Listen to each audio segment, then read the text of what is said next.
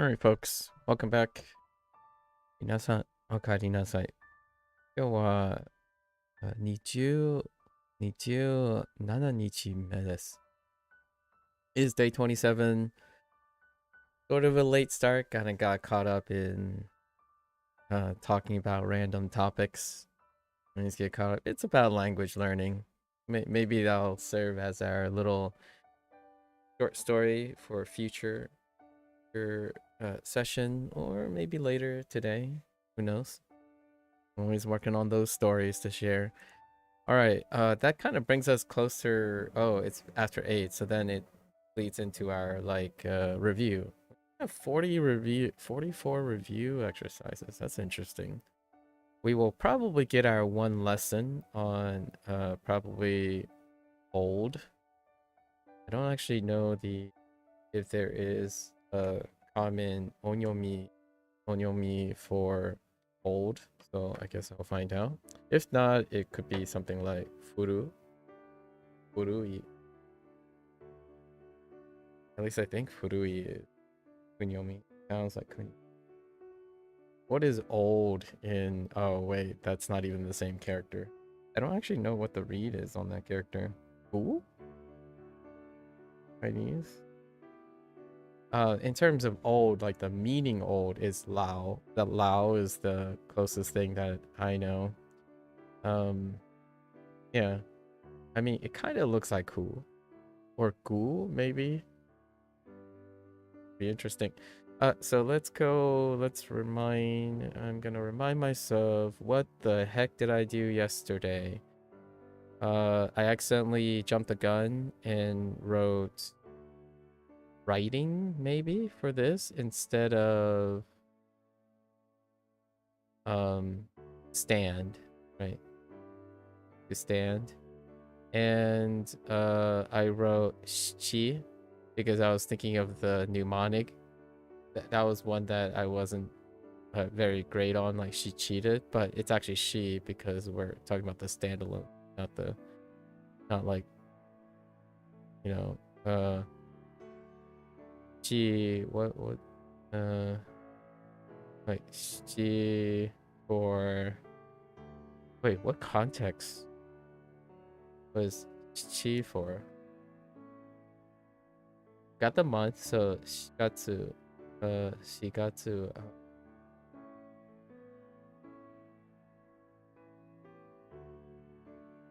the heck? Oh, it was largely wait, actually I have no idea.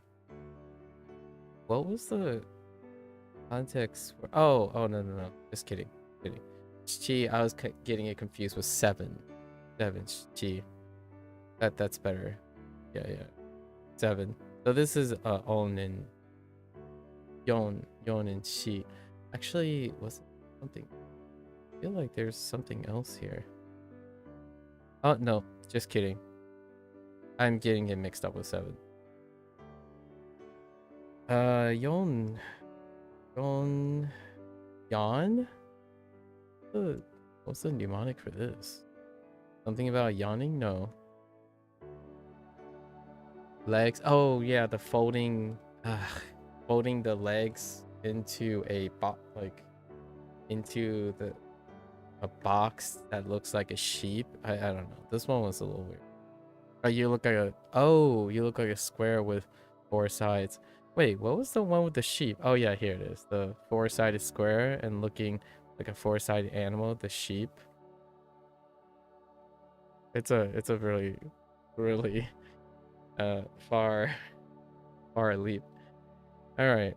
Although in Ko's writing, the majority of anything that has sheep, right, standing for sheep, he tends to keep it consistent with sheep analogies. So whenever and then things like chi often cheese comes up. So you can kind of see the collective. I kind of like it. I'm not entirely sure if I'm gonna be able to summarize it maybe in 50 days or 100 days or something, we'll do a review, and I will see how many overlapping themes that occurred in WaniKani. That those overlapping themes will be the ones that really show up because they come up very often, like cheese for chi and chi for sheep. And then Ko specifically mentioned things like oh, right?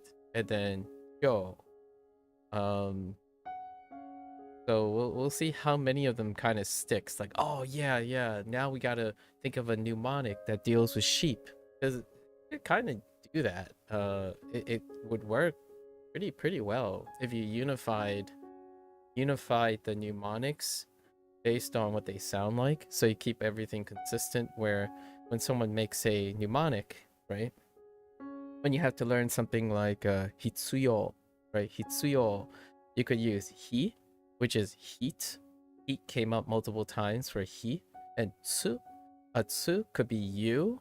They Ko writes a lot of things that deal with like shutsu, right? Like you, and things like eat, like itsu, right? Itsu, that kind of thing can really end up unifying a lot of the building blocks. So then you would have English counterpart mnemonics that you build on top of things.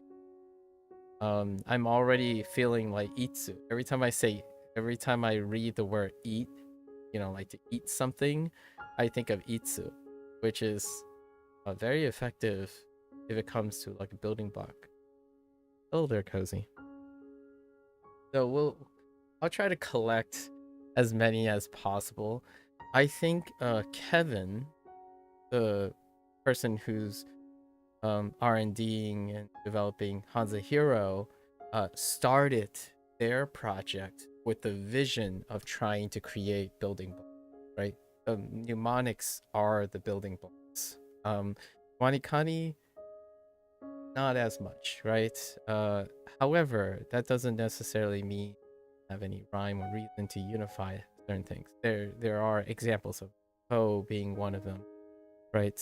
They said every time like this Ko comes up, because Ko is a really regular read in Japanese, and all the U's like yo, cho, along with Ko, will have a unifying mnemonic, which Kevin is also doing. However, Kevin is developing something for Chinese. So Chinese, it's the same but different, right? The way the sounds are distributed is treated a little differently. So they came up with a different type of unifying building block. That means using the pinyin system instead as a model. It would be kind of interesting if anyone raised since Kevin is living in Taiwan, it would be kind of interesting to see what Kevin will do in the future, like integrating what is that?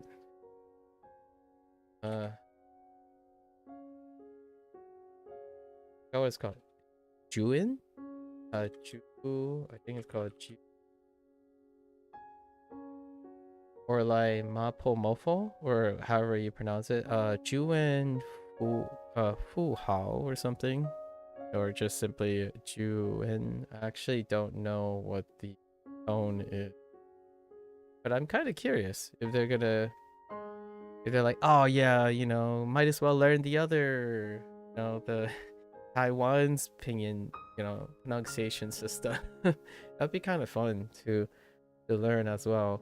I still haven't decided when I would try to dabble in IPA, largely because I'm curious. You see it, I see it far more often now that I'm language learning, the whole IPA system. But yeah. Anyways, things to think about in the future. All right, so let's get on our 44 reviews.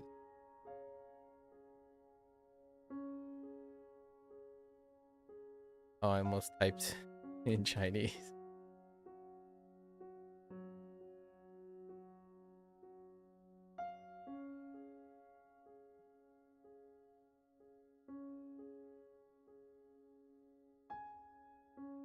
Whoops.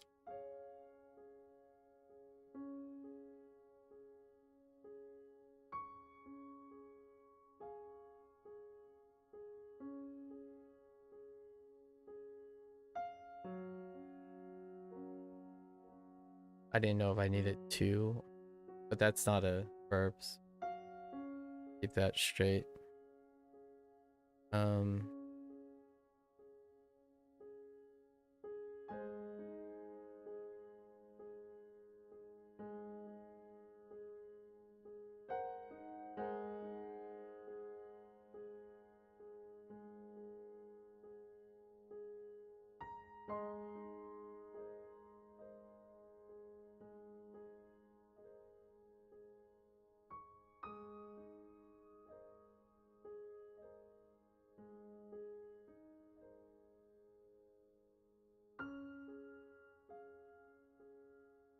You were curious if you streamed today? Yeah, I got kind of carried away. So, you know, investments, right? Investments. We were already talking the Discord. So I gotta find a place to for the day. I mean, I'm on break now from the Duolingo thing, so I think I'm just gonna wait until the next peak day. So I have like three break days, including today, before I do my Duolingo Chinese review. So plenty of time, and that leaves me with like 2.5 weeks for Like a Dragon, Infinite Wealth, Chinese and Japanese playthrough. That wouldn't be too bad. I think it's like 2 or 3 days, probably. Going pretty well, Cozy. How are you doing from yesterday?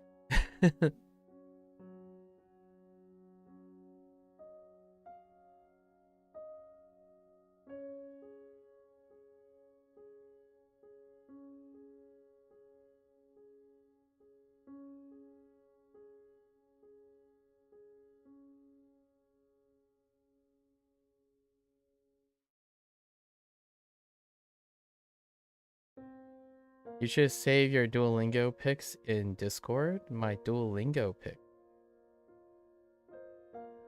What do you mean? My Duolingo pics.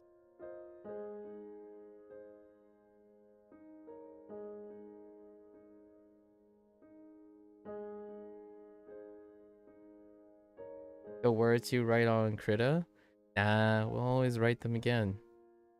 And it's already in the video, so perfectly. I just go look back on the video. Perfectly fine. I don't actually save any of those documents. Largely because they're either recorded and I know that I can do it again. They do get converted into something else.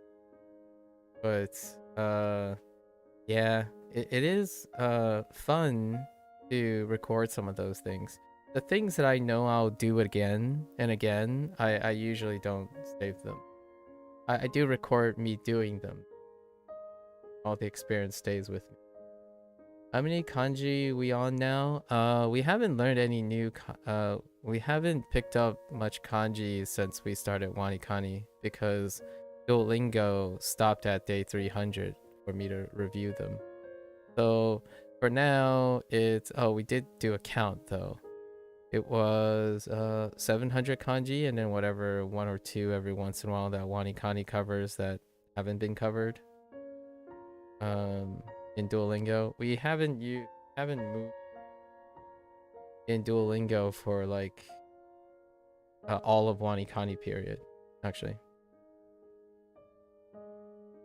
And since I know these numbers, I'm also doing the Duolingo Chinese wrap up, right? And Chinese is at 860 to 900, so it largely covers. It covers almost all of HSK 1 through 3 as they suggested, with a few like occasionally in 5 or 6, but usually most of the 900 in HSK 1 through 3.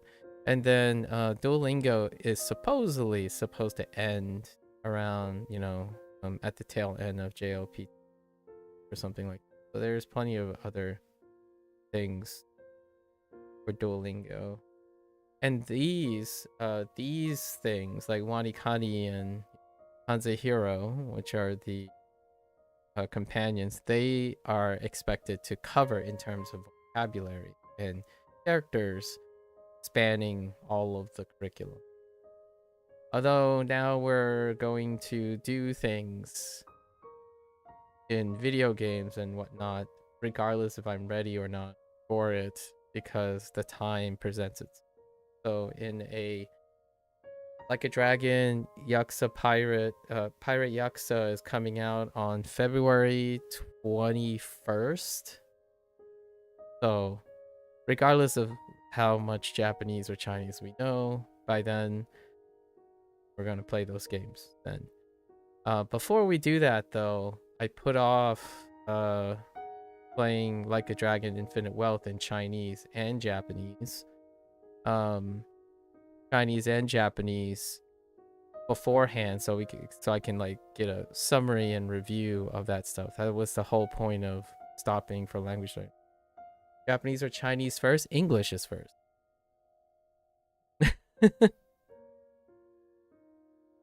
But what comes second is usually Chinese, because Chinese doesn't have any other form. I don't have like a Duolingo replacement yet. But English is first, of course. We play English first. Largely to the chagrin of a lot of people who are like, oh yeah, but the Japanese cast is great. It's like, they're all great. Actually, I still haven't heard the Chinese cast. So Like a Dragon Infinite Wealth, the same series, last February. It was released last February, 2024. They added a Chinese cast.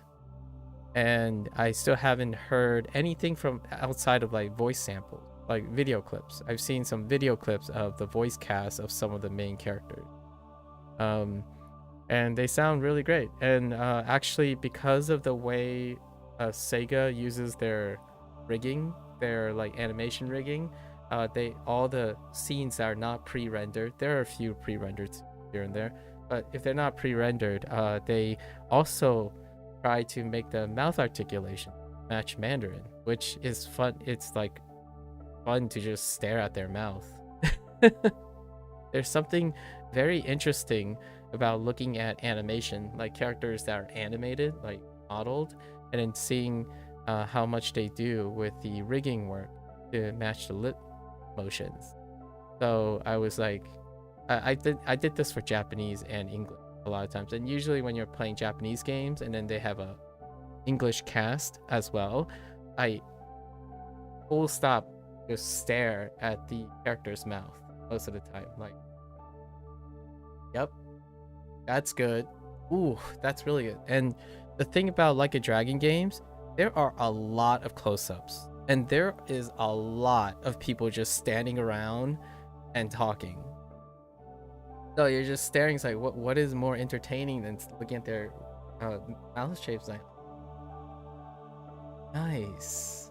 So it's pretty cool. And then when the character models are emoting, but they're emoting in the foreign language, it goes a long way. Like I think Like a Dragon is still easily one of my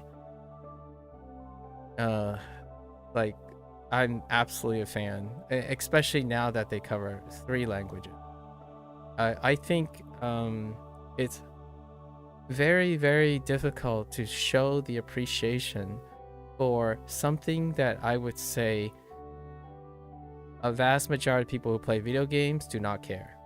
Like, what it means is, you like, have I ever played Sekiro? Sekiro, I did not play Sekiro. I watch from soft game nowadays. I don't usually play but anymore. Like however, I did watch my friend play it, and then I watch a couple of like people who like that kind of stuff. Like I watch Maximilian play Sekiro. But I myself do not find I gravitate towards something that is lore based and not have a great attention to narrative design.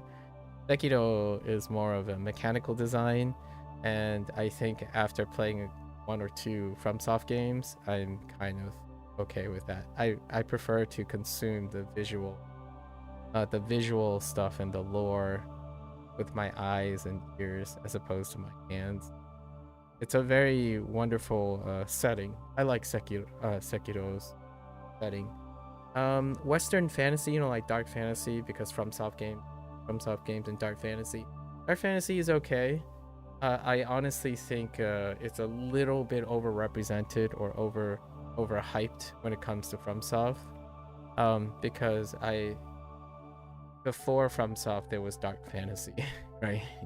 So, and it's Western dark fantasy.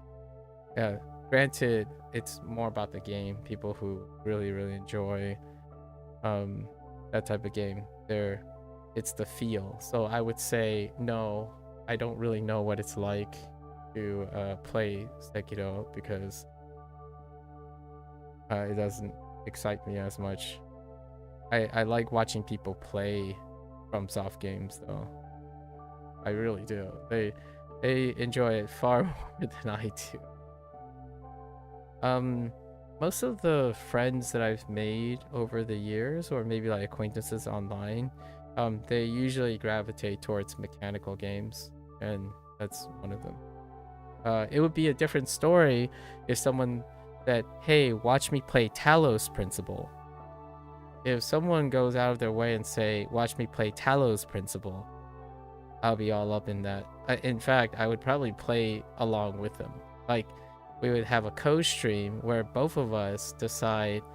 I thought about this a long time ago, but I would need someone who is like contractually obligated to do this in order to make the project work. But I have often thought about doing what a few other channels have done, where they had two people who are very interested in indie games. Talos Principle might not necessarily qualify, largely an indie game. Do side-by-side plays in fixed sessions. So like we would be co-hosting stream together thing, and it would be two people playing simultaneously with different perspectives, and we'll provide commentary on each other's personal progress while we're playing. How about Neo? Neo, same difference. Same but different, right? Neo has a different combat system, which I'm also familiar with, because that is it's Team Ninja, right? So I am familiar with Team Ninja's games too, because of Ninja Gaiden, right? So after that exposure, I usually watch people play Team Ninja's games too. So Wolong would be the most as an iteration on Team Ninja's.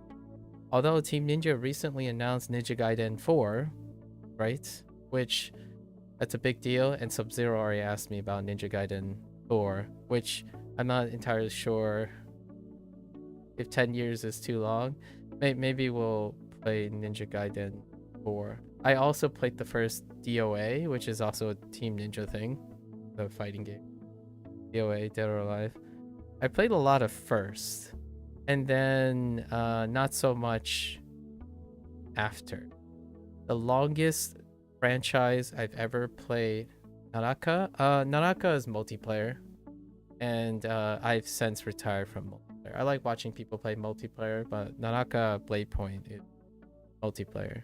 It's Royale, and I actually haven't touched a Royale after. The closest thing to a Royale is Hearthstone Battlegrounds. Like, I don't usually touch free-for-alls anymore. I watch people play though, and sometimes when like those battle royale games, like Royale is a add-on addition to a standalone experience, I can find myself playing those. However, Nanaka is also Max plays these, so shout out to like Maximilian dude. He bought these. In fact, he is one of the DLC things. Like, he's actually a character. I'm pretty sure there was a collab. So you might be able to recognize who I'm referring to if you play Nanaka. Yeah. I haven't played any multiplayer games in a very, very long while. My last one was Overwatch. That kind of gives you an idea of where where where that fell off. So like I don't, I haven't dabbled in Fortnite, um, Valorant, Apex Legends. I think there's one that people would ask, and I'm like, it is possible. Would be probably like Path of Exile, because it's been like 15, maybe over 10 years since I touched an ARPG, like Diablo 1 and 2. So there is Path of Exile, or you could go to the multiplayer thing and say, what is the one game, the Korean one? Ark? No. They call it Ark? Lost Ark? Yeah, Lost Ark. Would be kind of not multiplayer, but multiplayer at the same time. That would be probably the closest thing. Otherwise, I typically play like, there is a chance I play a survival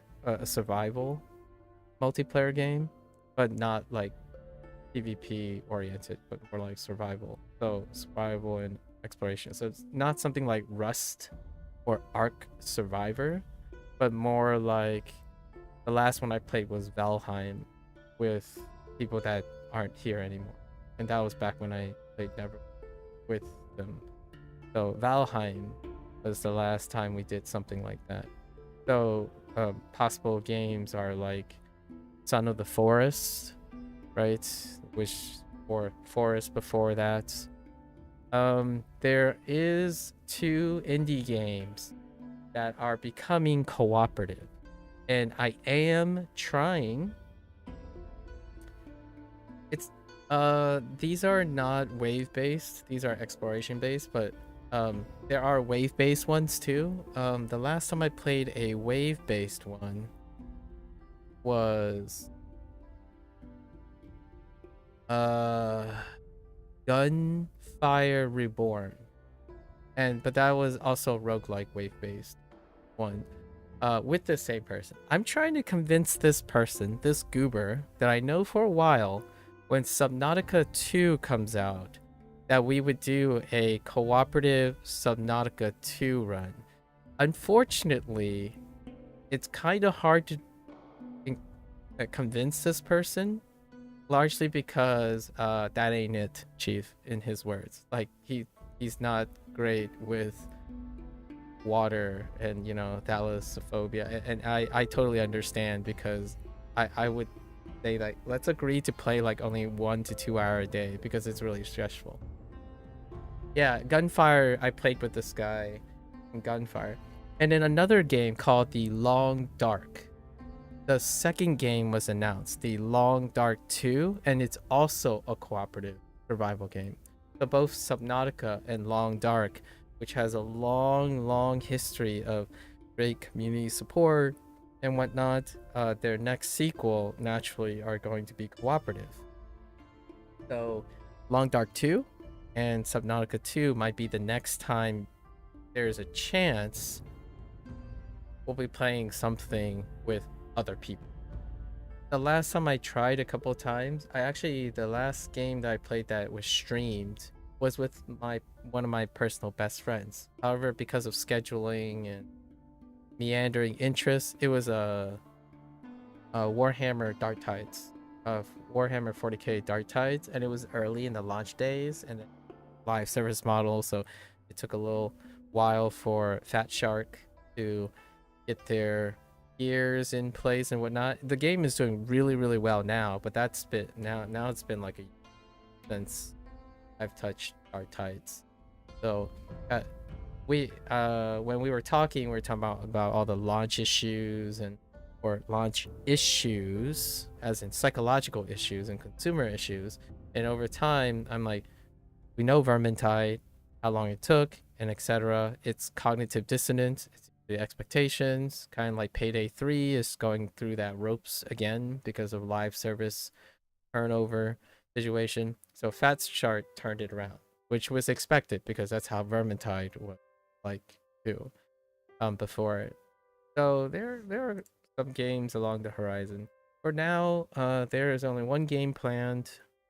and that's Like a Dragon, Pirate Yakuza, and it typically only lasts like 150 hours, which is going to be a very long time now because I have to do language learning on top of that. Before, I used to play for like 8 to 10 hours a day. And then by the time like 150 to 200 hour rolls over, I will be able, you know, I will be able to conclude the project. But now it's probably going to last I'm starting to worry when I'm gonna start Duolingo Spanish. So because Yakuza Pirates might take a while. Largely because now I'm underestimating how long WaniKani is gonna and HanziHero. I didn't actually plan for HanziHero, and now here we are. You played Warhammer way back in the day, early Xbox days.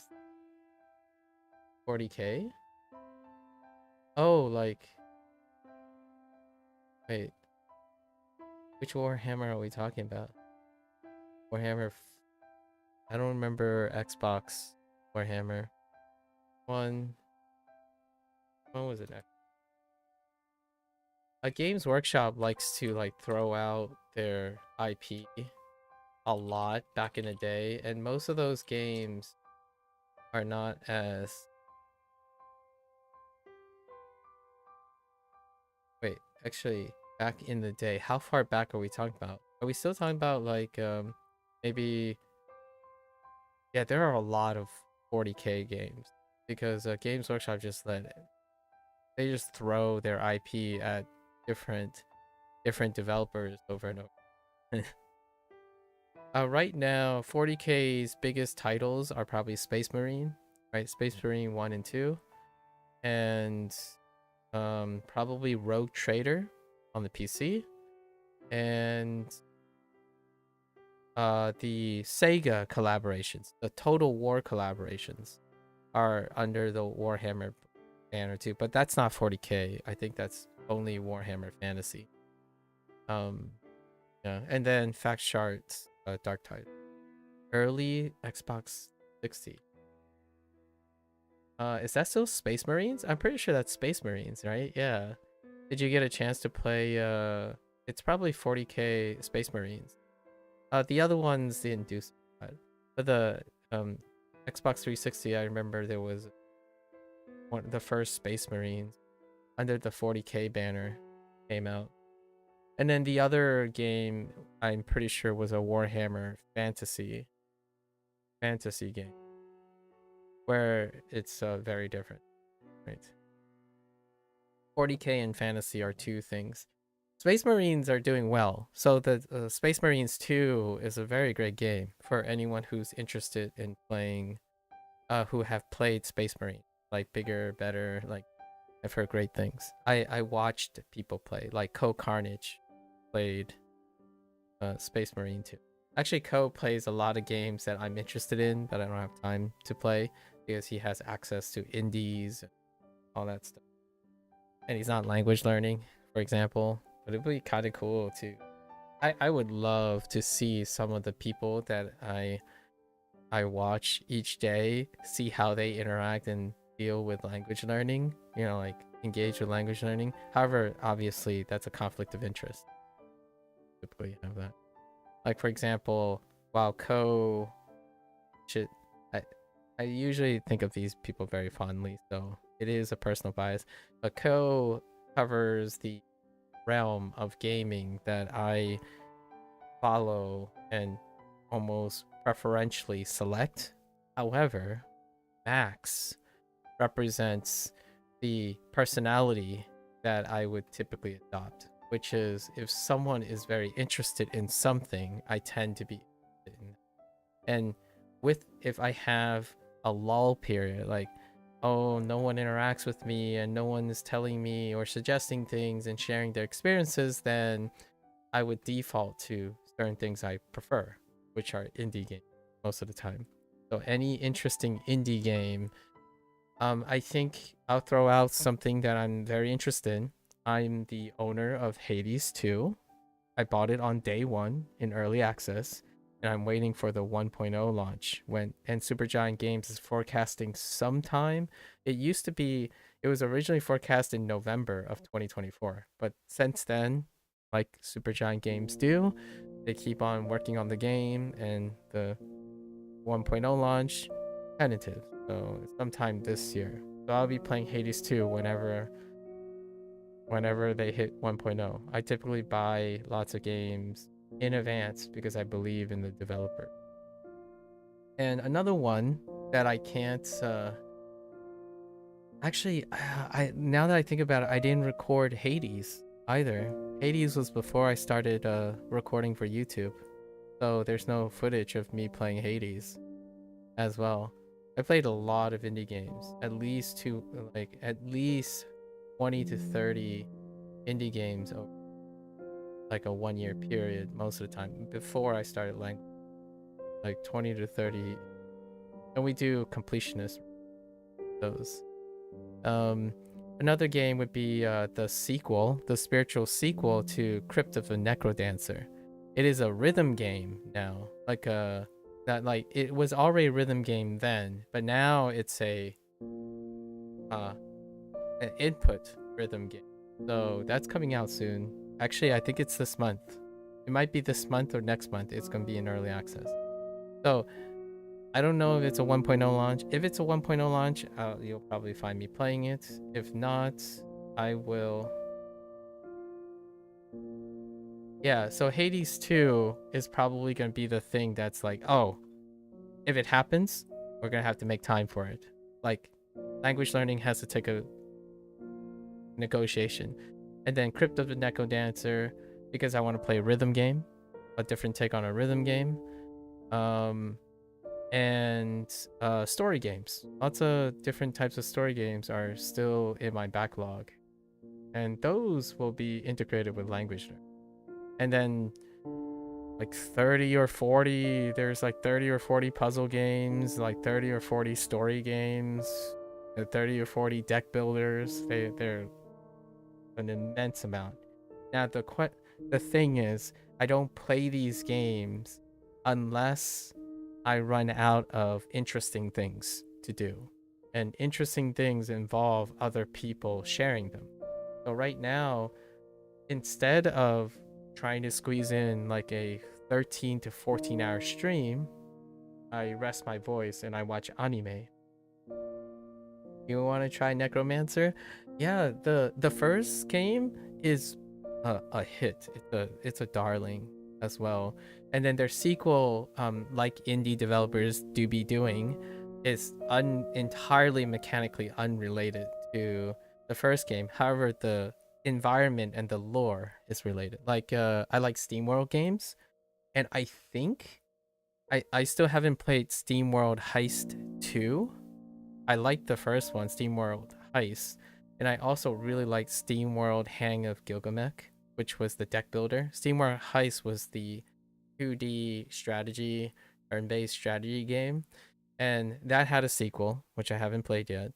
And then I think there is an announcement for the sequel to Hand of Gilgamesh at some point, so I'm looking forward to that. There are quite a lot of indie, and I really enjoy indie games because they perpetuate the two things that I really like about video games, and often they are separated in AAA titles and AA titles. A persistent world, a persistent lore, persistent stories, while inevitably changing mechanics. Final Fantasy used to be my jam, right? That was the whole philosophy behind Final Fantasy. They kept taking risks. Your lore, sort of, the lore and the storytelling is held not consistently, but the quality of it is. And then the mechanics, they constantly take chances on the mechanics. Nowadays, though, AAA titles, AA titles, they cost a lot of money. And to take those risks consistently is a fool's errand for business and for investors, right? You want to invest in a company and suddenly their model is to constantly take risks. That's kind of scary. So indie games kind of fill that void. people can take risks because their projects are smaller. And now there's like a trend to making smaller investments. You're picky with deck builders? I can imagine largely how much I know you. And games that you need to build recipes, yeah, crafting and simulation games. Satisfactory would probably be something great. There are cozy games. Cozy games are always around, right? Stardew Valley had a recent update before. Not long ago, actually. Again, I forgot what the version is now. We'll just call it version 36,115 or something. I've yet to revisit Stardew Valley. I was one of the early peeps, like the, again, early access-ish peeps, and I played it in that state. And then now I haven't gone back yet. I go back to Stardew Valley at some as well. Core Keepers had a 1.0 launch, and that's a cooperative game. That little goober that I was talking about is playing with his friends with Core Keeper. So yeah, and Satisfactory I followed for a while, even before the 1.0 launch. I actually played Coffee Stain Studios is the name of Satisfactory's developer. They made a game called Sanctum 1 and 2, and that was a tower defense hero shooter. Like the early days of tower defense character shooter. I will refer to it as character shooting. And that was the hybrid between having a character, an avatar that you shoot and do things while building in a three-dimensional space. So Sanctum 1 and 2 was fantastic. I even played their top-down traditional tower defense based on the Sanctum world. You were an alpha on Stardew? Yeah. Yeah, good old what is his name? Aaron? Barone? I keep forgetting his first name. It's Barone, or I don't know how to pronounce it. I'll go with Barone. Concerned Ape. Back in the day when he was only known as Concerned Ape. There is a deck builder tower defense game that I didn't touch yet called Tower of Liberation, which is a combination of a deck builder and tower defense. I think the gold standard tower defense game that I was incredibly impressed with, that was like the tower defense game to end all tower defense game the last time I played, was Defense Grid. And there was a sequel, and I didn't play the sequel, but the original Defense Grid, that's like mechanics though. That was a mechanical game. But there are some personalities to it, a bit of personality to Defense Grid. However, there are character shooter tower defense games that are brimming with wonderful things like Orc Must Die, right? I think there's a sequel. I'm pretty sure the Orc Must Die developers recently announced a sequel, maybe like in the last month. But I really loved Orc Must Die 1, 2. I didn't play 2 I played because I played cooperative with someone but this is before the whole streaming thing. Plenty of games, lots of games, right? Anyways, throwing out a few games out there. I think the most obscure thing, maybe I can share one little interesting, the most obscure thing that I played that some people might have seen was Zachtronic games. They're logical system games. So more like programming language logic based games. Those are probably the most obscure games.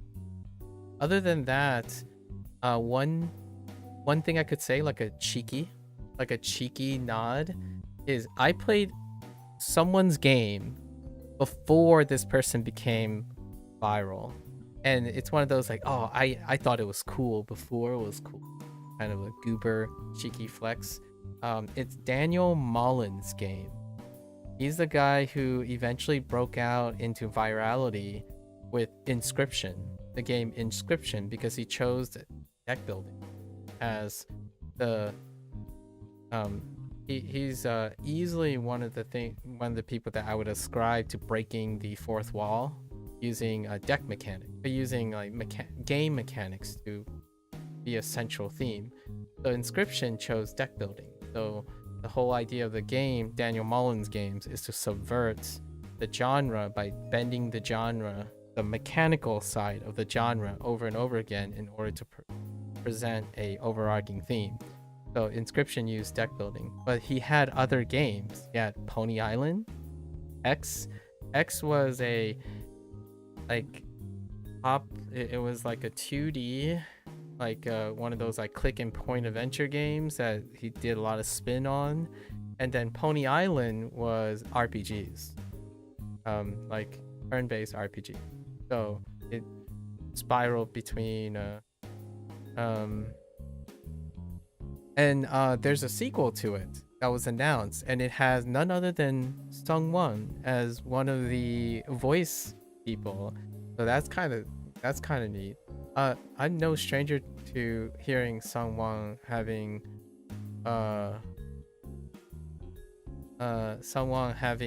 voice lines in English cast. Sungwon actually played a minor character in Like a Dragon series in the English when they started incorporating English cast. So Yakuza Like a Dragon, right?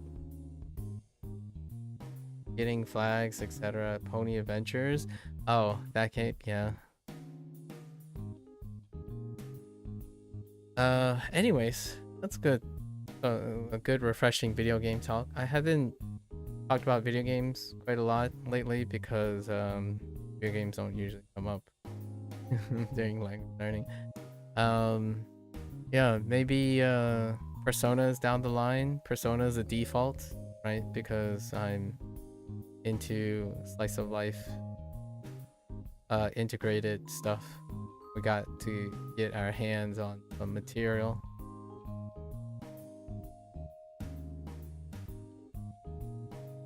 Talking about games.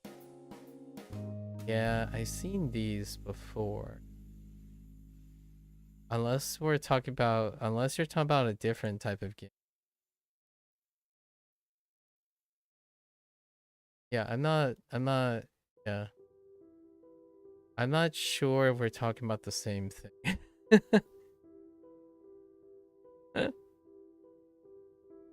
You're gonna have to elaborate on the Pony game, because Pony Island is something different.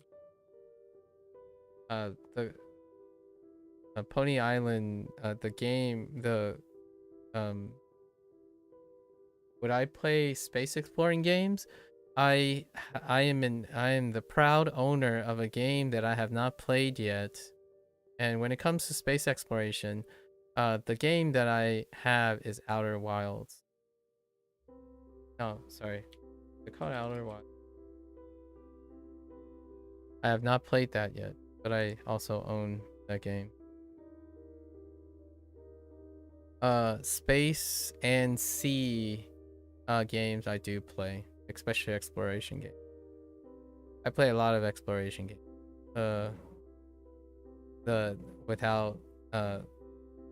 Prior to like Outer Wilds would be the closest thing that I have that I would choose to voluntarily play. Although not a single person has brought up Outer Wilds voluntarily yet. I also play a lot of surrealistic games. So things about depression, metaphors, lots of surrealism, overcoming adversity, life after death, or regrets, like inner demons, that kind of thing. Exploring the mind, so to speak. I haven't played Psychonauts sequel yet as well. At some point I did play Psychonauts first game, and then Psychonauts sequel. That's not necessarily space exploration, but it's exploring the mind, which is it has a lot of parallelism, exploring the blue sea and space. And this is very different from things like Starfield. Like that's not going to probably not playing Starfield. The odds of playing Starfield are so low. So not in that regards, but Outer Wilds is probably All right, all right, all right. Well,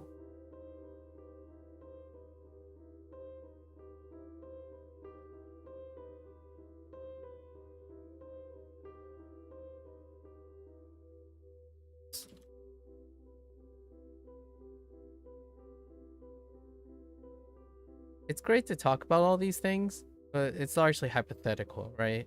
Largely because time, probably time. I don't want to make any promises.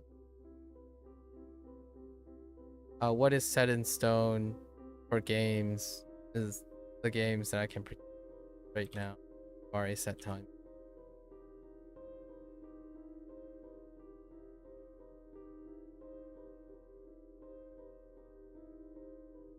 Yeah, Pwn Adventures. Yes. Oh, that makes a lot more sense. Pwn Adventures. Yeah, there are a lot of Pwn Adventures.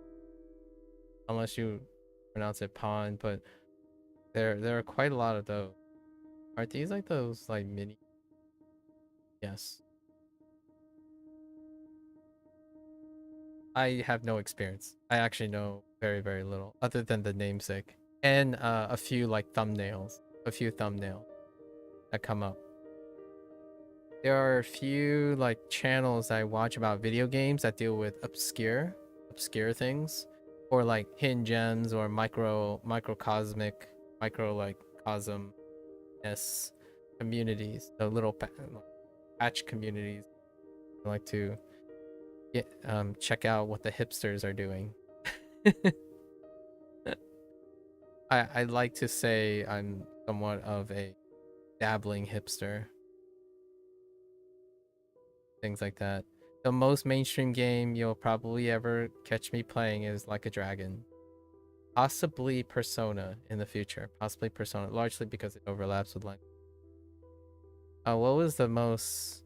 Yeah, and then before that was CDPR. So you might see me play Witcher again. Yeah, I am a CDPR fan.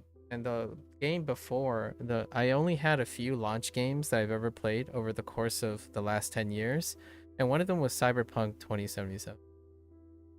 And contrary to a lot of people's chagrin and whatnot, I did not succumb to the hype, and I also found the game incredibly satisfying and remarkable achievement. And now I would even recommend it to the vast majority of audience because CDPR stands by their products, right?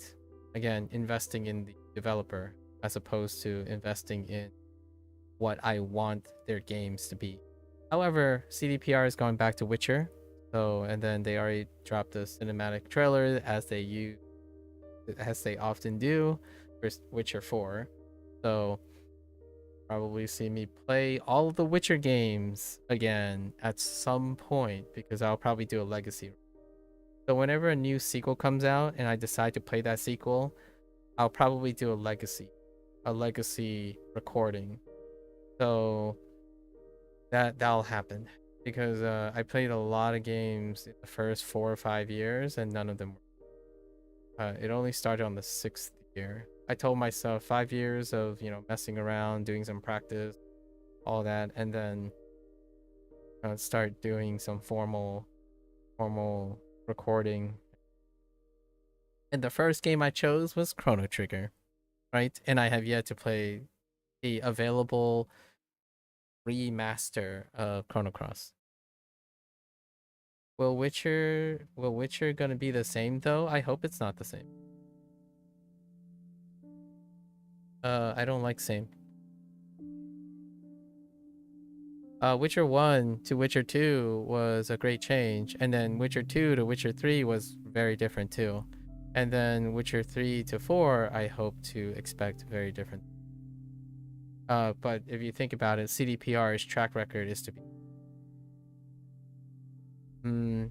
it's very surface level to guess like, oh, it's in the same universe. So at least the developers that I invest in, I expect them to be the same. So like a Dragon games, the core of how the game plays, come in 2 iterations all the time. Every 2 games, they dramatically change the mechanical side of things, and every 2 games, the mini games and stuff, and the centerpiece of all the content is dramatically changed. What is persistent is the feeling of togetherness, lore, and the stories. But creatively, the lore and stories are creative in the nature of their writing. So I hope that, in my opinion, CDPR does not remake the same mechanics. That's why I don't gravitate toward from software design. I don't particularly like heavy iterative design. So generally speaking, that's kind of why I gravitate towards the indie scene. I typically go back and forth. So I wait for a substantial amount of time and a substantial amount of emotional investment before I hit back something. That's what you mean. Is the core of the game going to stay the same? I hope it's not. And I know exactly what you meant. And that's what I mean. I do not believe that CDPR is a developer that like to keep the core of the game very similar. They might. They are a publicly traded company, and they do have investors, and it is a AAA title. So if it's the same, I'll still play it. That's irrelevant to. I don't have to say anything about whether it's same or different. I play the game because, like Hades 2, for example. Is it going to be the same? Well, it's an iterative design. So, yeah. Like, the reason why I'm saying this and I'm trying to clarify is largely because you were suggesting if it was going to be the same as opposed if it's going to be different. There are 2 different kind of telling. I talked to Gecko about video games the last couple of days. Gecko is working right now. Gecko is in Belgium. Started really good to chat. But he also has the same preference or a similar preference where he focuses capturing similar feels, like the same feels or a comforting feel. And I differ dramatically regard things like originality or being original and iterating on, and things like I think the example he gave specifically regard was he preferentially like the originals as opposed to like covers, the cover song. And I guess you could kind of see it that way, a sequel being something iterated on the thing. Historically CDPR is not one not take risks. So that's why I like the developer. If so, then it would end up being a Gearbox situation. Gearbox is a great example of me falling out of interest. Naturally, I fall out of interest. I understand my own biases. Before Cyberpunk 2077 was my pre-launch order. I don't typically buy games on launch. The last title before that was Borderlands 2.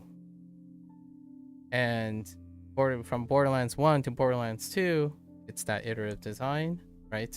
And then Borderlands 3 was iterating on that, so I stopped playing.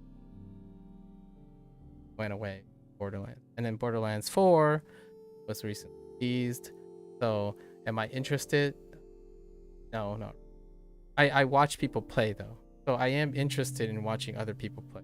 I consume the story aspect and the lore and the people that are involved, but I'm not interested. Iteration is like saying it's not interesting to learn another language because you already know the core mechanics of your using language. Did I play pre-sequel? I did try to play pre-sequel with the same person that I played Borderlands 1 and Borderlands 2, and we played for like 30 minutes and then we stopped.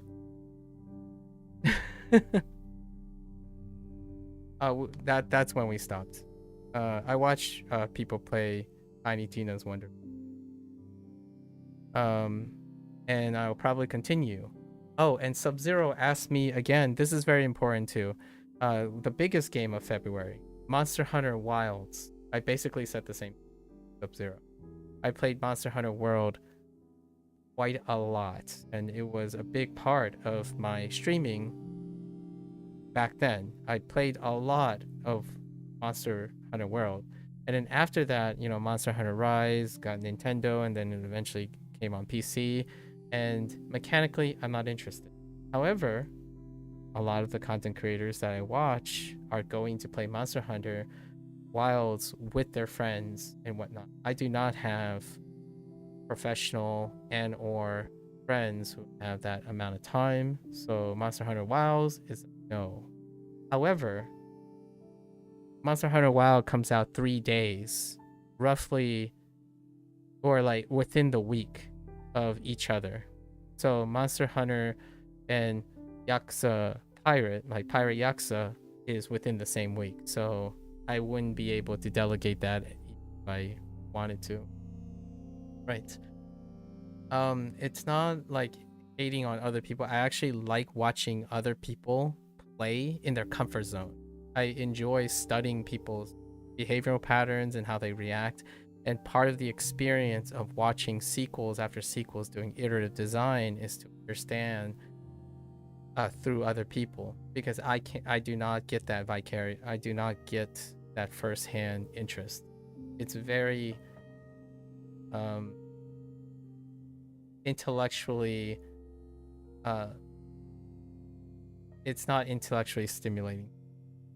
I really thought I was going to do this. The first thing I've ever done in video games is play racing simulator and arcade simulator, like vehicle. I started with rallycross games, and I played Dirt 3, and I played Dirt 4, and I just stopped. So it just didn't happen. Like I own Dirt Rally 1.0 and I own Dirt Rally 2.0, but I didn't play any of them because after I thought about it, it's like, yeah, I can't. I'm a dilettante when it comes to game theory. I like bigger pictures, bigger perspective. So I'm constantly following a developer that is really, really good at what they do. I watch other people. Yeah, and then there's the Codemaster stuff, like also the entire Codemaster series, the rest of them, and then the competing series, like there are lots of racing. Yeah. Not to mention like the early ones like Activision's series, right? Need for Speed and what. Actually, the very first racing game that I played was actually Need for Speed 2, published by Activision. And then I played all of the Burnout games. So back when I was a wee young lad, you know, that dopamine-driven thing, I played Burnout 1 through 4 and stopped because that's when the PlayStation 2 era ended. 4 was called Revenge. Burnout Revenge. Or was it Dominator? It was probably Revenge. And then eventually Criterion Games got bought up by Activision. And then now they got relegated to maintaining Need for Speed.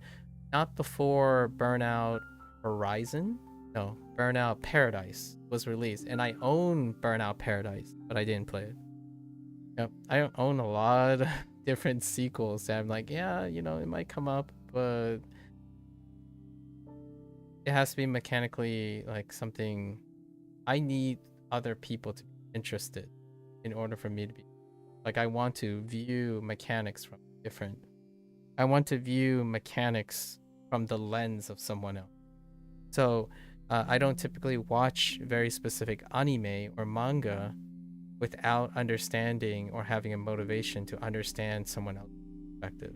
So my excess time that free time that I'm using now is I basically watched I watched all of Attack on Titan in the last 2 weeks from the start. I watched Vinland Saga season 1 and 2, and then PlayStation games, Final Fantasy Tactics. Now we have a lot of PlayStation, but like those are all the first eras too, right? I played Crash Bandicoot, right? I have all the first eras of PlayStation, especially Crash, and I haven't since want to play another. And then all the early days, before we even jumped to PlayStation 2, there's still like Ratchet and Clank and Jack and Daxter kind of thing, Banjo Kazooie for PlayStation, PlayStation era stuff.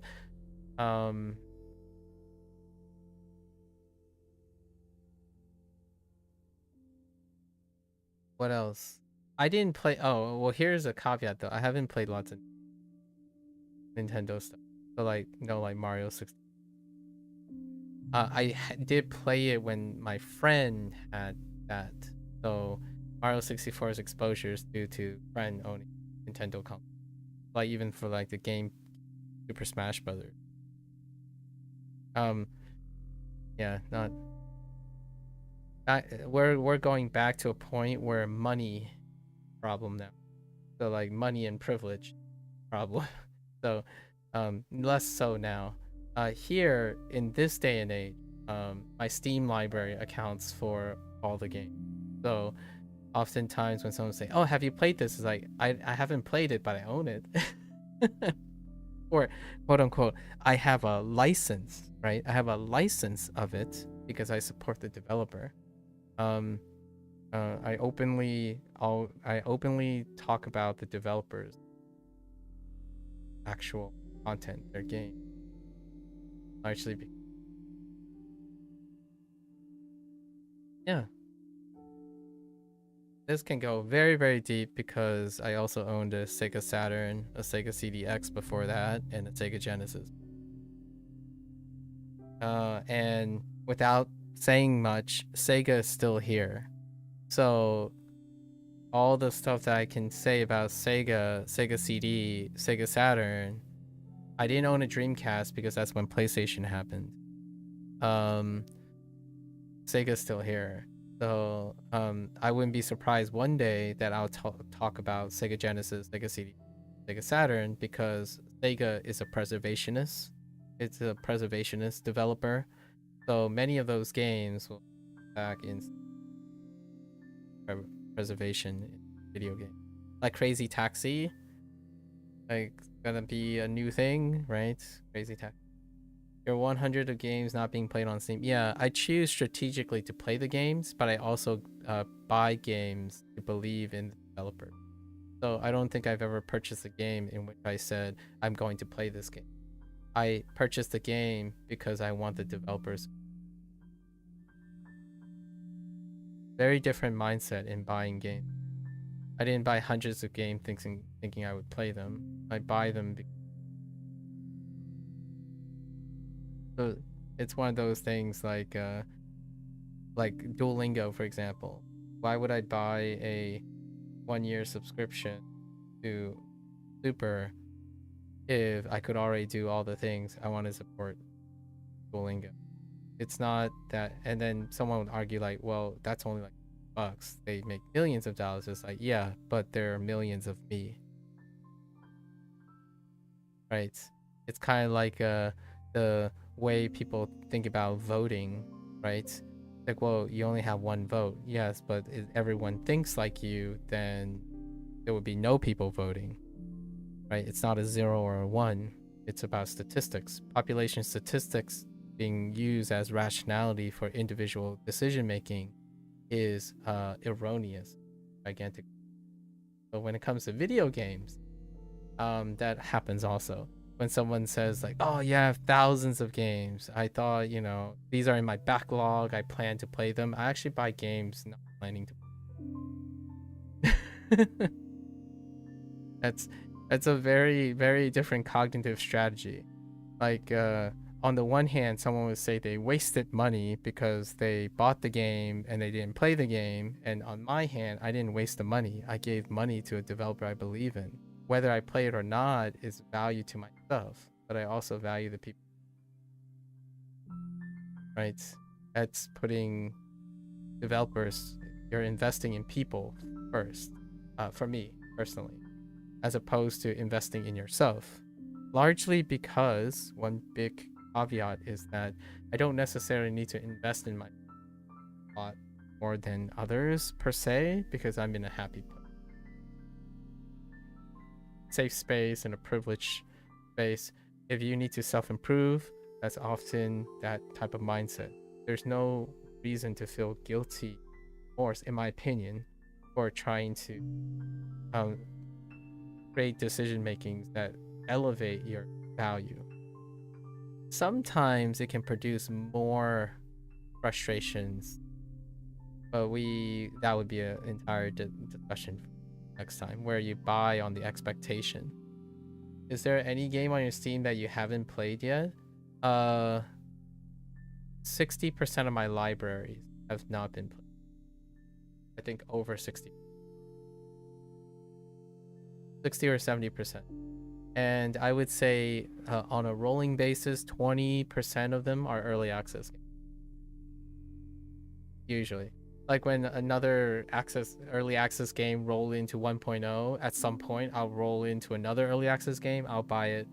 Like, this community looks great, this is a first time developer, something, I'll buy it. And then that's it. The game just sits there, and maybe one day the Steam library at the top would say 1.0 launch, and I would consider it. So that's how we roll. I think my library like caressed 1,000 games recently. Not too bad if I broke. And it's a disproportionate amount of money as well.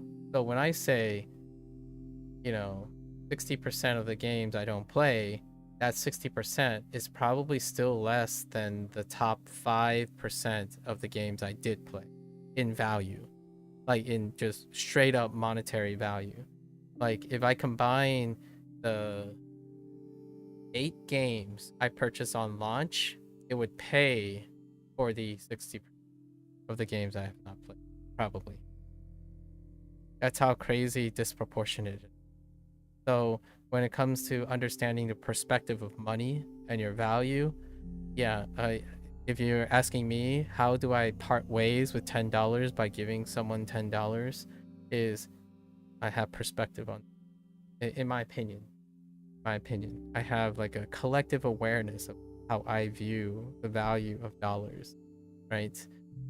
Those 60% in games, I don't know really how much money that I spent, but it pales in comparison to like ordering that nearly $100 copy, digital deluxe edition copy of Pirate Yakuza.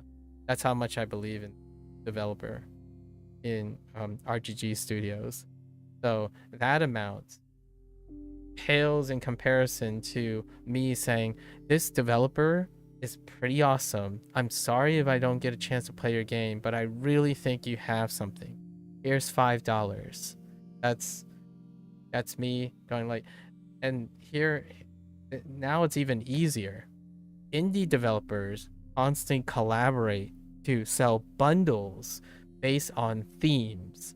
So like whenever a new deck building bundle comes out between like 3 unknown indie developers who now know each other, I'm like, oh hey, it's $15 for $30 worth of games between the 3 developers. I'm buying it. Because as long as the majority of those developers are people that I'm interested in or want to see continue buying games, I buy it. Dave the Diver, and Dredge. Those are the games I've actually bought in the year they were released. They were released in the same year. Technically, Dave the Diver is not indie. It's Mint Rocket. Mint Rocket is a subsidy, like it's a name under Nexon. However, the principle of their game and their design under a new banner and a new direction for Nexon Games, right? I bought both Dredge. Dredge is an indie developer, and they collaborated right away. So because of their collaboration, I bought most of their stuff together. And I played both Dredge and Dave the Diver. Yeah. And I think it might have been the year before. Yeah, it's the year before. It's right before... It's right before Infinite Wealth, and then before all this language. Yeah. And also, a great example, WaniKani. right? That's $250, right? $250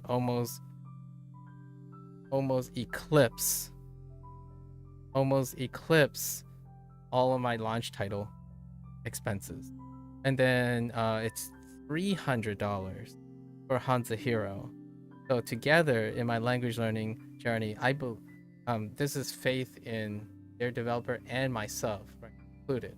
So $500 is how strongly I believe in language learning. Not that you try to put a value on it, but oftentimes it's a great way to get some perspective on how valuable, quote unquote valuable, things are. 250 for WaniKani's lifetime subscription, and 300 for HanziHero's lifetime. Might have actually been 300. I think it's 350 actually. So I without saying like an aggressive way, I'm saying this with a smile and as a weird flex as possible. I put my money where my mouth is. I believe in my decision making very, very solidly. I can explain my motivations for collecting a Steam library, and it's interesting talking to other people's way of interpreting how they spend their money. And oftentimes, when it comes to like Steam libraries and game sales, the comments that I typically get from the other people are like, man, I just spend way too much money. I shouldn't be spending money on games and this and that. And I'm like, oh, I'm sorry you feel that way. I share my perspective as a way to perhaps offer a different take or different perspective on how one makes decisions. Typically how I make decisions, among other things. So yeah, money, without saying too much, go quite a long way for my happiness. It usually is not a form of regret or buyer's remorse, if you will. I feel like buyer's remorse is rapidly high due to the influencer powered world we live in now and fear tactics that we live in now. It's so powerful that even free stuff makes victims of. Yeah, even free stuff.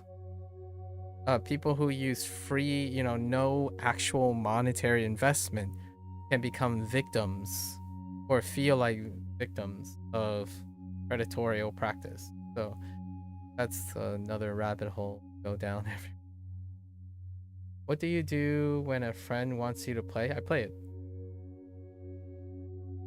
But I guess the biggest condition is I ask them first and I evaluate. Are they going to?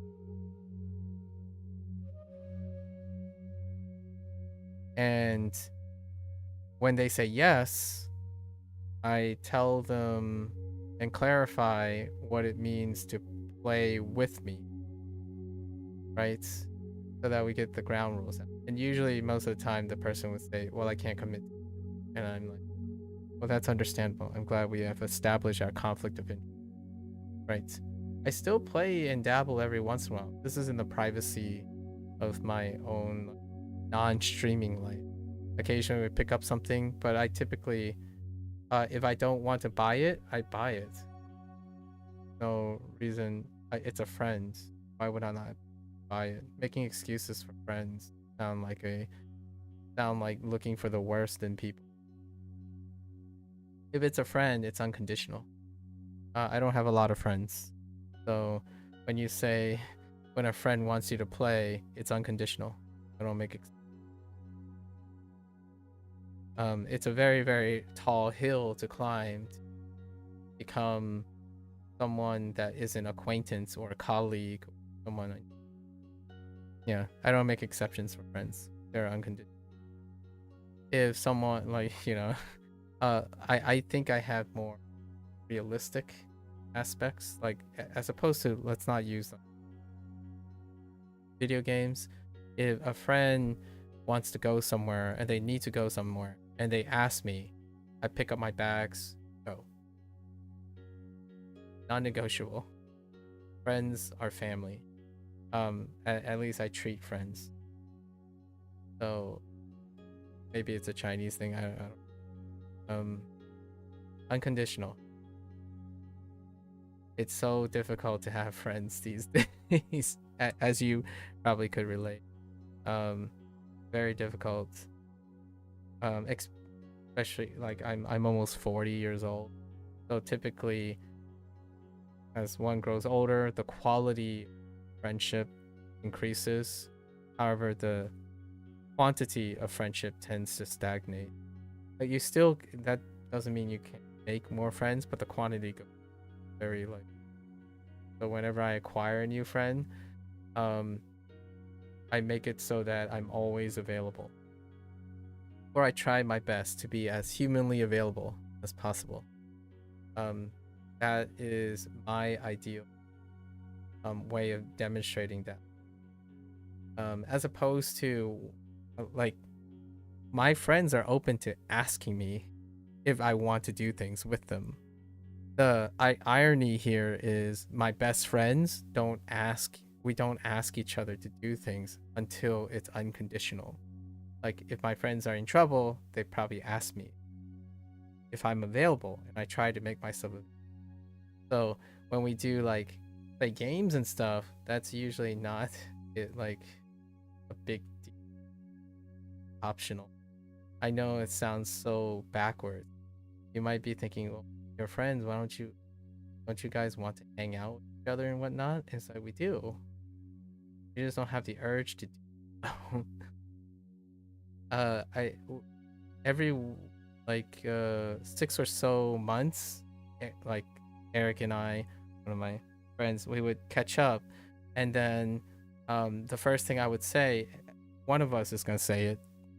Sometimes it changes who would say. It's like, you know what? You know what's really refreshing about this interaction, Eric? It's so amazing that we could not talk to each other for 6 months or 3 years, and it takes us 15 minutes to feel like the time, like there wasn't any time apart. Those are the type of friends that I have, and it's a reflection of myself. So the irony here is, not a lot of friends ask me to do anything, because the friends that are closest to me are kind of like me. So we don't ask a lot. In fact, it is very difficult for us to ask each other to do things. The last time I hung out with Greg, which was Eric's brother, I have identical triplets, best friends. Greg, we hung out, and then in the process of hanging out, right, like scheduling it, 3 instances towards that due date, he kept saying, remember, you know, you're invited, no obligations, you don't really have to do this, like if it's inconvenient for you, you don't have to come, that kind of thing. That's the type of person me and my friends are. Like, we don't obligate people, and it's very difficult for us to ask. So when we do ask, it's a yes, no matter what. So if Greg asks me to do something, I say yes. And then Greg will keep pushing back over and over again. And I'm going to like, we have to do this. Otherwise, we'll never do anything. So those moments that we ever get together, they're like very, very important moments. And I wanted to offer that context because it's very different to someone who does it a lot. So if your friendship is built on constantly being together, then it's a different mindset. You would expect these things. You would be able to say no to some things and yes to something because you do a lot of things together. When my friend asks something, it's really rare. So I would never, I would like rarely, if ever, unless there's a physical boundary or some like thing that's preventing me, I would never say no. I would try never to say no, largely because we don't hang out. So flip mindset. The expectation is we rarely hang out, so we always say yes.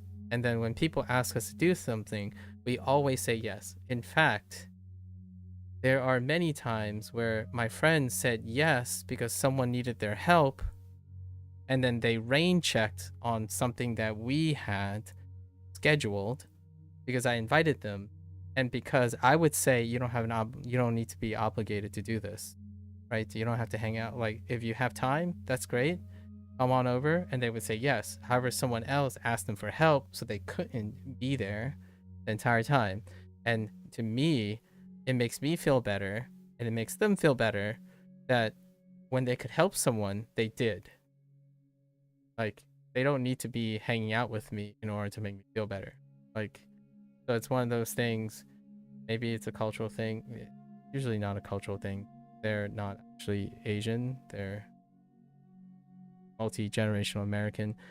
And so this is something more of a trust situation. If you trust your friend and they couldn't make it, I unconditionally trust them. So there's something else that came up, right? In fact, they gave me the courtesy of explaining why they couldn't come up, like visit the entire time, and that's part of the routine, but they don't need to explain anything. Yeah, that's the defining feature. Those are the friends I have, where like if suddenly I told Greg, oh sorry Greg, something came up, and that's it. I probably wouldn't ever even have to tell him. If I didn't show up, I think he would be more like concerned, but then he would rationalize it, he would check. But most of the time it's like a lot of the things we do are courtesies to each other. Pretty great if you can find someone. Like I basically am describing some of the relationships that people have with their significant other, and that's great. I would love to have also a companion and partner like that, where maybe we could share a lot of time together, but at the same time also embrace a unconditional trust I have with my parents' dynamics and with me are very similar, right? I would tie my shoes and I'd be out the door, and my parents like, oh, so are you going out? And I'm gonna say yes, and that's it. I walk out. And the trust is that I would tell them if I ever need help with anything, but as long as we acknowledge that they notice I'm leaving, I acknowledge them. Very, very similar.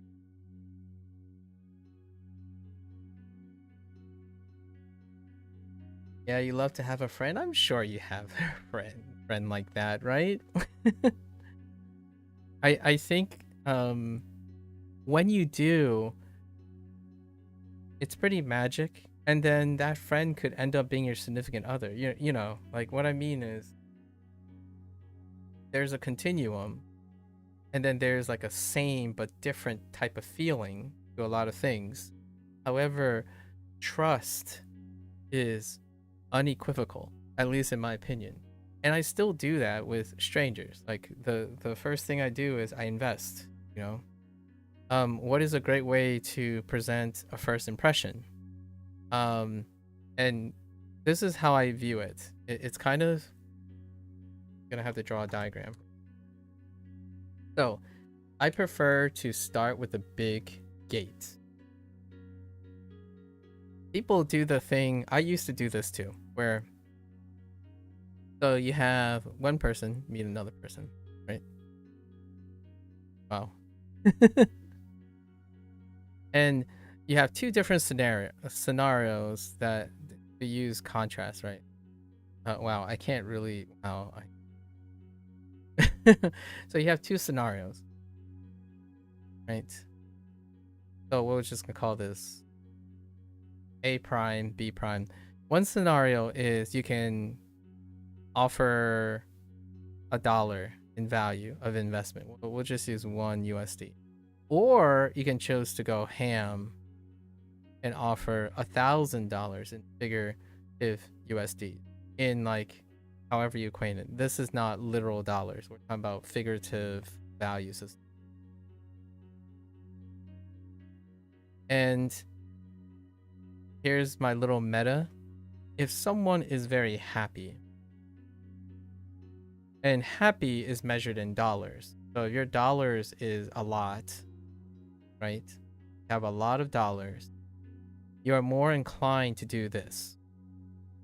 If you're strapped for cash, so like trying to be happy, trying to get happy, and you're surviving steady state rate, right? You have like between this and this, then you gravitate more towards this because your resource is limited. This happiness, this spreading is limited. So you want to be cautious about how you spend that currency. And it comes back to the visualization that you carry as much as you can afford to lose. This is a kind of a quote from Psycho, Alfred Hitchcock's Psycho. You carry as much as you can afford to lose. So for me, I've set a lot of my currency. I've built myself up in a way that I'm quite happy in my life. So with that savings, I choose to offer a larger upfront investment. So when a stranger comes by, I try to offer what I think is far bigger than the competitor. The downside is that means I have less chances and more to lose. However, it goes back to the idea that I carry as much as I can afford to lose. So this is a way, and this is one of my like working diagrams on trying to make figurative value systems like money, which that's something that people like to focus on, and frame it in emotional currency. So when people are very happy, they tend to be more philanthropic, largely due to the nature that they can be willing to lose that. So what is this currency system that we're talking about? It could be trust, right? Trust is underneath that, like in this, whatever this arbitrary number is, right? And those who are already hurting and constantly trying to meander happiness, often that trust is also a cost, right? In this magical range. And for me, it can be very hard for people to appreciate my optimism.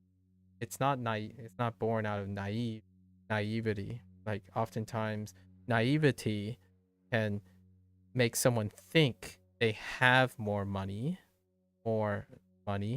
than they actually do, right? And I mean by have more happiness. So for example, someone who is strapping for happiness is trying to help people to make them happier, to increase this flow, right? That is someone who would help someone expecting a return. If I treat you nicely, you would treat me nicely. Therefore, it makes me happy that I've made this decision. I treat people nicely, but I don't need the return. Largely because my mindset is that whether you return this act of kindness or not, I actually don't care. Like, I don't care in the way that I would hold you responsible. So when people say, "Oh, you know, I'm sorry if I'm distracting you from your studies," like, no, the pleasure is mine. Like, I'm giving you my time. You don't have to pay it back in any way. Like, oh, sorry, I distracted you and derailed you, and now you're not gonna get things done. It's like, no, I chose to do this. And then obviously the person that I attract would say, you know, you can always ignore me. You have no obligations to answer me. And then they're still there, right? So eventually, because of this large, tall gate, anyone who stays and accepts this large gate, while I have less chances and I have more to lose, I have a higher ratio of people that pass and stay on the first gate.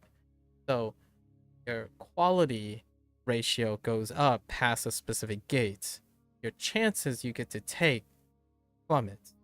And the only way I can scale this is I make myself happier. I can take bigger chances on having higher ratio quality of relationships, as opposed to you can go the other route, which is the utilitarian route.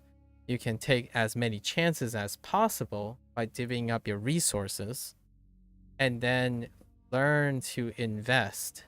So that requires a different mindset. This means that you have a lot more chances, right? Many more chances. But you also have many more failures. But those failures cost less overall. So in order to contend with this, you ask yourself, are you shy? Are you cynical? Do you have problems committing to something right away? And then frame it around like, okay, so how do I win, quote unquote, make progress in this system? I have to try many times. I have to be built around expecting this to happen. Like I have to do this a lot more in order to get the chances that I have, over as opposed to having a mindset of what I have and then expecting a reality that doesn't match. So lots of people want to have my perspective, like a similar perspective in investment that I do. However, they expect the reality to look like this. So the reality is, if you're in my mindset, you are likely to have less chance to do things. When you get betrayed, it will hurt more. You've invested upfront way more on average, so it will hurt more, right? So that's incongruous with the idea that people think that they should be given lots of chances because they expect every interaction and transaction to be high quality. When you're expecting every interaction to be high quality, you are likely to not get lots of chances. I think one of the take homes a lot of times when I talk to people who are developing trust issues and whatnot, oftentimes those things are difficult to control. Difficult to control something you cannot control, which are other people. However, understanding that you can build something to perpetuate and help you cope and maximize your chance with adequate mindsets can help with that. So if you're a person who's very cautious and don't commit to things, know that, okay, it's time to build a routine. Let's build a routine where I can maximize the number of people I bump into, maximize the number of people I can invest a little bit into and see where that goes, and also know and cope and understand strategies to help when most of those people don't turn out to be someone who's willing to take on your investment. Because if you're flinging around $1 worth of happiness all over, there will be a chance that some of them would be like, oh yeah, I can resonate with that. Here's my $1. And then you do an exchange and it might fall through. For me, I'm like, here's $10,000. I'm gonna do this every once in a while. I don't bump into a lot of people, so I expect that whoever I bump into, I'm gonna give you a large amount. So how does this all relate? Content creation. Content creation works that way too. If I only have 2 viewers and 3 viewers, all my resources go to you. How much of that resource? Well, I'm not a content creator that has the false reality that if you only give $1,000, like if you only bring $1,000 to your game and you decided I only have 3 viewers, so I'm only gonna spend $1. Like, this is figurative, right? $1 on them because you expect, right? You expect to have many chances. So when a content creator goes and say, oh, I only have 3 viewers and I'm only going to invest $3 because I expect to have 1,000 viewers so that I can divvy up my 1,000 figurative happiness dollars, right? So you're only half partial investing in anybody that comes along. The odds of you growing into that 1,000 is unlikely. Now, at the point that you end up getting to this point, you'll be big enough that it's expected because reality matches what your resource is. When you get to 1,000 viewers, you still only have 1,000 happiness dollars, then yeah, most people will expect that, hey, you only have enough happiness in your life. When there are thousands of people, it gets divided among that, right? And then you selectively have to determine where all that money goes, your figurative happy currency. For me, I haven't even chosen to do that yet. I have chosen that whoever comes along gets however much happiness dollars that I have for the day. That's you, Cozy, for today. So, fast forward an hour and a half, that's whoever comes along. My choice is to consistently invest all the dollars that I've allocated, as opposed to like, oh, today I should save myself for other people that I'm expecting. So I'm not expecting anyone. Like, maybe Sub-Zero might show up, like other people, but I divvy out the stuff unconditionally, right? So that means that later on, and I can show you a trade-off. Later on, maybe like Sub-Zero shows up and I'm too tired, right? So hear me out. Like, this is not like always win. My perspective, that also means it's a first come, first serve. There's a first come, first serve issue, right? Because since I'm constantly divvying out happy dollars very early on, then that also means like my friend's situation where we plan to meet up and then suddenly someone else asks for help, and that takes priority. And that priority must come with the understanding that there are few chances. Me and my friend will only have few chances to meet together, but we also understand that there are more important things that may happen, and our friendship is paramount. But it's not established on the idea of like any chance. It's established on the few chances that we can do for each other. So understanding that elevates the value. Like, I'm happy that my friend could help their friend in a crisis. I trust that that brings more value to both of us. What does that do? It instills trust that my friends know that I do not get upset if I don't put myself first. I put them first, right? And then they put other people first because it's not required between us, right? That's how, in my opinion, you can coordinate things together. I don't think it's exclusive. Obviously, it's going to be a balance of all these things, and you have many decisions you make in your life. But generally speaking, if the net consequence is that you're treating the reality, expecting something, and then you're acting in a certain way that doesn't lead to these most likely case scenarios, it leads a life of contradiction, and not in an intentional way or a malicious way or self-defeating way. It can be blinded, like you're upset, you're depressed, and you don't know why it keeps happening, that kind of thing. That sucks. So for me, I like talking about these things because I don't experience this too much anymore. So I watch other people do this. I watch how other people introduce themselves.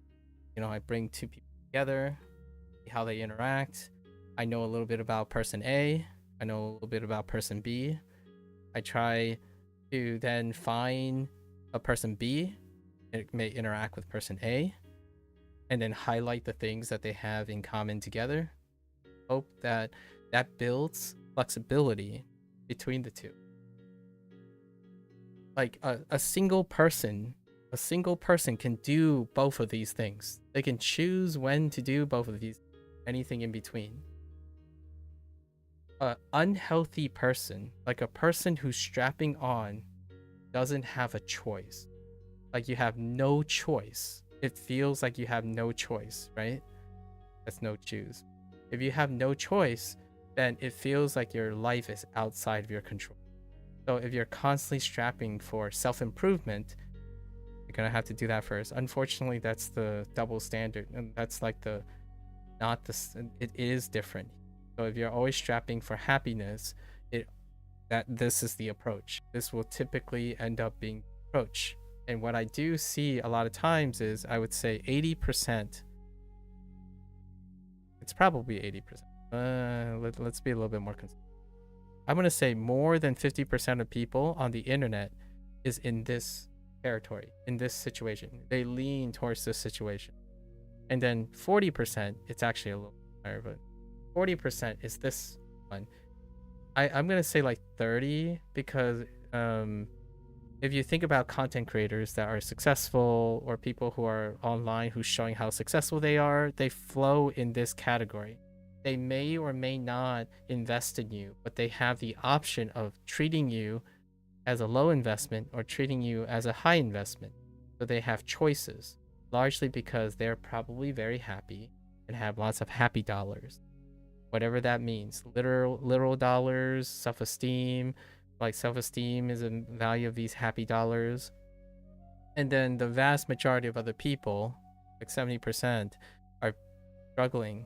And again, we're not talking about financial. There are people who have lots and lots of actual money, but not a lot of actual happy dollars. They can be very, very depressed, cynical, malicious people with a lot of money.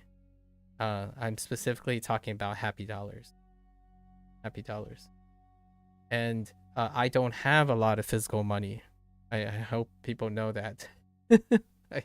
I don't want to give the people the impression. I don't have a lot of money. I have a lot of happy money. So the best thing I can give to someone is to make them feel good about their day. That's what I can offer. I can't sell you products because I kind of refuse, or very resilient to selling you products. What I can definitely sell you, attention, right? And that's kind of where I am at now for streaming. You have a friend just like mine, but past year or so he's been working and with his girlfriend. That's understandable. 2 of the 3 brothers are married. So that was an interesting transition in life. I can definitely I think both their wives are incredibly as well. Incredibly different people. Very different. So I'm kind of like sort of friends with their wives, but their wives are very different. Only they know their wives very, very well. Like, I hard for me to it's kind of like, if I have a partner, my partner is probably gonna be anyone. But the thing about being an agreeable person, you can be compatible with a lot of people, but at the same time, when unpredictable what happens, those type of friends then interact with them, and then it can be distance, take time away, change the dynamic, largely because the agreeable person will adapt to that, and I'm happy for that. He knows you and you know him, but you're hurting or need help, he knows to call you, vice versa. Yeah, that's awesome. Glad to hear it. I had once or twice confined. I think Eric knows what I'm referring to. I have once shared these sentiments as well. The nice thing about having individuals like that, kind of, you also have this like security of understanding that they will solve it as well. And I kind of believe that in you too, Cozy. As far as I know. As far as I know, give me the impression that You're going to get her done. We're done. All right. On that very optimistic note, yes, get her done. That's our digression for the day. I've been having these discussions in the middle-ish with Gecko. Gecko, Mr. Father, and happily married with a, what I would say, a very, very lucky and also probably wonderful daughter. I'm currently residing in Belgium. Yeah. And have a incredible passion for Japanese, among other things. We talk about lots of things regarding like time. I'm the people that I talk to tend to be on the older side, and I'm far more accustomed to talking about like kids, even though I don't have little ones of my own, right? I live vicariously. Have kids or have considered not. Actually, a large majority of my acquaintances have decided not children. So the vast majority of people I meet have children are actually online through streaming. I don't have a single existing best friend-ish territory, good friend-ish territory that has a child. And I am probably, even though I don't have a partner or a companion, I'm probably the most likely person to have a child.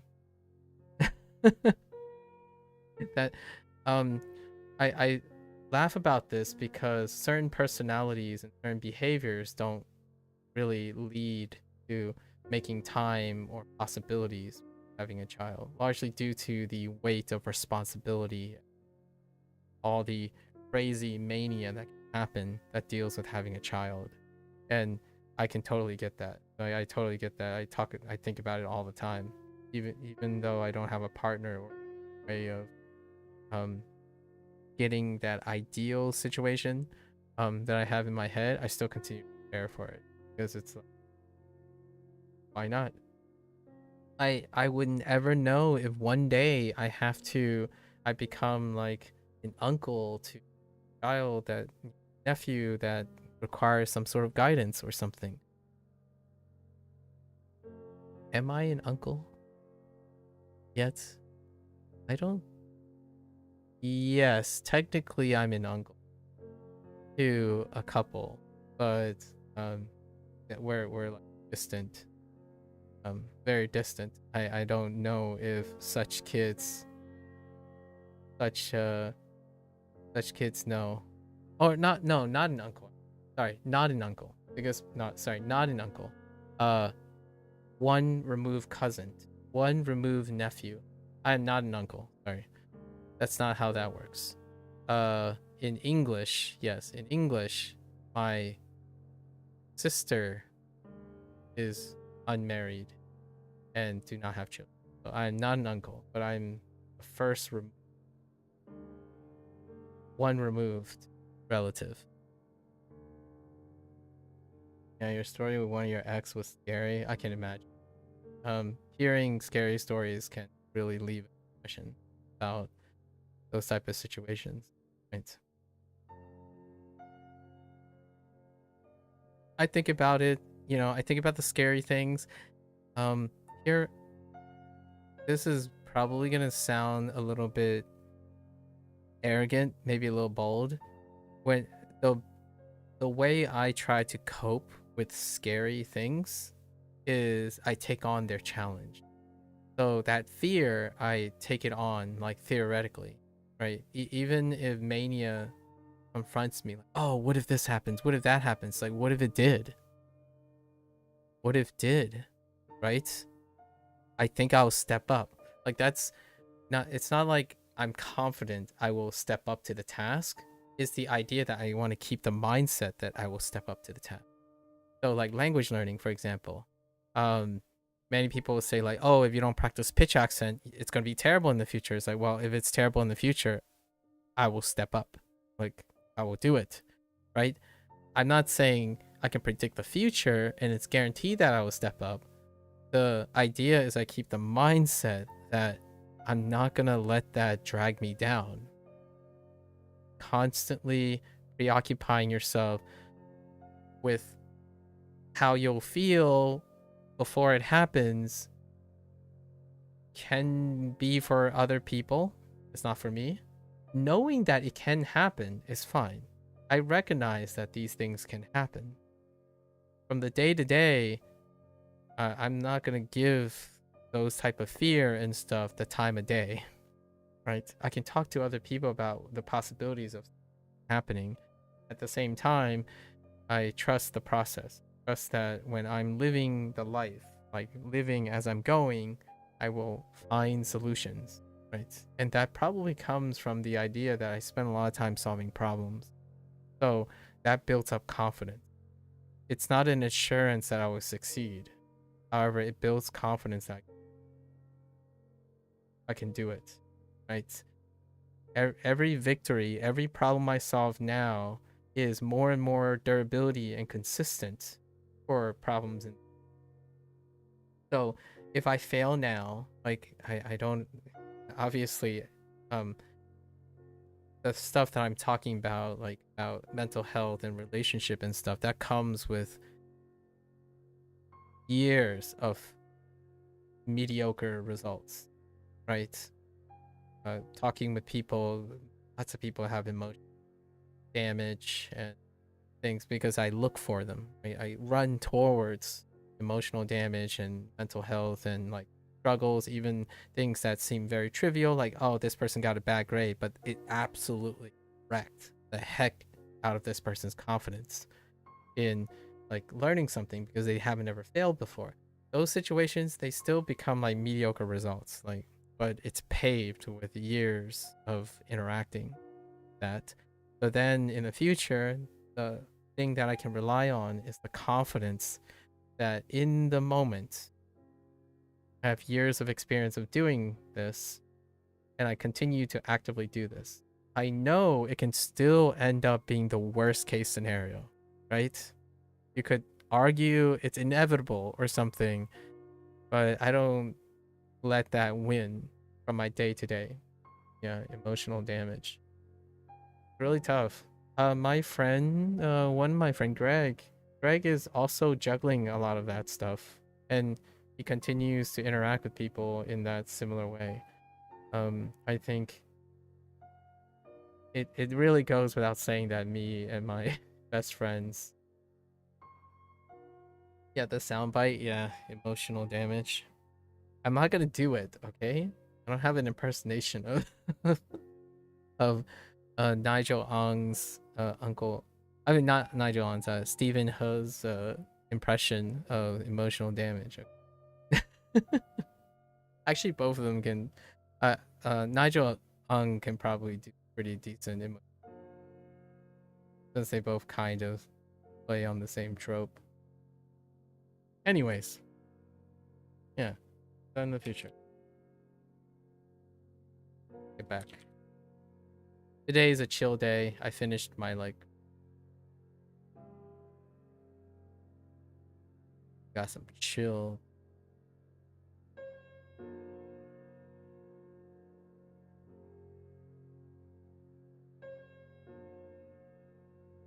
Uh,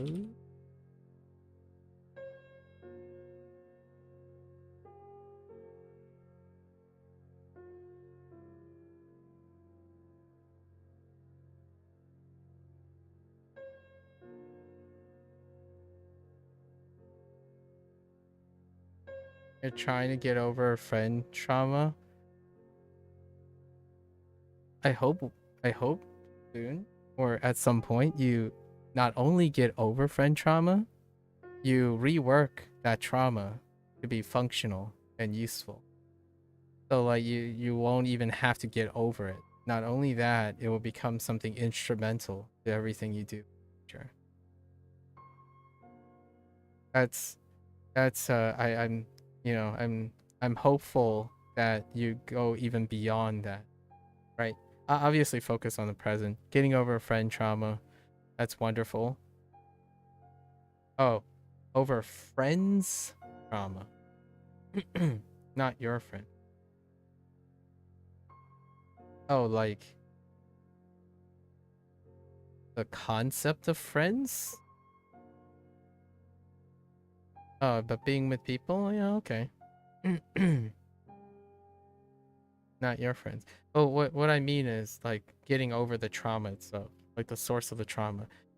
I'm more focusing on the idea you're using the word getting over something. Uh, taking control of it is probably another word, a word that goes beyond getting over. Like you don't have to get over something. You can.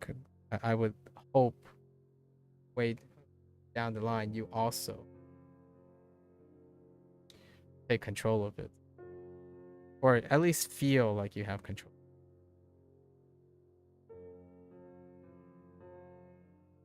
Will you say? Will you say? What? Right. Let's see. Um.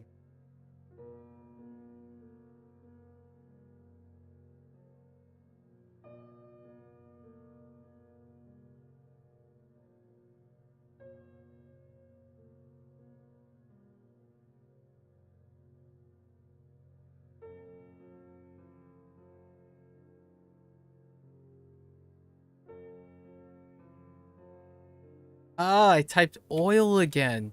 What is up with me and oil?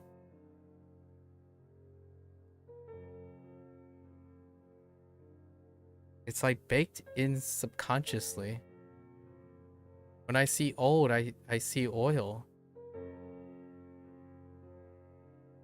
Hmm.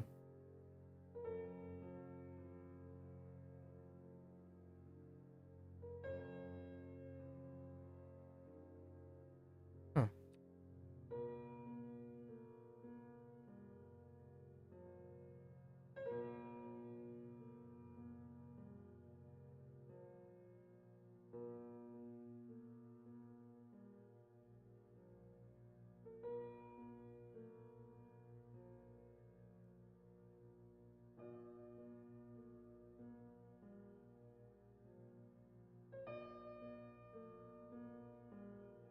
Oops. Kidding. People pretending to be a friend pulled you into their group, then making a laugh out of you, then making you leave, etc. That sounds like something that would typically can definitely do. That's understandable. Yeah, people can definitely be like that.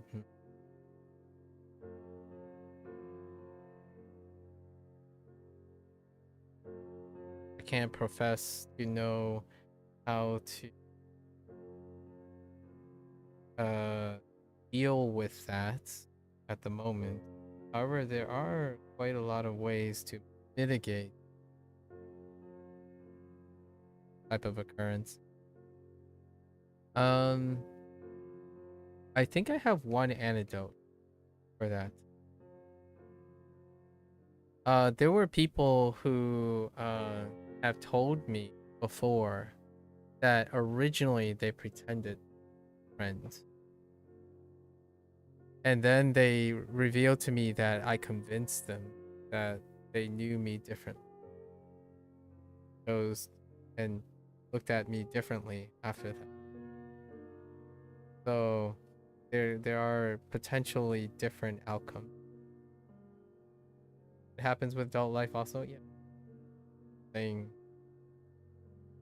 um your entire life, right? It doesn't stop now. And getting over it, when my opinion, and getting over this human condition would be like expecting humans suddenly change. My opinion. So yeah, probably strengthening your own position. I can kind of see there's a lot of ways. I have once, or a couple of times, before, people pretended to be my friend, and I mean, I didn't know. All I did was I tried my best. And in the long run, those people, in retrospect, for like after a long time, they actually revealed to me that they thought I was a joke at first. So rather than spending a lot of time thinking about adult life and that people can be like that, I just go with it anyways. Your trust is hard even though you like helping. Yeah, the problem with that, yeah, that is probably one of the dissonance that can happen, right? My trust is because I like helping. So that also means that when my trust is broken, I know it came easy.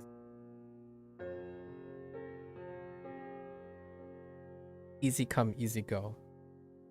When your trust is easy, you're more likely to get taken advantage of. However, because my trust comes with lots of happy dollars that I can give, I do not feel betrayed nor increase in cynicism when it comes to help. So there are quite a lot of pretenders, like the people that you're talking about pretending. Happens all the time. It happened the last time we spoke, since the last day. Happened what? Last year? Happened about 12 times. Spent about 3 months. Three or 4 months on each person, and I don't know where they are. They continue to share platitudes and whatnot, like, oh, you know, it's me, not you situation. That's fine. They're learning lessons. You gave me your time, so I'll treasure those times. Whether it was pretentious, right? And I know that the consequences of my trust being easy to come by is also a trust easy to betray, right? The more likely that I like to help people, my help is far more consistent because I continue to make my trust accessible. Unfortunately, if you're someone that is already struggling with your own inner demons of others, or overly concerned with it can be very hard to want to help people when your trust is coming with a lot of strings, right? It interferes with each other. On the one hand, you want to help someone, and then on the other hand, you don't want to help someone on the occasion of it, right? Like, what if these people are taking advantage of you? I don't want to help people who are taking advantage of you. And my first thought was, I do it anyways and then find out later. That's actually the story of my life at the time. It was to my detriment back in the day. I had trust that I could offer that I couldn't afford to lose. And that's where luck came into play. When I was younger, right, much younger, I trust a lot of people and I couldn't afford to get betrayed, but I did it anyway. And that put me in a really, really tough spot. However, that's when luck started playing a role, and that's usually when I go with a sappy conclusion that I was quite lucky in my life. If you're a caring and nice person, you usually don't have great outcomes.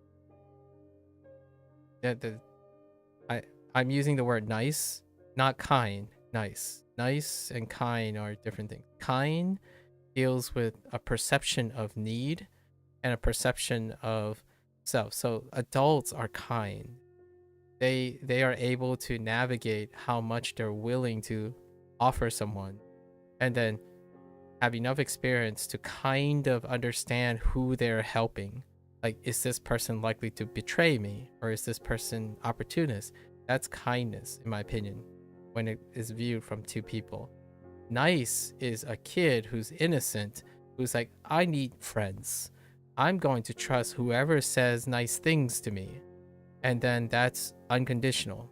So you're just nice and blanketly. So what happens to nice people is ultimately you'll get betrayed, like a lot. So then it involves luck. You know, kids weigh luck. They don't weigh experience. And then when you go into adulthood, behaving like that, you hope that you get enough experience from being nice, that then you know how to learn how to trust specific people. And then when you're successful enough, like happy enough, have a lot of happy dollars, then you can go back to being young again. The why I always characterize the current landscape. I'm younger than I've ever been, right? I behave like I was a kid in many different ways. I blanketly trust people, even though adults should be more cynical, selective in the way they do things. However, there is one thing that's wonderful about having lots of resources. We're not talking about monetary resources. Lots of happiness. Is that you can take risks again. And it kind of makes people young and younger. And that's in both the foolish and inexperienced way. And also understanding that you can. I'm learning to be tough and get away with it. Yeah. That's. Yeah. Like adults, I think it's like what you're saying is like, I don't want to make it like a defeatist or a fatalist thing. It's part of getting old, right? And the ideal situation is that as you're becoming an adult and you're making all these more selective choices, you're also more successful at making yourself consistently happier, closure, family, and stuff. But, you know, sometimes you need a sprinkle of luck to get you started. Sometimes it doesn't work out. And luck does suck. It feels uncontrolled. So for me, yeah, I got lucky there. I trust people. Like I trust a lot of people, and they were basically just racist. Like I'm there's no way to beat around the bush. They were racist. They discriminated against.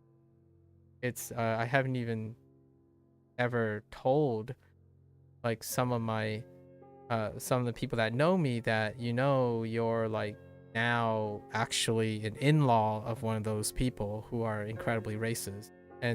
But the nice thing I want to keep back in my mind is that that person that made my life and betrayed my trust when I was younger, I hope that person is not that person anymore. Right? This is a true story, and I actually don't. I try my hardest to believe that person is different now. I hope they were loved. Their world got bigger, and then the next time, I mean, I'm sure this is okay. We were in the same wedding. Like, what I mean is, like, we attended the same wedding of this common friend. So, I think he's different now, right? That's what I believe in. So, I don't concern myself with all the bad possible things. I mean, the person could be the same, but I like to think of it differently. Of the cynical, even though you have plenty of that reminder on the internet. Yeah, that person is actually the in-law. It's one of the in-laws.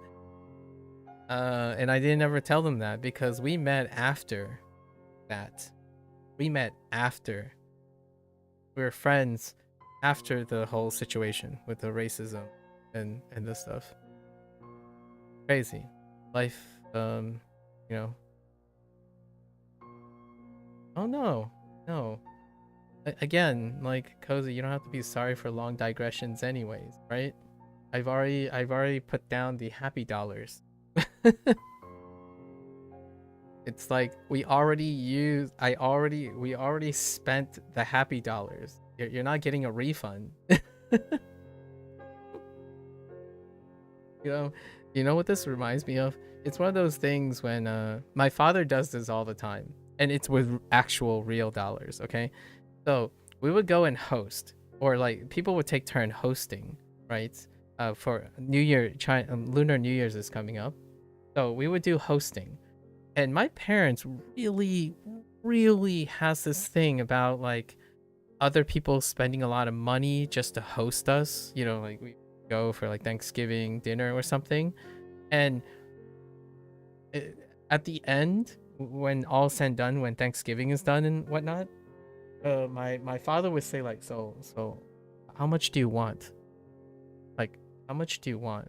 Like, and then my parents would be like, and then those people would say like, how much do you want? Like, so they would stand like just hanging around a checkbook, like who owes who money for being nice, and then neither party ever, like, they come up with the weirdest trickery to not like take the money. So like recently, my parents like doing favors because they're retired for the most part. My father's retired. He does things. He picks people up from airport. He drives 6 hours to the airport, drives back. It doesn't matter because he's retired. He has lots of happy dollars to go around. But then, you know, during Thanksgiving, someone is hosting our family, and that family finds the perfect opportunity. It's like, oh, okay, here, and it'd be like a check for $500, right? And my father's like, what is this for? Like, they're like, you know, this is for helping out, and so it's like you don't need to do that. And then after all the fighting, right? Or like, it's play fighting, like, you know, he leaves, and then my mother's like, so what are you gonna do? It's like, I don't know, we're just gonna leave the check there. Like, it's like, just don't cash it. That's it.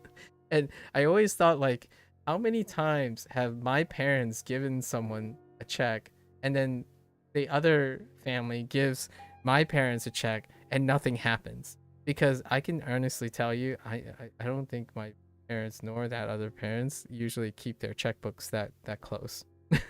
Like, what I mean is, they don't go through like making sure all their checks get cashed out or something. Because I can tell you, if I had to guess, both families probably have like a stack of checks where it's just like, what?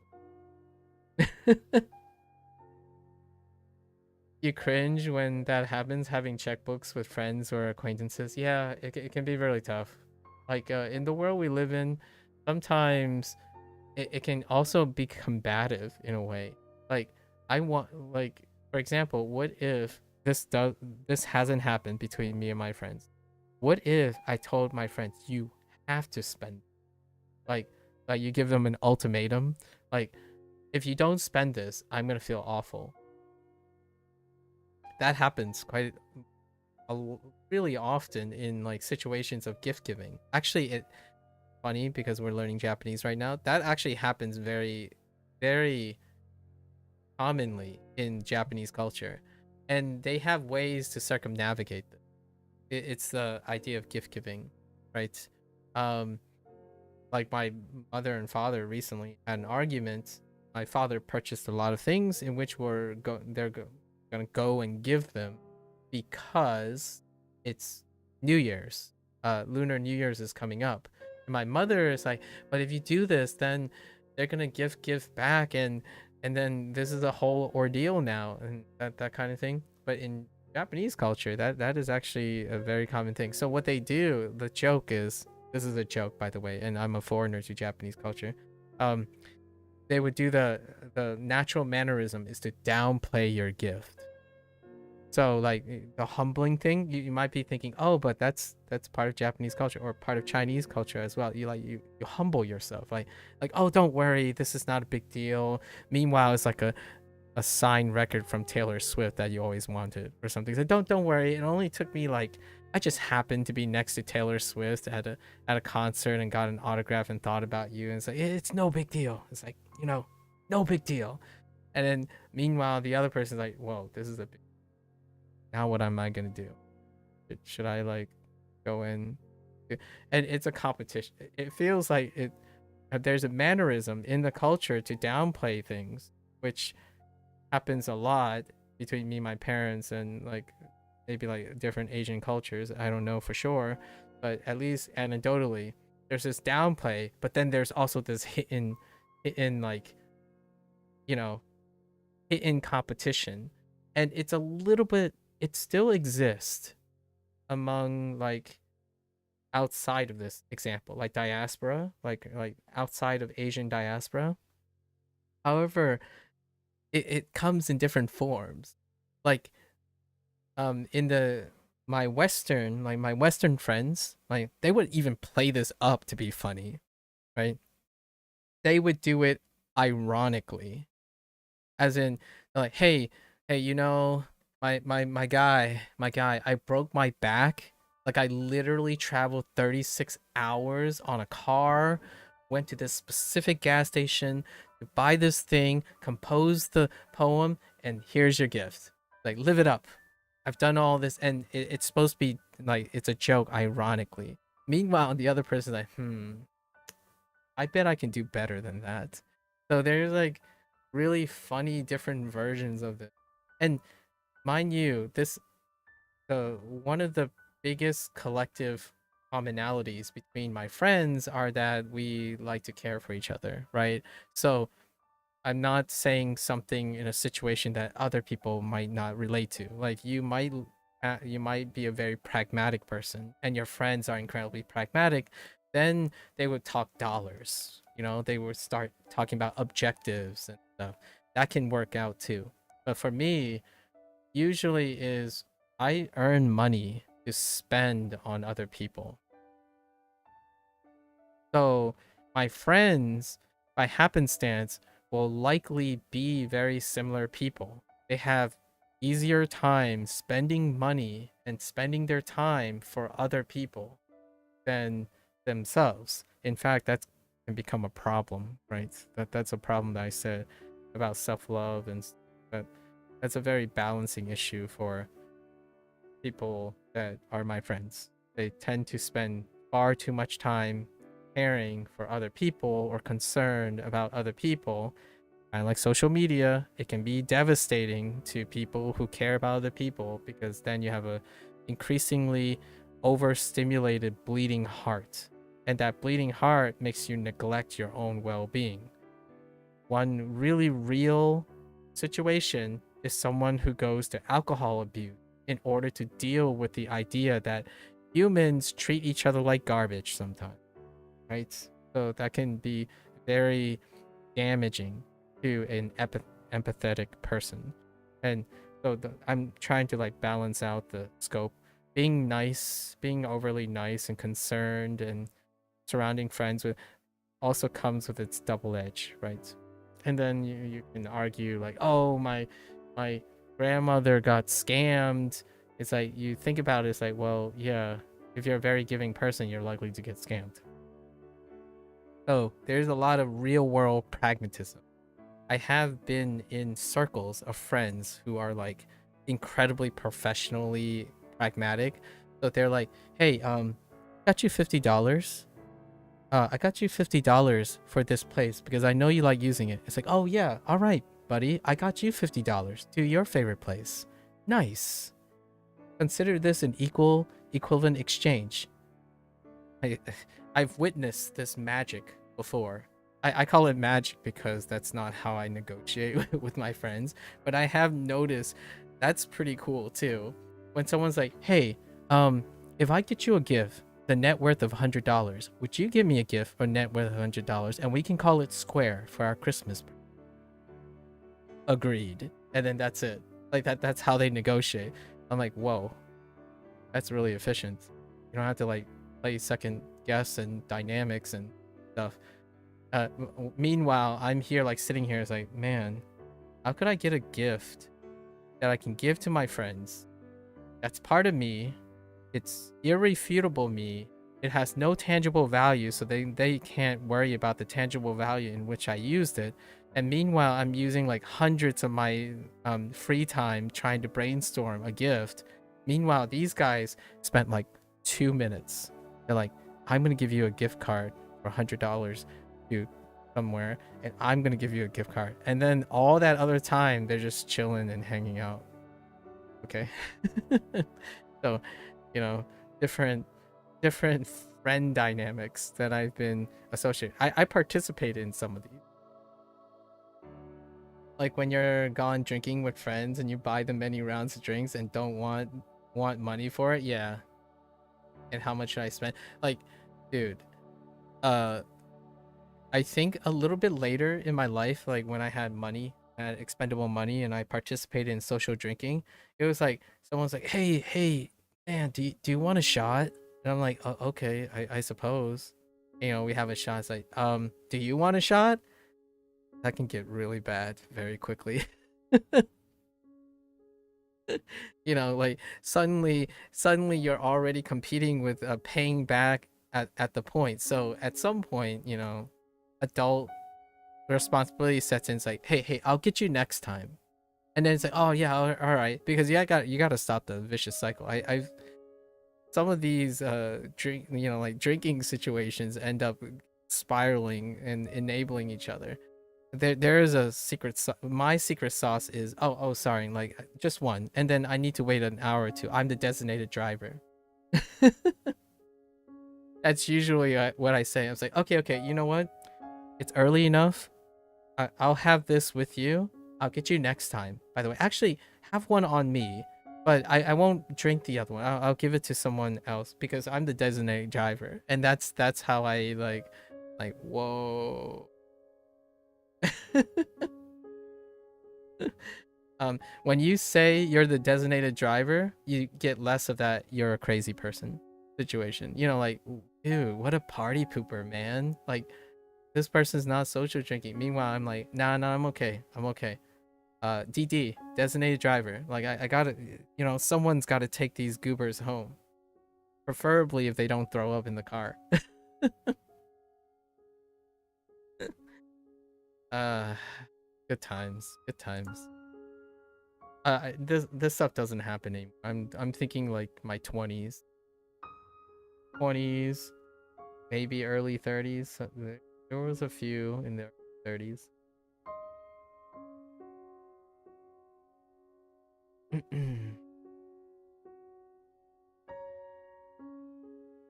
Fun times.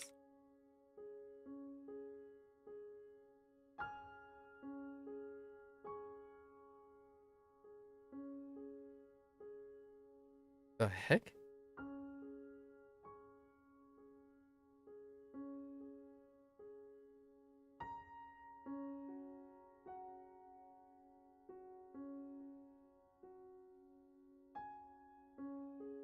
While you're the goober yourself. Yeah. I still participate in social drinking. I think social drinking gives people an opportunity to like experience, like to distill some part of life.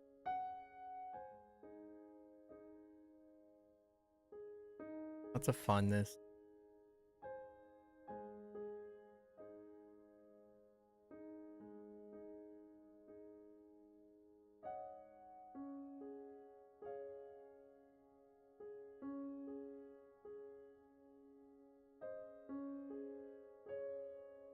Uh, um, it's not purple.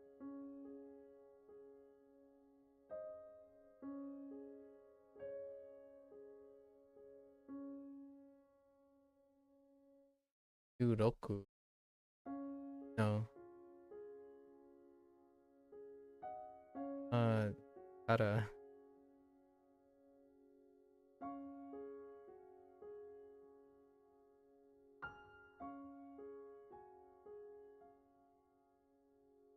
Oh, this is the power ring.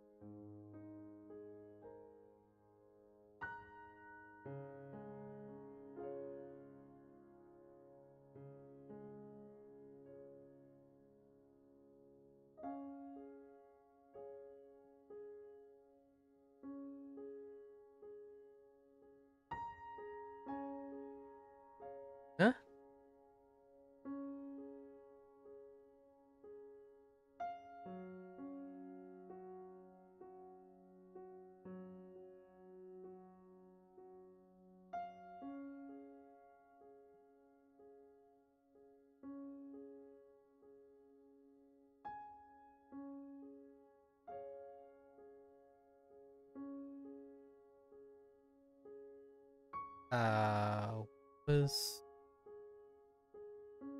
what was mnemonic for this?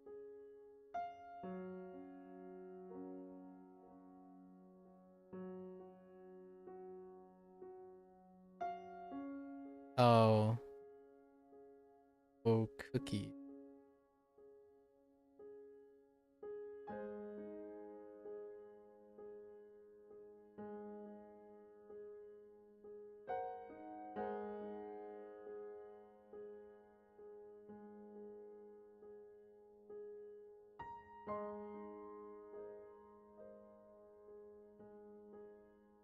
Yeah. Oh no, not again. Oh no no.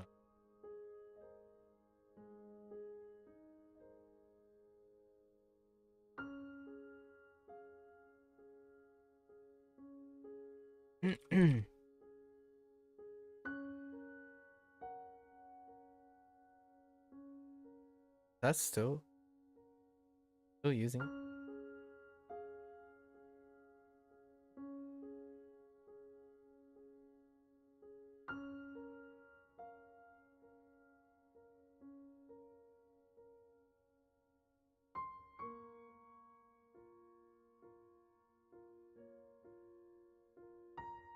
Neat. Oh yeah, we got the old thing. Old. Are the same. Yes, yes, yes. Yes. I arimasu. The old does not refer to people. Think of it as old things. Yeah. Oh, yeah, it was low. Ko. Oh, the read is ko. Old things are misunderstood by the ko of the world. Oh, gee, that's actually quite nice. Note, come up with a ko character you can use for all the ko read. Ko character reading mnemonics going forward. This child will show up many times throughout your mnemonic journey and it will help. Just ko, not ko. Imagine a child looking at old things. Record player, a Game Boy, a cassette player. This just don't get old. When you see the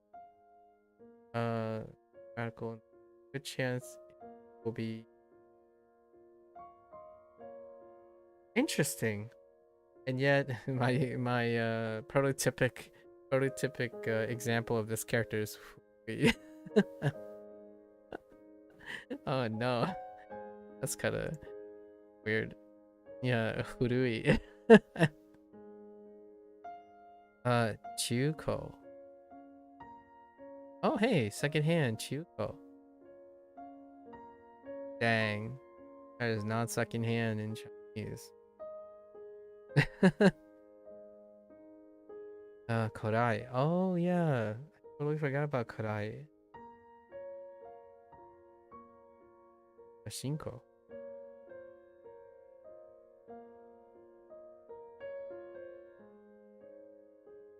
Oh, I typed oil again. What is wrong with me? I might as well just add oil as a synonym for old at this point. There's a chance I'm just gonna get it wrong again. Alright, so we actually crossed 9 o'clock. So.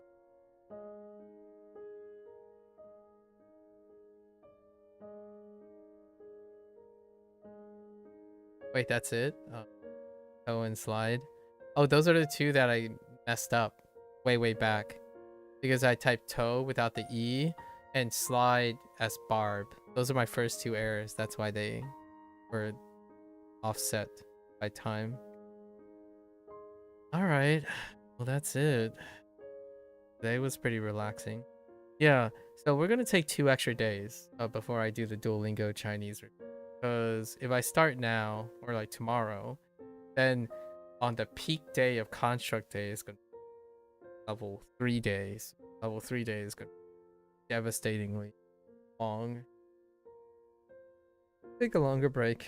Get used to reviewing Chinese stuff. And yeah. Did I stop on anything for a substantial amount of time? I think we've gotten down most. We don't need to iterate on. Like Uchi is still a little bit slow, largely due to Sonic. Then we have Ya or Arrow, kind of a thing too. Well, actually, we can. All right, so let's go over our monics. Monics. Ah, dial it in, right? Spoon, winter, dry, canopy, fingers, window, heart, direction, stool, fur, father, old, roof, task, arrow, door, poop, towel, life, now, hat, triceratops, sight, ice, right?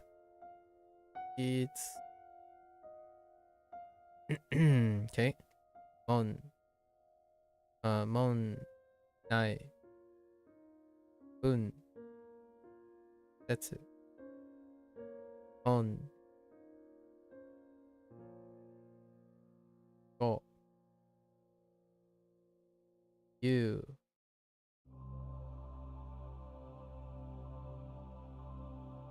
I, go. Eh? No, wait. Hold up. Yeah, sure. E, in, po.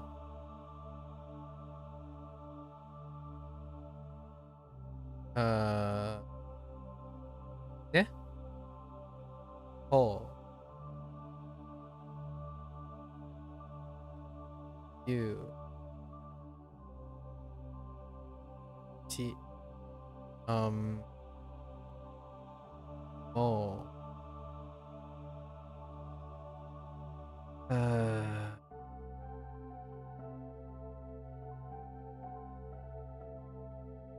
De, sho, uyu, hoku,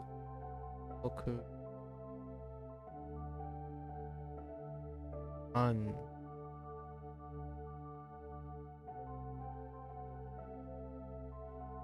po, dai, guy, e. Not sure.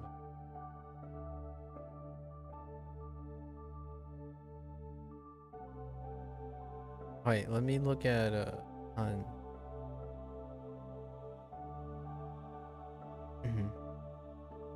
E, hiro, haha.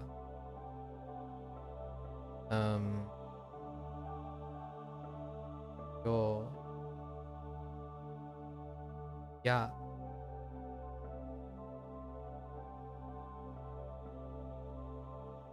ya.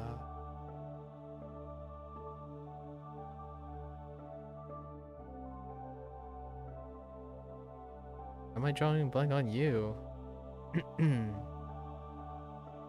Oh, sen, sho, di.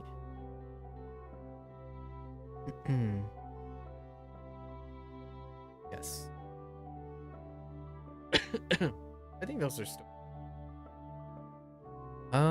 So what did I stop on? I stopped on chi, yo,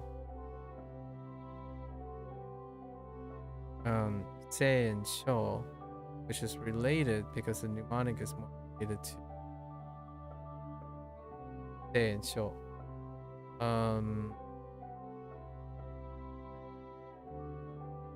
Yeah, that's about it. Not too bad. We had some digressions today. Very smooth spelling, very smooth sailing. 2 hours of some chit chat, you know, more things about quality of life, that kind of thing. I kind of like my analogy of happy dollars. I think that should be a thing. Maybe not so much right on the nail on currency. I should draw something for happy dollars.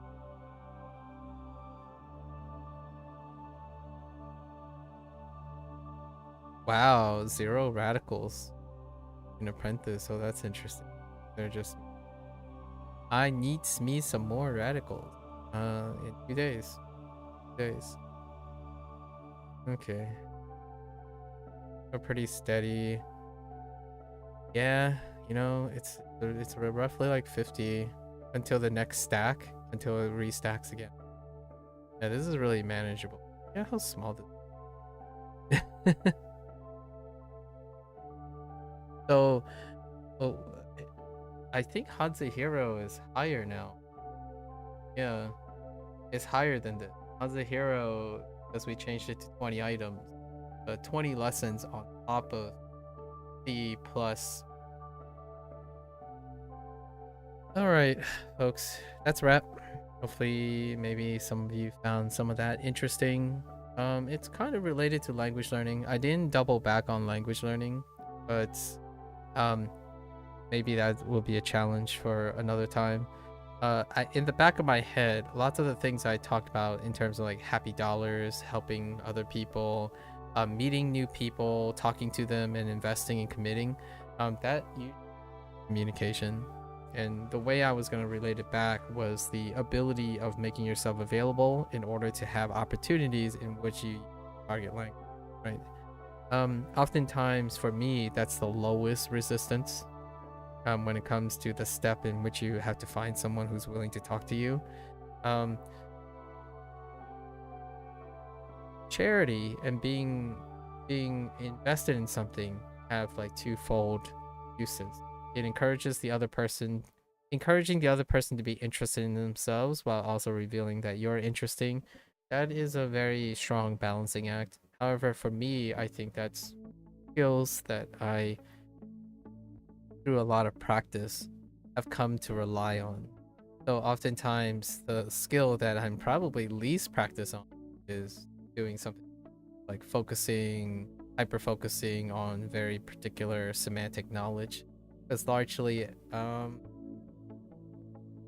a particular hot take, while I do not place a lot of value on my semantic knowledge expertise, I do have the proficiency, at least in my opinion, to explain what my semantic knowledge and expertise are. So that prevents me from overselling myself based on knowledge, and and that's kind of the segue I was gonna, the digression. Don't really need to. So for now, we're gonna end. Honey, we're wrapping. Welcome back, Cozy.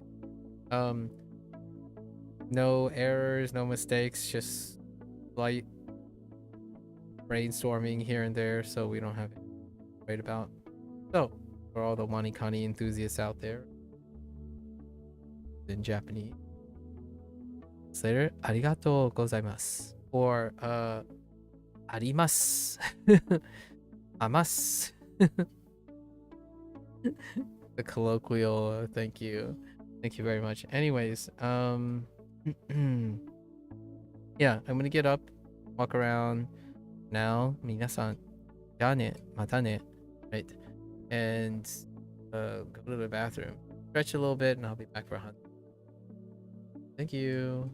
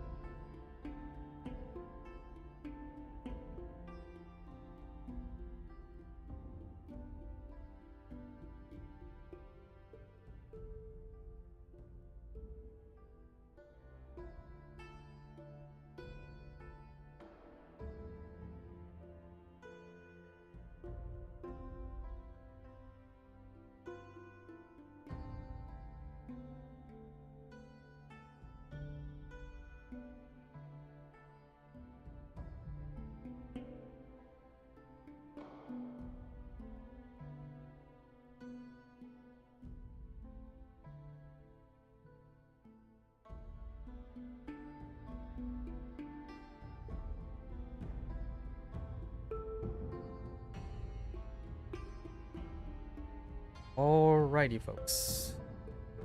Welcome back. 欢迎大家回来。今天是第20天。Today is day 20, and oh, it actually eclipsed the 20 review, 50 review. So looks like the volume over WaniKani, right? On the review days, not peak days. Interesting. Look at our graph. Isn't that such a lovely looking graph? Okay. I did make a couple.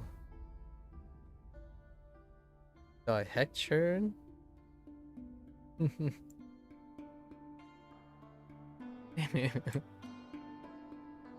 Wait, Lila. Oh, hello?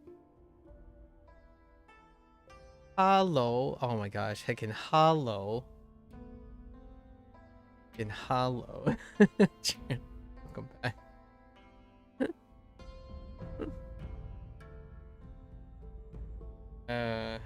Works so well.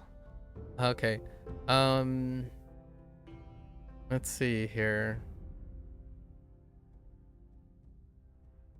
Was this from yesterday? I think we made these errors yesterday. It was... Which error did we make from this one? Effect. Because it was more the translation. And... That's it. Right? It was effect. Effect was...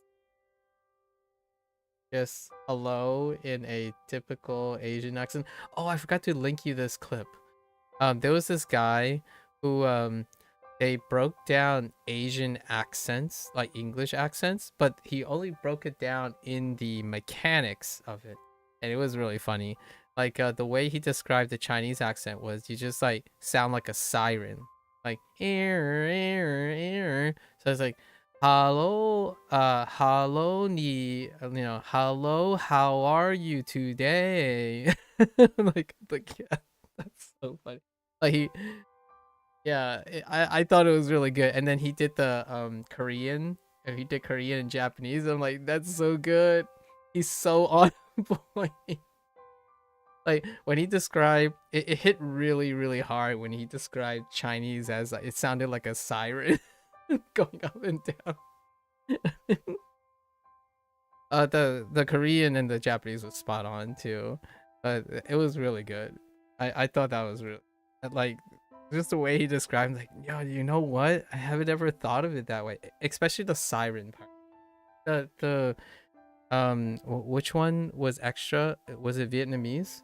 It was either Vietnamese or Thai, where like, oh, I think it was Vietnamese, where you like cut off all your like you think of it like speaking like you have a poor reception, so you just cut off some of the sounds.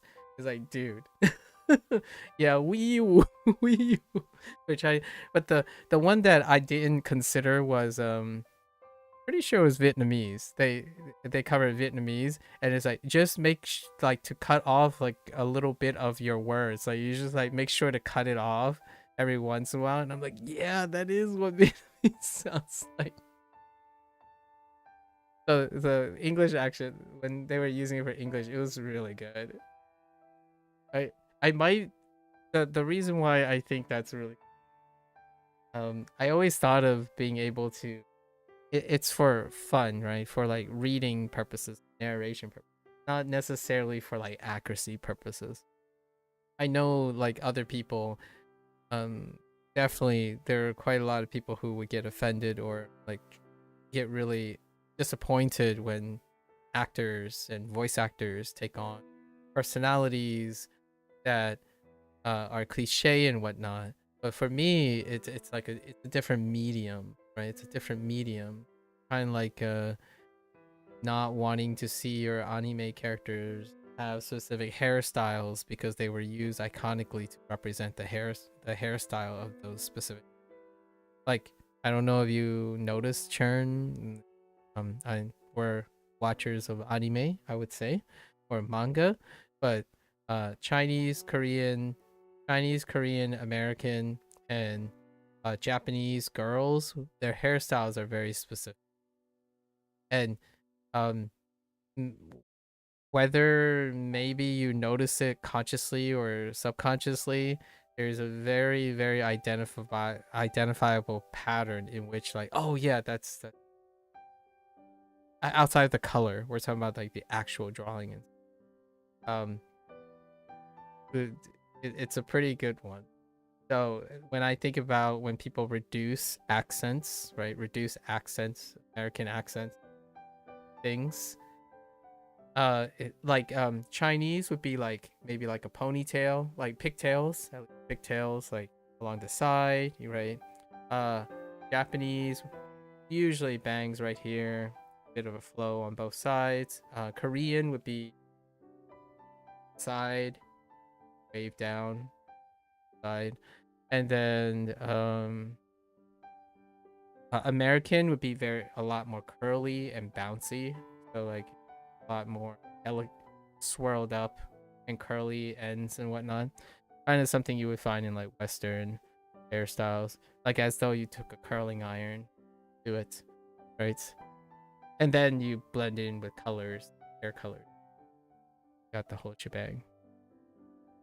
These are obviously stereotypes and archetypes, tropes. And when that guy was doing the different English accents, they're tropes, right? So yeah, I'm laughing because it's fun to think about those things, but I don't want. I also, some people might not be receptive to it. Usually, I'm pretty receptive to these type of. So it might not be for. I just think the idea of thinking Chinese accents like a siren is hilarious. It's absolutely hilarious. In fact, as a kid, I often thought my parents sound like fire alarms. Like when they speak Mandarin, it's like often feel like an alarm is going off in my head. Like it's loud, like it's much louder. And then when we speak Fujianese, it's not the same. So like it's still technically under the umbrella of Chinese, but still like up and down and up and down. Oh.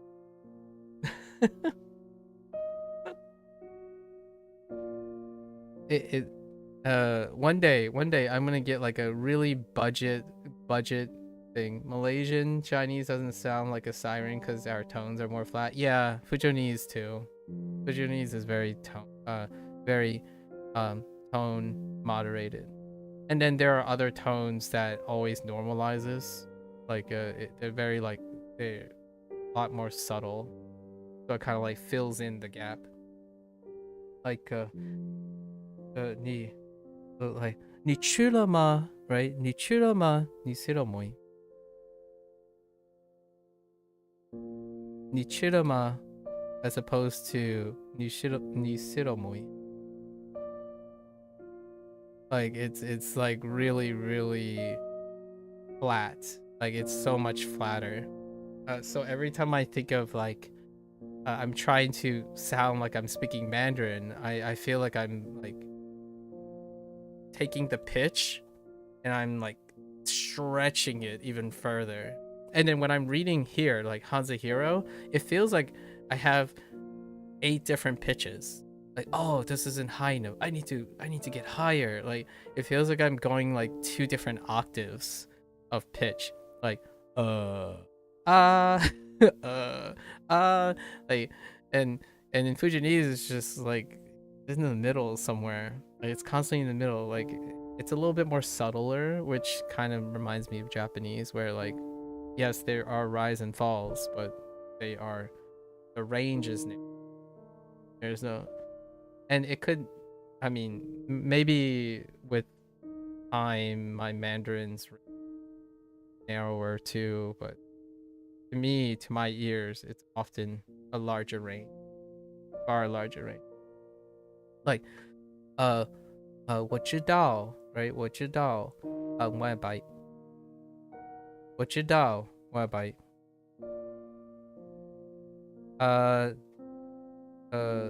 你说错了 right? 你说错了，你攻打我，你攻打我 as opposed to 你说错了. Like, why is it so much louder? And hear me out, hear me out. I'm not saying it any harder. Like, it doesn't feel like I'm not like pushing more air. Like I'm not like wasting more voice. It doesn't strain my voice anymore. I'm using a very, what I would say, a fairly similar amount of force. The sound is more open. Like the sounds that you're trying to make in Mandarin is more open.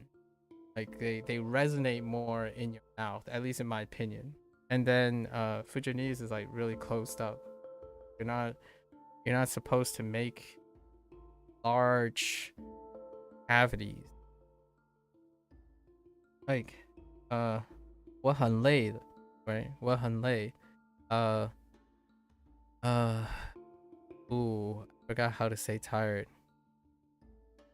How about something like 我很辛苦. Oh, 辛苦 is really close, right? 我很辛苦我也辛苦 辛苦 See, I can't even get it. Like I'm suffering, like I'm hurting, or I'm injured, or I don't feel so good, right? 我生病了我病了 right? 我生病了我生病了我病了 I got like pretty good examples now that I have a bunch of Mandarin regular phrases. 这饭 right? 这个饭很好吃 right? 这个饭很好吃吉博也好哩 right? 吉博也好哩 which not really big. It's the same amount of force, but it sounds dramatically different, and it's round, like it's lots found. There's no like la ma like, especially like the wide open is missing. Like it's not that loud. So like chung kung jiang yan. It's like jian like 现在 right? 现在 it's like out, open. 现在启动现在启动现在 It's so much louder, so much more resonating.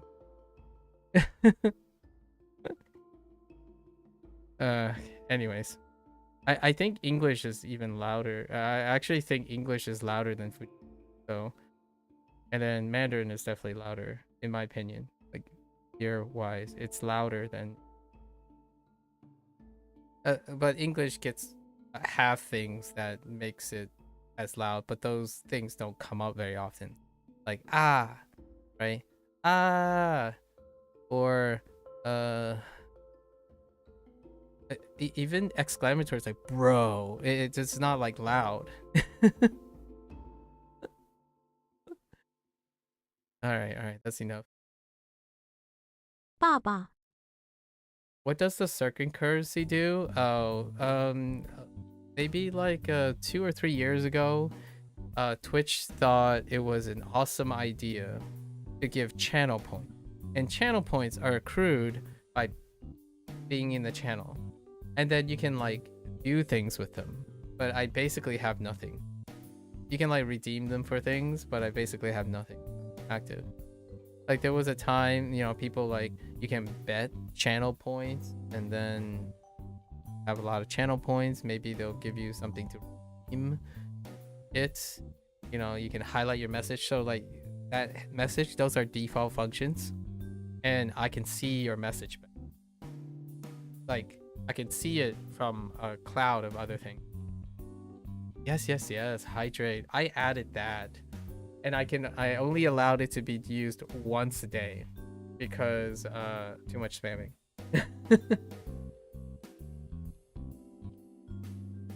I usually on average only hydrate like back in the day. There used to be things that I did before, like give 6,000 points for me to draw something for them, right? So I drop everything I do and I draw something, like I doodle something very quickly. So lots of other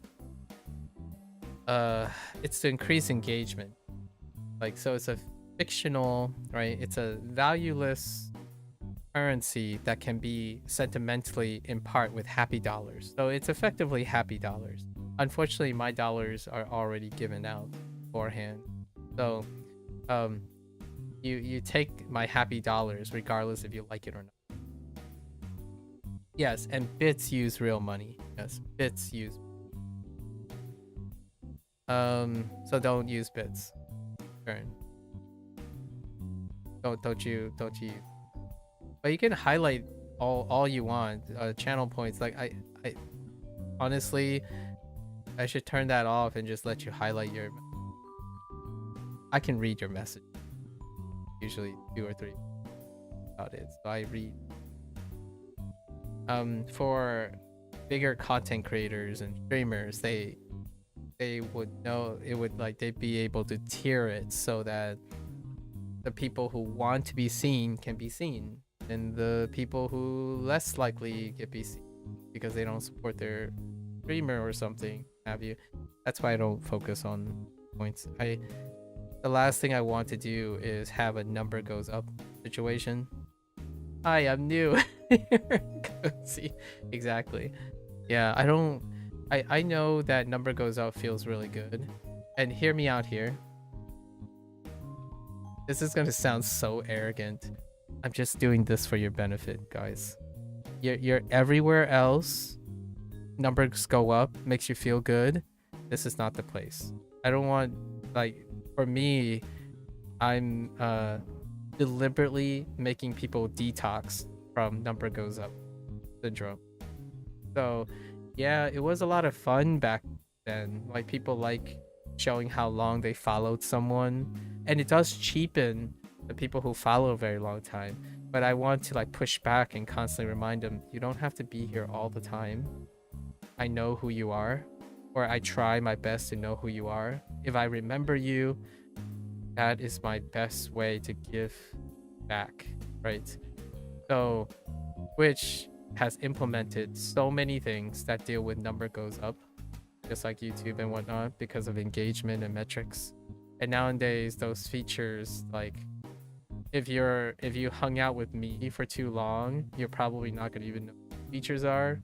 And if you don't use Twitch and you suddenly come into a Twitch stream, then you probably don't know their functionality is. Usually because I don't use. It's kind of something that you should use if you're a content creator. If you stream or something, forces you to, like emotes, for example.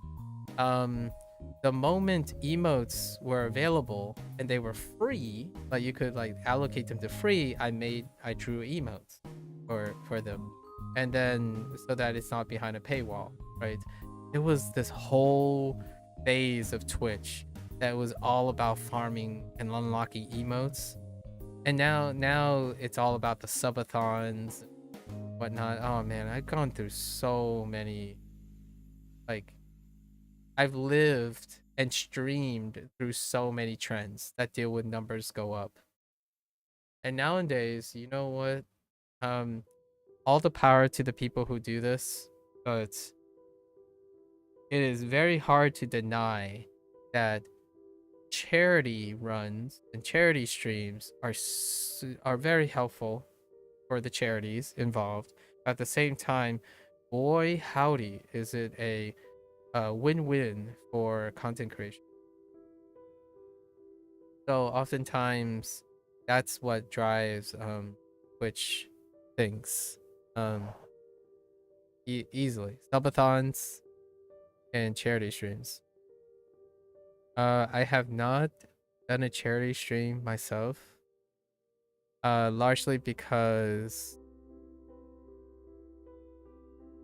I think whatever I do, I hope that there are other people who are more qualified in doing that. I am terrible with handling money. So, and especially money that has to be redistributed. I don't like passing money. So, um, it's I accept the consequences, right? The trade-offs. I'm really terrible at handling money. I already went through a whole digression with Cozy about how my parents and our friends treat money very differently. So whenever I think about charity streams, like I more think about what can I do for the charity myself. Like what can I do, literally. I either go to a soup kitchen, work in an organization, join a public service group or something, and that's personally. This is my only personal thing. As opposed to like doing the thing where you get good publicity while doing a good cause, and it's very difficult to delineate if it's clout chasing or, you know, the reason. If there's any time I would do a charity, it will probably be a lot of those particular content creators who had something impact them in their life, right? Like losing a loved one to cancer, something that would move me to really do it. For now though, yeah, those things are what drives Twitch algorithm on the Twitch side of things.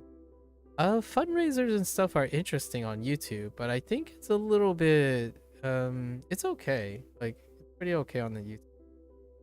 But Twitch is about doing extraordinary things. Subathons for like 36 hours or something. Or see how high the subscriber number goes. Or hype train. I think that's more in Twitch's wheelhouse. At least studying the developers' history of things. I actually used 2 features of Twitch that got cut. Yeah, that's how unpopular I am. One of the features was this thing called moments. The thing called moments, and what moments do is, if you were here, what I do is I clip myself. So I clip a moment. It's gonna be like the last minute that passed by, and I wanted to highlight that moment. And whoever was in that moment can claim a badge thing towards I was here. So like then all the users that have been in many moments of your streaming history, like those specific moments, like you were here when I finished Yakuza 8 because you knew, right? And then you get a badge that's unique to that streamer. Well, that got cut because no one used it. I deliberately used it to record whenever I complete a game. So I basically had a outtake, like a conclusion statement. I clipped it, and it got cut after 2 months of like 2 or 3 months immediately, because it's for posterity recording, and I like that idea. But it didn't work. Yes, Twitch Sings was another thing. Yes, that was following on the heels of the duet stuff. Like, you know, when TikTok was taking off with the user ways of doing like duets, and then there was apps that did duets where like people would record themselves, and then Twitch was like, yeah, let's get on that train, and they tried it, and it got cut as well, right? So I actually thought that was pretty funny, so I actually used it like once or twice. It was pretty fun. It was during when I was still streaming Neverwinter as a content creator for Neverwinter, and I had a friend who was, I hope his health is doing well, but I haven't talked. And then copyright stuff. Yeah, that's why you want to set up for charity streams. But yeah, it would be hard for viewers to not think it's not for cloud and it's a time thing. Yeah, and it's not a bad or a good thing. it's a win-win, right? I like that people are raising charity. I am gonna excuse myself. I recuse myself because, man, I'm just not. Just don't tell me to distribute money. Oh, I joke about this. I joke about this before.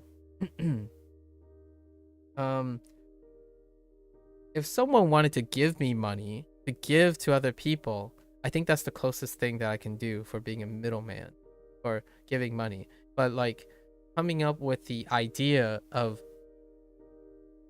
selling something or doing something to get people to give me money to give to other people, that's a different story. I'm not the most resourceful person or heavily incentivized to somehow use whatever skills I have to acquire money or convince money. With one big asterisk, I didn't like, this is not implying that I'm not good at doing that. I think I'm pretty proficient at convincing people to spend money, but I don't want to do it. So that's why it hasn't ever happened. In my 6+ years, I haven't done subathon. Or there was another period in my streaming life where people did like subathons, but also skin-a-thons and stuff with dealing with like a game IP that I realized, yeah, this is why I can't. Where like the whole idea is to unlock things and get more privileges to make even more money by getting people to buy stuff and then buy even more money, but they didn't operate the business. So that kind of thing. Oh, I've seen some dark time in my like experimentation. You love to show what places love to show what places do what places do for people? Like in what way? So we got Papa, and yeah, Papa is part of Baba. You see two Papas in front of you. One Papa talks loudly while the other Papa is very silent. You see one Pa next to another Pa, and you got Papas. What charities do for people?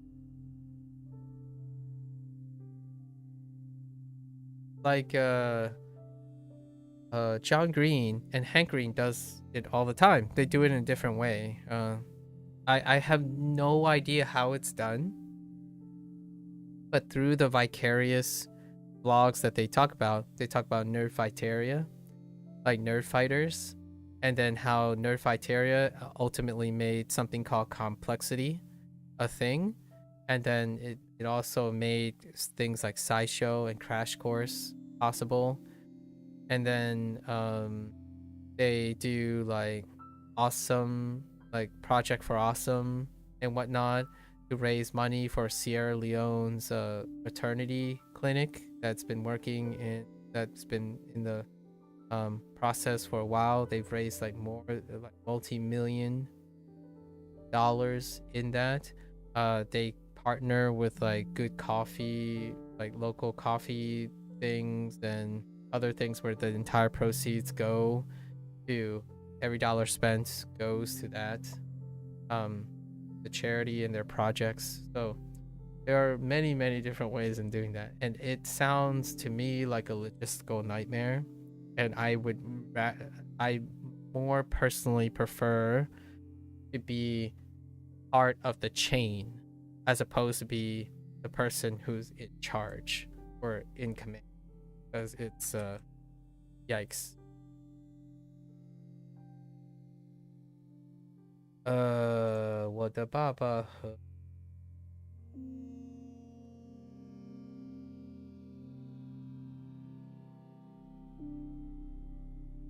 我会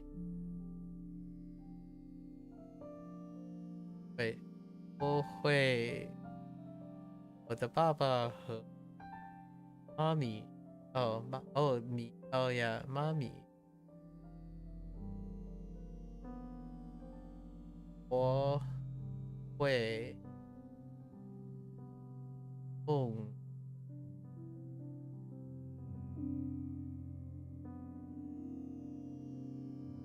heck is that? Oh, 照顾. Oh yeah, that's 照顾. Yeah, yeah. And then that looks like a adverb. Oh, 论. Oh, 无论发生什么 they will take care of you. Haven't seen. There are many streamers that do St. Jude's fundraise, but they play the game they usually play, but don't barely. Yeah, St. Jude's, good default. You know what would be, man? This is probably because John Green wrote Fault in Our Stars, but I always think of like Make-A-Wish Foundation when I think about like the super like turnover in sappy contributions and what one person can do. Like for instance, I'm not great at collecting dollars, right? I'm not great at mediating dollars and whatnot, but if there's something that my singular person presence can do, it reminds me of Make-A-Wish Foundation, right? If I command influence, being in existence for someone for a momentary life, the moment part of their life, that is what something I would jump at the gun to do. Actually, I did do some of these things in my younger life. So outreach programs do the same thing. Like, it's basically what I would describe as I'm someone's college dude for a day. So like outreach programs for like middle school and high school kids, each high school kid and middle school kid gets a college kid to hang out with. Or like big brothers and big sisters programs, where like the whole idea is these kids need role models or want to understand or be exposed to something that they don't often get a chance to. So you tag up with someone else, and the mere presence of you is the gift. It's the privilege, right? Hey, here are college students that are successful or are likely to be successful. They're gonna hang out with kids, show them around, impart some wisdom, have fun. I still remember enjoying even going to Hershey Park at Halloween and riding a roller coaster for like 16 different times because the kid is having fun. So that kind of thing is something I see myself doing for a lifetime if the opportunity. In terms of negotiating money, if someone could do that on my behalf without the possible cynicism coming in, right? I would totally collaborate with charities, maybe, on the account of we have non-conflict of interest, right? I prefer to be doing the act of the task, like making myself part of the act, as opposed to being a mediator or intermediary. You do an Alzheimer or dementia charity fundraiser, etc. I see. One of the biggest fears for me, dementia. Any form of dementia. Alzheimer's just happens to be a large enough subgroup within dementia that it's often mentioned separately. Alzheimer's. All right. And Churn, by the way, I don't know if Cozy, you might have guessed a few, but Churn said that his mother and father will always take care of him, no matter what happens. Very cute thing to say. Very wholesome. Although he used traditional characters, and I don't appreciate that. I'm kidding. he Churn totally typed in traditional. I think what was it? Wu Lun was hard to read. I thought you're learning traditional. Well, I didn't get there yet. You know, I didn't get there yet. Ma was fine, and Mi was fine. Hui was fine. 事情 was fine. 什么 was fine. Mo was fine. I think Mo enough, but remember what that is. Fa. Oh, fa looks really messed up.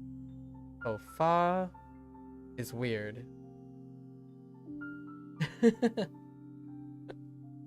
I don't recognize fa, but fa sheng makes sense. But I had no idea that's what fa looks like. Most of them are okay. Oh, what is that? What's after yo? Oh, yuan. Yuan is like Zao is fine because it didn't change. Gu is okay, sort of. Like Gu, like Zao is the same. Gu, so I've listed all the traditional characters, most of them. Yeah. Oh heck.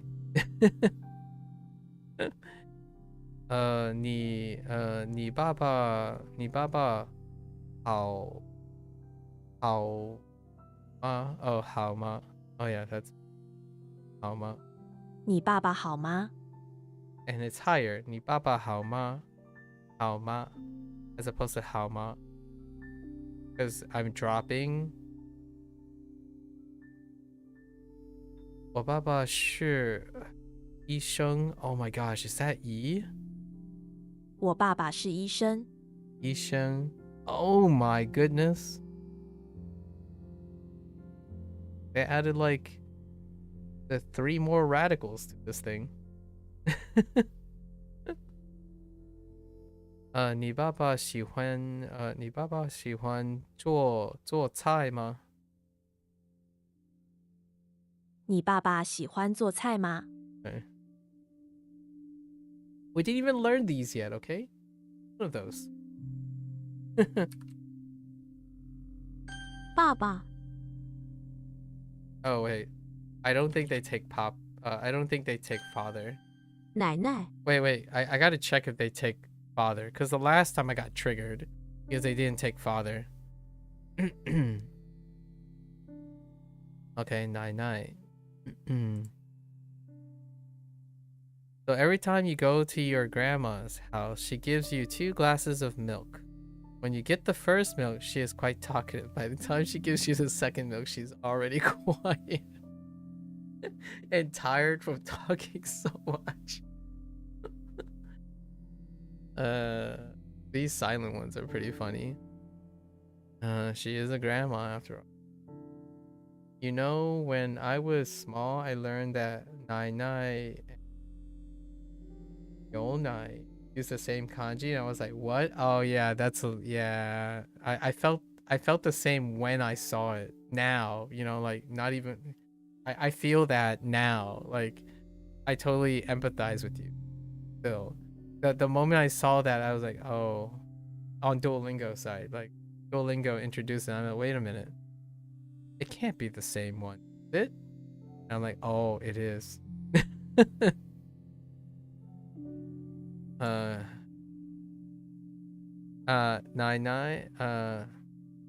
奶奶，我上学，我上学去了，sorry，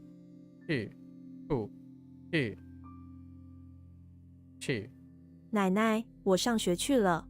学去了，sorry， I'm like thinking of something else。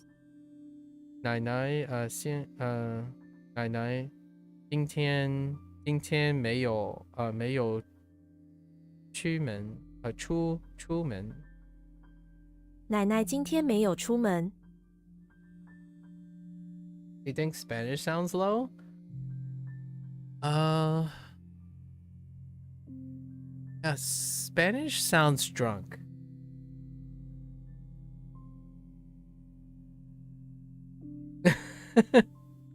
Oh, China put ooh, chi at the end. Oh, the chila, yeah. You usually say 我去, yeah, 我去学, I can see that. 去学校了, yeah. Um, Duolingo allows you to do both. Obviously, this is Taiwan or whatever Kevin has learned, but you can put both. They can put both orders. I lean towards that order. Well, 我去学校了 more than 我上学去了. That's like I want to turn it around. Because when I try to hear, I have to listen extra carefully because of how low they are. Like volume? Or are you talking about pitch? Earlier we were talking about pitch. Oh, volume. Oh, that's a good question. Volume. I can kind of see that it's definitely softer, on the softer side. I use the word drunk because what I hear when I hear Spanish is it all runs together. And when I start talking in like say very comfortable things, it runs together. It's not articulated.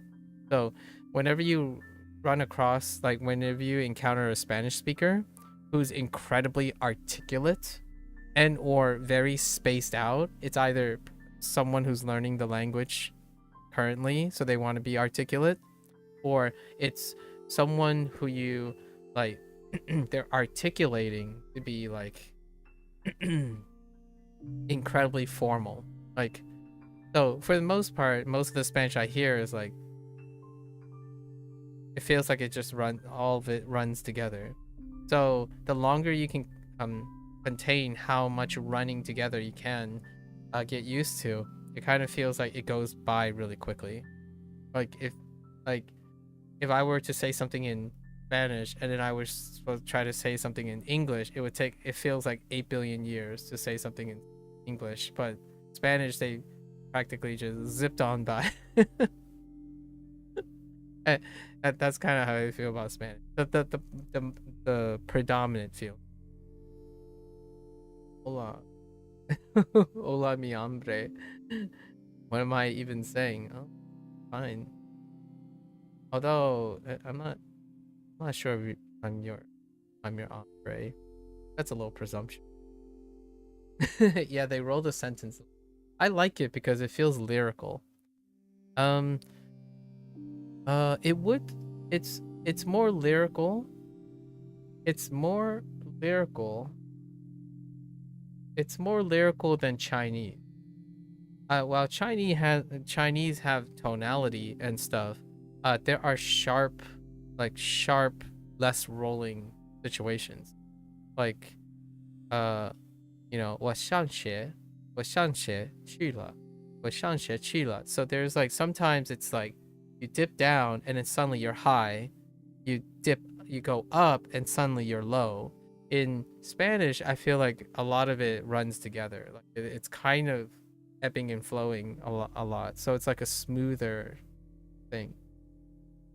You can't roll your R's. Any Malay and Indonesian roll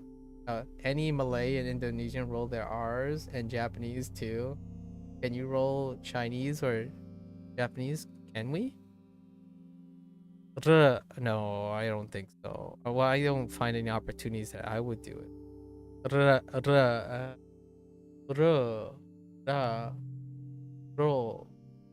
It's too short. Like, yeah, the sounds are too short to like hold a ro, right? By saying ro, ra, ri.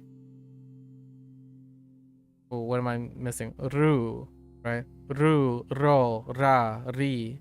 It's too long. still rolling. But like ere, you know, like I don't know if there's any other pronounce. All the other ones, roll my sentences. Nah, no rolling sentences. It's not articulate enough. Oh, and Japanese is like the opposite. If you speak with if you roll your sentences in Japanese, it's like a what face. Yeah. Like if you roll your sentences in Japanese, I don't know how that even works.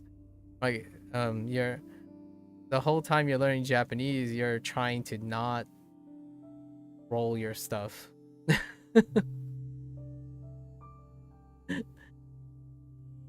I do like rolling my tongue though. It's kind of fun. It's kind of fun. After you do it, it takes a while to get de-rusted on rolling because what is the thing that I often feel beginner, like when you start rolling, you use too much force. So in the beginning you're trying to push really hard because you can't relax your tongue, right? You make that shape, the rolling shape, but then when you start with Spanish, you're holding it, you're too tense.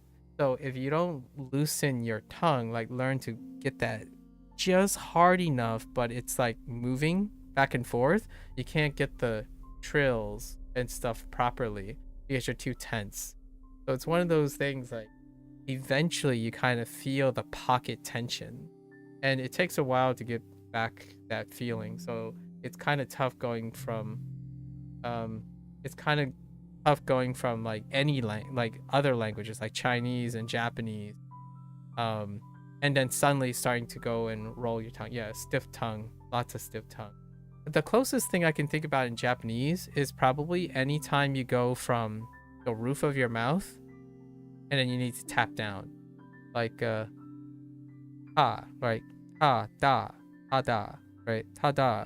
So if you can get loose enough where you do ha da, ha da, ha da, and then now you hold your tongue in between there and then blow through it, like assert through it, you can get your tongue to like go back and forth. It's the closest thing I can think a Japanese, other than doing like r, you know, ra ru ri, like that's the closest thing I can, but it's only like one tap. You can tap but it cuts off. That's kind of how I feel when I'm rusty. Yeah, whenever you haven't speaked, yeah, you can't hold like yeah, it takes a while. See, I can't do it without warming up. You can't do, like, it stops. Immediately after like 2 or 3 taps, it just stops. Yeah, you gotta warm it up, you know? Just go ere, right? Ere, orir. I don't know. I'm trying to think of what I used to do. I used to like pick a bunch of R words, like rolling words, and then I would say them a couple times to get warmed up. And you're paranoid to do it at home? Okay. Yeah, I used to have a list of R words, like the name I chose, the alias I chose, like Ramon, right? Ra, ra, like just keep like sitting there going Ramon, Ramon, and then after a while it's like, okay, now it's loose, and then when you do loose, then you go and read some sentences. Oh, okay, well, that's not so bad after like 5 minutes to 10 minutes. So that's not gonna happen now. Maybe when we start learning Spanish, I'll give it a try, but it'll be tough. Anyways, yeah.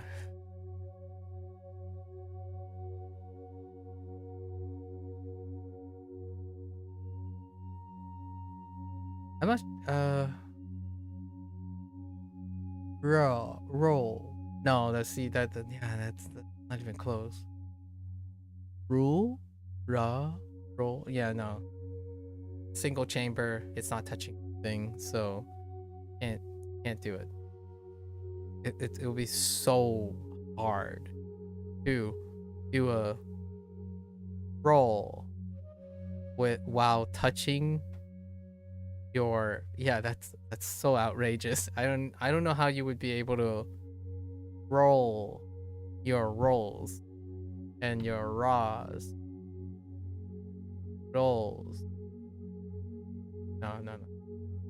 No chance. I'm thinking of Chinese times and opportunity. I would try to roll something, or you could try to roll. Maybe that's why Spanish doesn't take to Chinese more than take to Japanese. I'm kidding, obviously. Small thing. Maybe not. English speakers overroll their R's for Spanish. Yeah. And they over D their V's, and then over D their T's as well. Because English. Lots of D'ing between B's and T's. Yeah. And B's. Yeah, I forgot about B's. Yeah. B's, V's, and T's. Lots of extra stressed D's. Very, very strong D. Light D. Light V. Yeah, too bass. Yeah, too hard. You're hitting it too hard. And you kind of get used to that after a while too. You're trying to be as soft as possible. Trying to say them with softness. That requires a very dexterous, like a less tense mouth. After a while though, Spanish feels like you're floating. Like it's less tense. I feel the opposite. Ata, right? It's so sharp. Ata. Ara. Ara. While it's light tapping, your mouth is very sharp. About Chinese. Nine.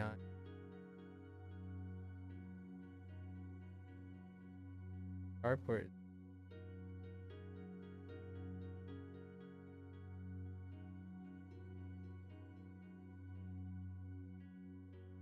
It's definitely less tense than Japanese. That's the romance part of it. It is most romance part of it. For a sec. Yeah. Okay. 奶奶，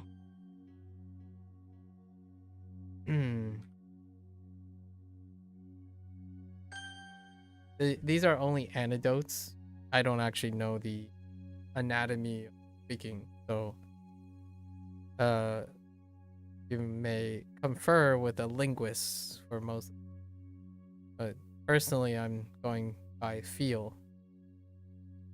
It's kind of like a songwriter who feels the song versus a songwriter who writes the sheet music, right? One can explain exactly what things look like, and the other can feel, perhaps. 雨衣， Oh, yeah, Yep, clothing for rain, clothing in rain, raincoat. It's actually even in that order. Rain, clothing, raincoat. 他今天穿雨衣。他今天穿雨衣。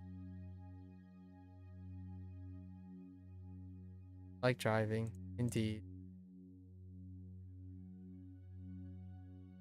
雨衣，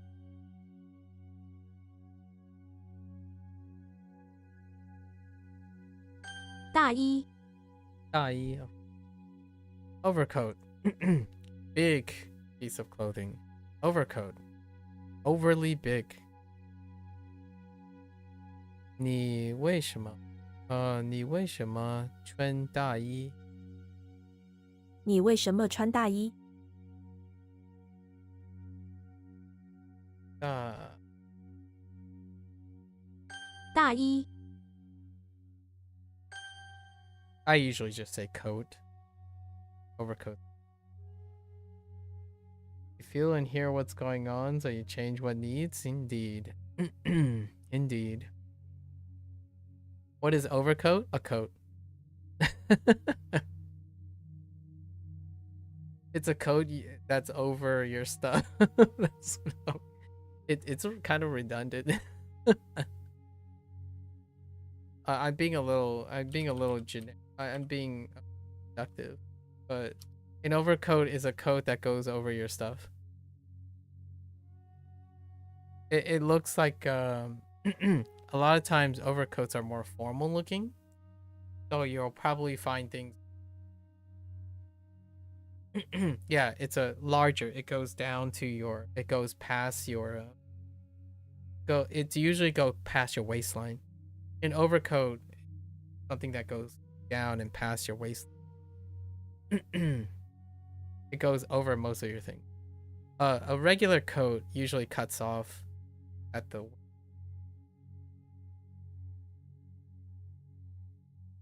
However, in my opinion, 大衣 means both. Like when I hear 大衣, it's both. It's a regular coat and an overcoat. So, actually, oh, a top coat. The heck is a top coat? I mean, it's self-explanatory, but I don't know what a top coat. Oh, okay, it gets you the same result. I haven't ever used the phrase top coat. I'm gonna use that from now on. Like, hey, Cozy, it's kind of nippy outside. You got some top coats on you, right? Make sure you bundle up. Go and pick out a good top coat.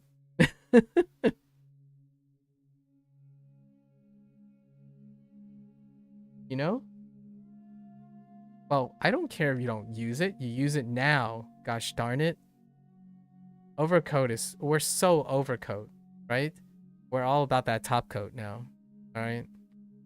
We're top coat people.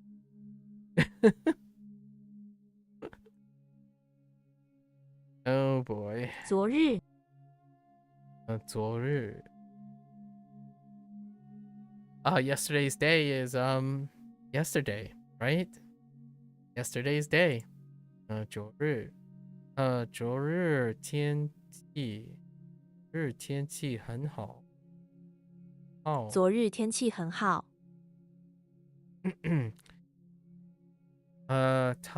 昨日没有上班。他昨日没有上班。他昨日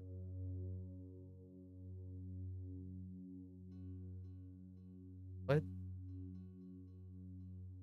飞机到近到有到 what the heck is this supposed to be? By 他昨日乘飞机到达。and 乘他昨日乘飞机到达。乘 I actually don't. Oh, well, that doesn't help. Oh, that does help actually. For what you call it, using noru as a reference. I know that's noru, but I don't know how this functions. Yeah, just different strokes. Yeah, I know that looks like noru. And this looks like tatsu. So if you want to use the same thing, when I read this, I see tatsu. I see ki, tatsu, tobu, right? Tobu, ino. Don't worry. Don't worry. Yes. I don't usually say these things out loud because these lessons would take too long. But yes. I actually thought about this. I thought about tatsu and I'm like, what is the equivalence of tatsu in Chinese? Which I don't know. 他昨日乘飞机到达。Da. Interesting. 到达。他昨日乘飞机到达。乘飞机到达。他昨日乘飞机到达。Kino, obviously. I started typing Kino.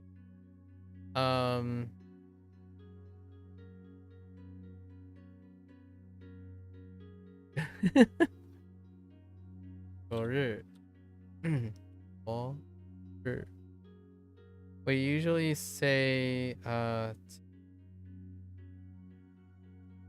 is that second character.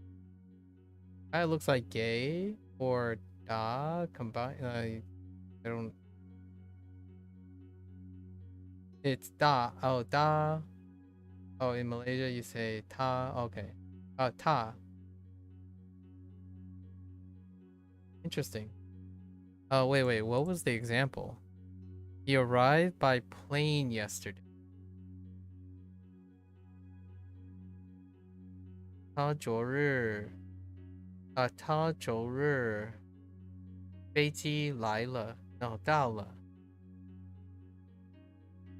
Oh, by the means. Oh no, I don't actually know how to say.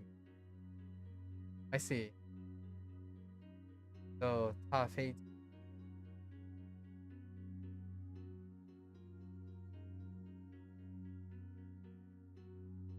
Dariruredo Hirakana is still confusing.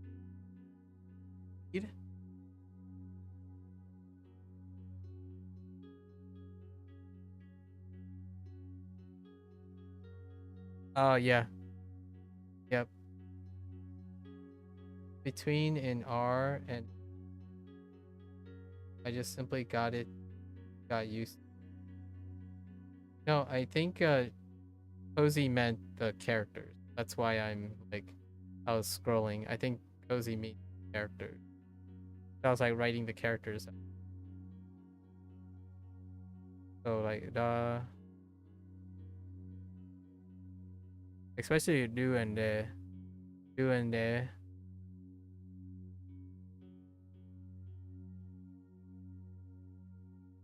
yeah. At least I'm pretty sure Cozy's referring to reading the text as.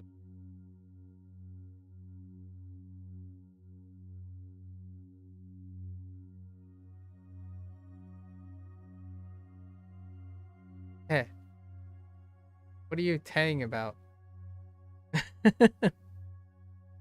Oh yeah.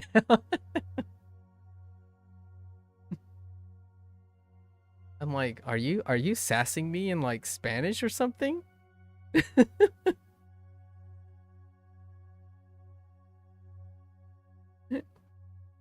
Like, well, what is this going? What are you doing here? Don't te me. I'll show you a te. I don't know what that is. But I'll show you a te. 昨日。 So how about this, Aaron? How do you feel about 昨日 versus 昨天? Like I rarely ever use 昨日, but 昨日 works nice because it lines up with 昨日.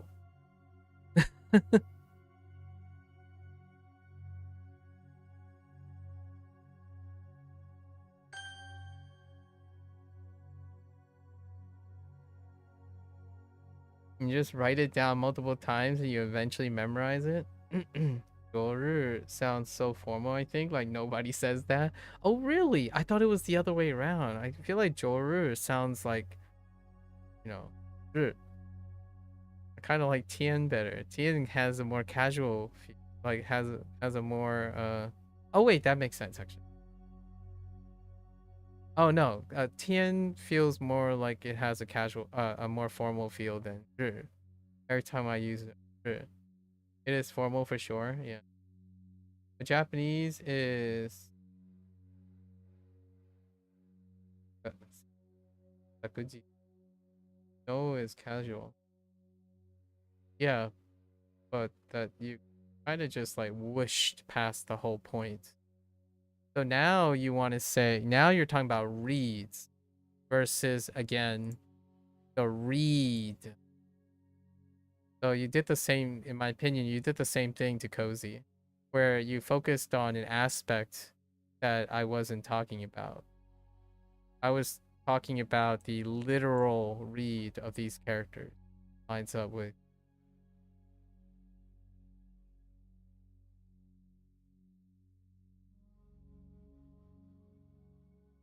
Not that what the sound read, kana, or even concerned about the kana. Sorry, you said about just me. We doing Chinese right now. No, that's fine. I'm talking about Japanese right now too, and Chern is making this even more deeper about Japanese. Chern is being pedantic. And I'm matching the energy. We're incredulous. We're incredulous to each other. Is that the word I'm looking for? Incredulous. I don't even know how to spell it. Yes, incredulous. No, that is not the word I'm looking for. No, that's not the word I was thinking I was using. Incorrigible. Am I thinking of incorrigible? Yes, incorrigible. Where I was thinking, well, actually, incredulous. But that's not quite what I was looking for. Incorrigible. There's one for some fancy vocabulary. For you guys. And I'm using it as a euphemism. So that's also colloquialism. Oh, like, oh, Cozy, you're so incorrigible. My dear, dear Chern. Oh, how incorrigible you are.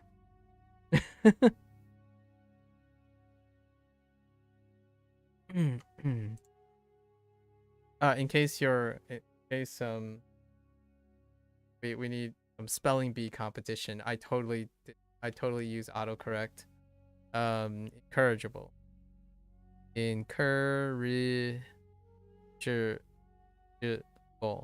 Incorrigible. Inability for reform.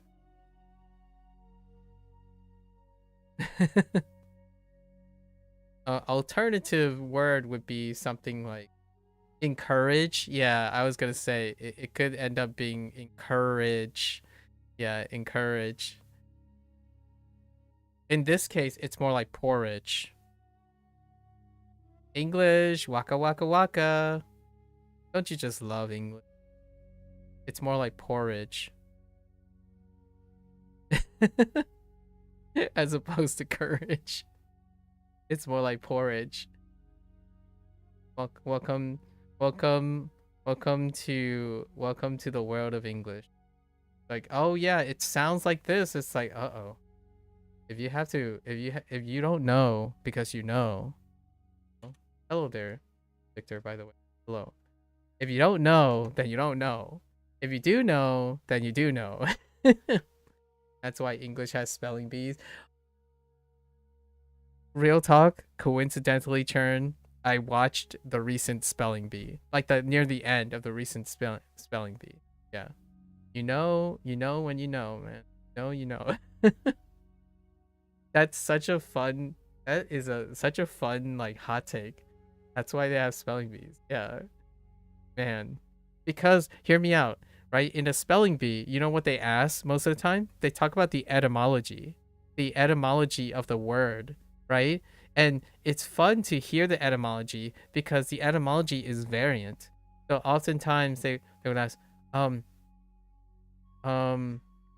okay, incredulous, like French origin. Can you use, like Can you use it in the form of a like you have to like go around and figure out where the etymology is so that you find out which spelling and sound that the to make sure to double check that the English word that you're using has the origin of the pronunciation so that they can double check that they're spelling it correct.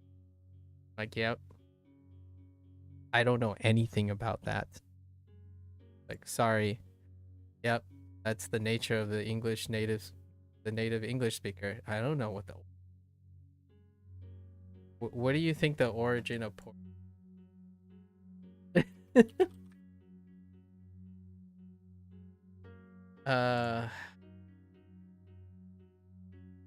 oh, it's mid-century English. That's kind of disappointing. spoken like a true English speaker. You get disappointed when it's not an exception. Like, oh, the norm is that it's abnormal. It's abnormal to be normal. It's like, oh, hey, it's English. Or like something mundane, like, oh, hey, it's Germanic. And I'm like, oh, okay, that's not it. I was expecting something, you know, toss in a bit of French with a slight glance to Spanish, and then with a hint of German, you know? Like slap a word together. What would that word kind of look like? How do I like my porridge? Bland as heck in the morning with a side dish of tomato and eggs. And maybe some pickle radish. Daikon, pickle radish. And they're particularly yellow, by the way. There's this very specific one, and maybe a side of pork floss. And if I'm feeling super trippy, like super trippy, 1,000-year-old egg.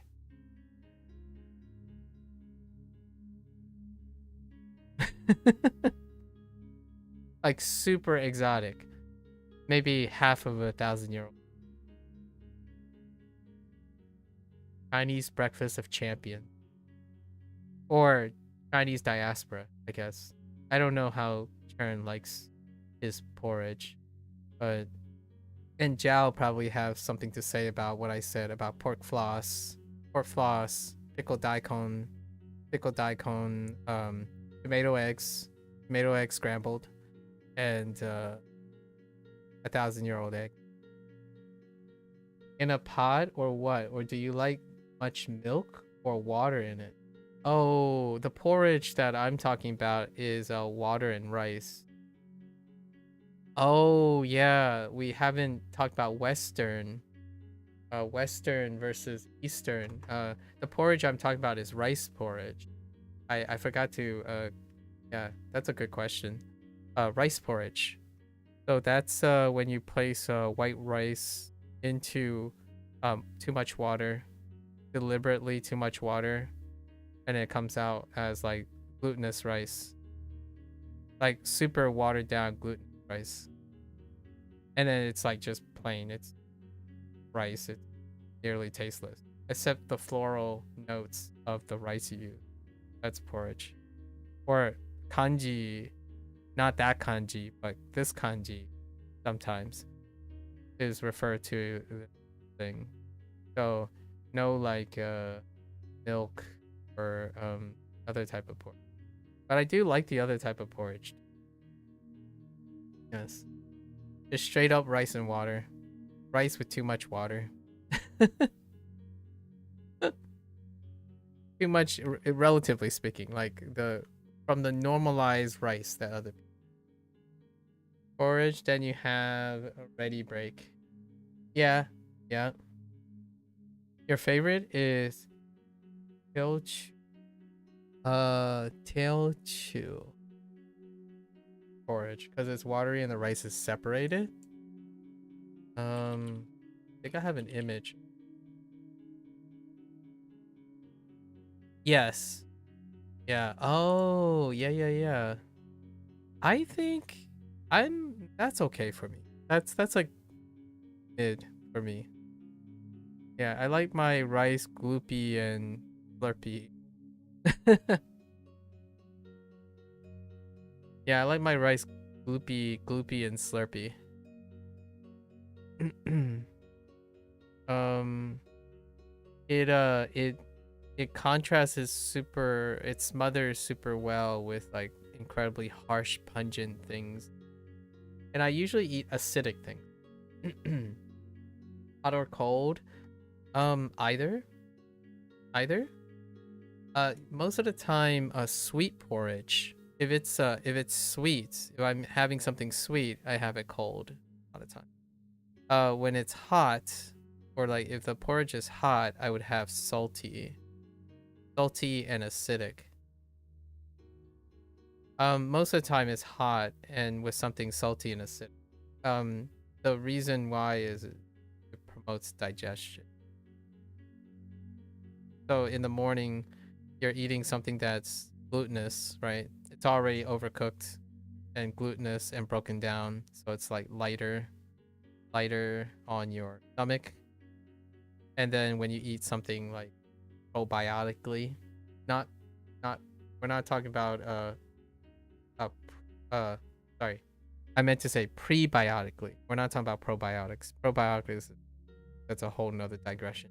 But prebiotically, you're eating things that make your stomach feel a little happy for a little bit. Acidic, something fermented, right? Something fermented and very dark. There's some starch and whatnot. Get your stomach going for the day. As opposed to, which I absolutely love, a full English breakfast. Or a full Irish breakfast, however you want to call it. I know you guys have two different versions because I recently watched a video about like the differentiating qualities of a full breakfast between Irish and Britain, but I totally would love that too. My old aging stomach sometimes kind of reject it, so the old good old Asian like Chinese inherited light breakfasts tend to sit a little bit better. I don't eat breakfast very often. Yeah, you can post links here. If it's hot but you like it smooth and goopy, let me see. That looks lovely. Ooh, that's delightful. Yeah, so I see berries. I like it cold. If you know what I mean. Cozy. When I said hot and cold, I love this stuff cold too. When there's like fruits and stuff. I don't mind them warm as well. And then, you know, there's still oatmeal and grits and different other versions of soggy, gloopy, slightly meshy wheat to help with your everyday things. I love eating for breakfast. Irish breakfast is different. Yeah, that's what I just said. It's actually really, you know, that's what I said. They're different. I said full breakfast. I said Irish full breakfast and British full breakfast, not Irish, British full breakfast. So I'm not saying Irish and British are the same. I'm saying their full breakfasts are different. So we got to be very, very careful. And I chose my words very, very cold, but with milk swimming in it. Well, the milk was already incorporated into the porridge beforehand. So I would chill it, or like it would just chill out. I would eat it. I mean, cold is not, I guess cold for me would be like it's not warm anymore, as opposed to putting it in the fridge or having them separate. When you incorporate it in, it stays in temperature drops or not. YouTube just removes your links. Yeah, YouTube just removes. Indeed, I found that out many a times. Hanji is fantastic though. different types of kanji. I could post a link of the particular kanji I would be looking at. Oh yeah, see, that is the moment I clicked on it. Century egg. Sorry, it's not 1,000. It's not 1,000 euro. It's called a century egg. I'm off by a whole magnitude, but we're talking about like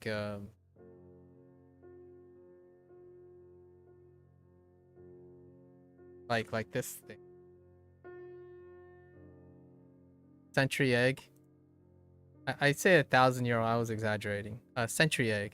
Like whenever I think about porridge and stuff, I'm like, oh yeah, if I got an access to century egg, that would be the go. Century egg with some and pork. Usually pork floss is sufficient. You throw in pork floss in kanji.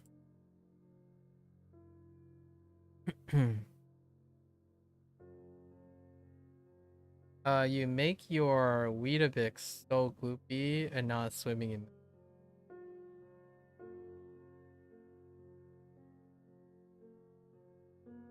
I used to just munch on oat. I don't want. Does that sound weird? I usually just like throw oaks in my mouth. It's really dry, but sometimes I just throw oaks in my mouth. You know, fiber. It's almost like eating sawdust, but you know, you gotta get the. It's just chase it. You know, throw like oatmeal into your mouth and then just chase it with water. I'm starting to have this image of people who dry scoop, you know, like protein powder. That was a thing, by the way. That was a trending thing. Dry scooping your protein powder. Boy howdy, don't do it. Or like exercise caution. All right. That's enough shenanigans. Enough show and tell. 爸爸，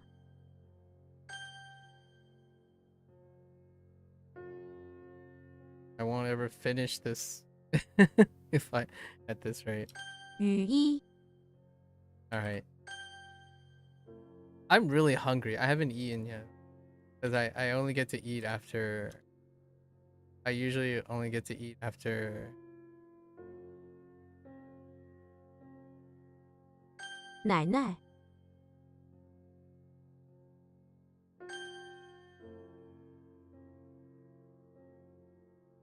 大衣， Top coat. No. We have to top coat this. Heckin' top coat. I'm having too much top coat. 昨日，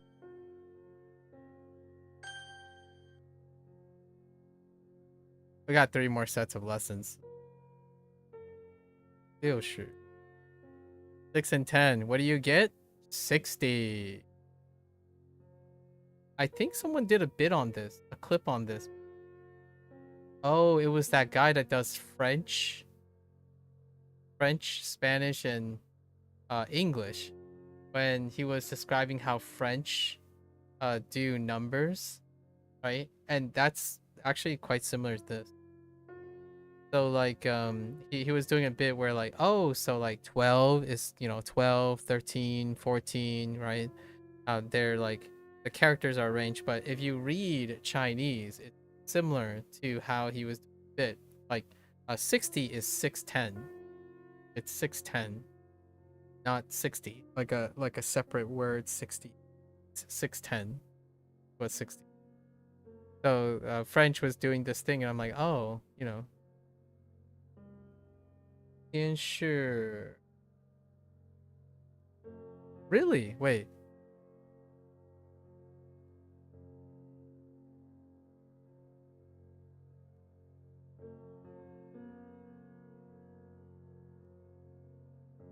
You sure what? Something Yi? New Year's Eve? Is that how you say New Year's Eve? That's probably New Year's Eve. Yeah. And how did I know that? Japanese, not Chinese. I didn't know that's how you say it. uh, 出戏除夕. I got that from Japanese.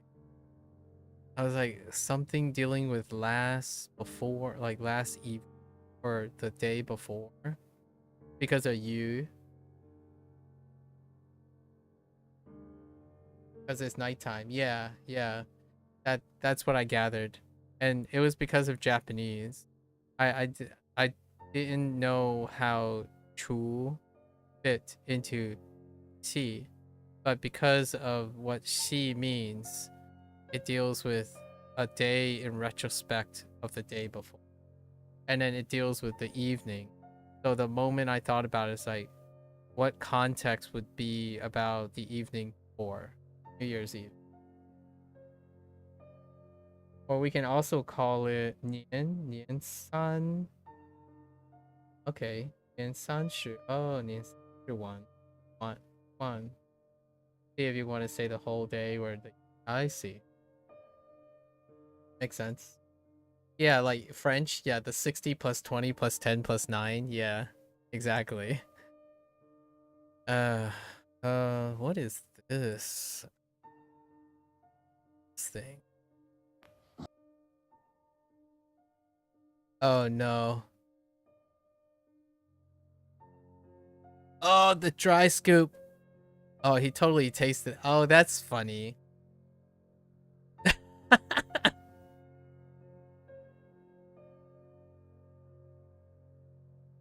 The heck? Dude. Alright. That guy just went, oh yeah. You know, like that guy just went Kool-Aid guy all over the deal going down, you know, the powder deal going down. The protein powder deal going down. That guy just Kool-Aid man all over the place. Holy heck. I wasn't expecting the Kool-Aid man.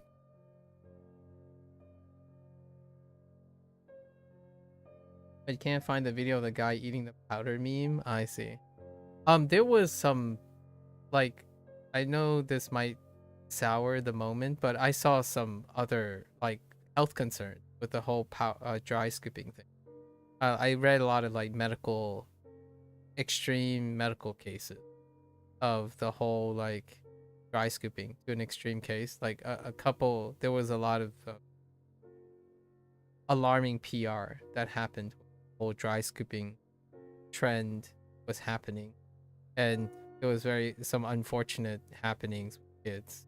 So I was being kind of truthful about, right, I'm joking about dry scooping, but also be cognizant, careful. Dry scooping can be deleterious, detriment.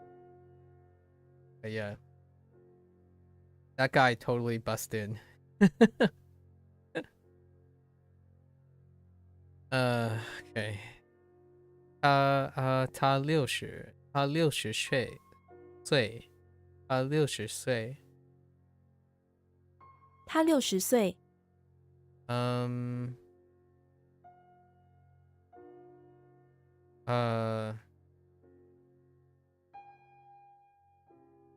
教室 right 教室里有60个学生，教室里有60个学生，有60个学生。我有60 something钱。Wait, is that 钱? Oh my gosh, that's 钱。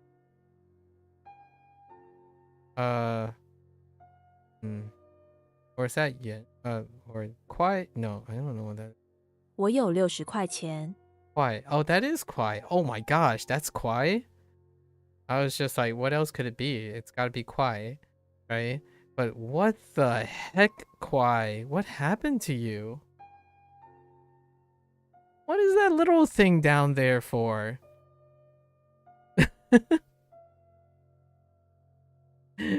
What the heck? What did they do to you? I'm like, it can only be quite.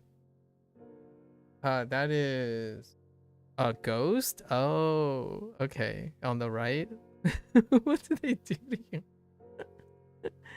Okay.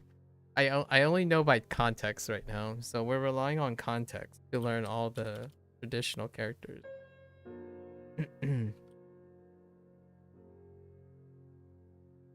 60 Oh, did you find the protein scooper? Is this it?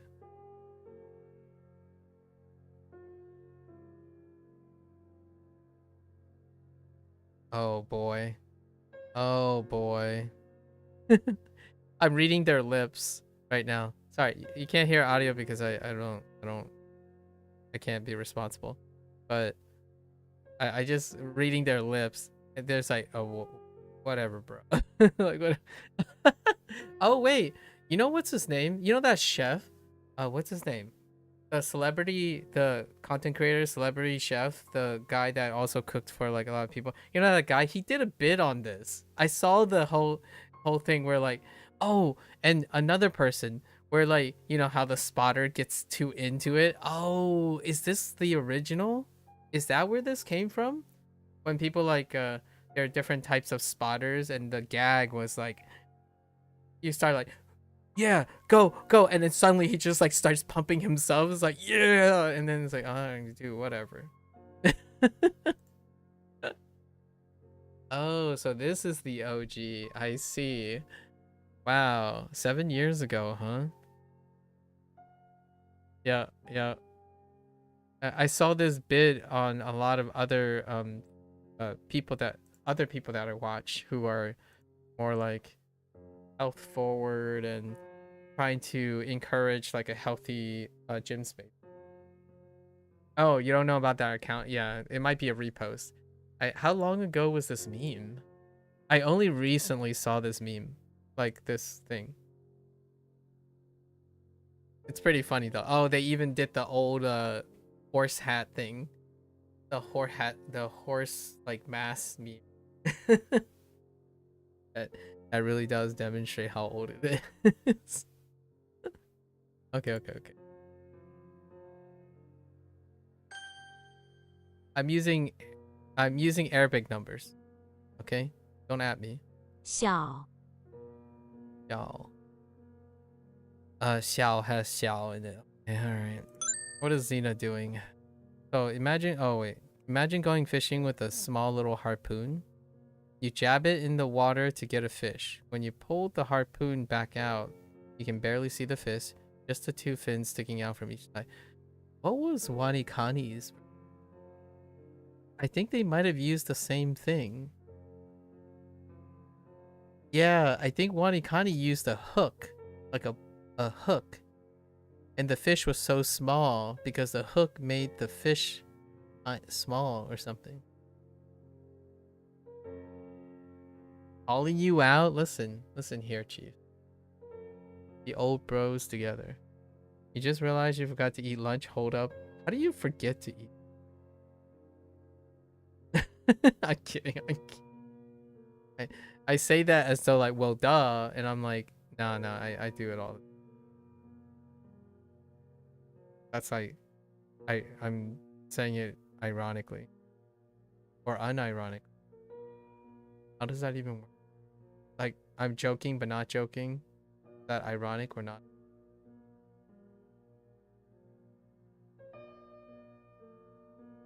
We're done. Cross the line. 小 Xena is in the cellar. Oh yeah, so because the cellar is what the barn has. So Xena is in the cellar of the barn. Battling a witch with her sword. The witch casts a spell that makes her small, very small, to the point where her sword is no bigger than a thumbtack. She then picks herself up and drops her in a bucket of... Nani? Excuse me? Alright.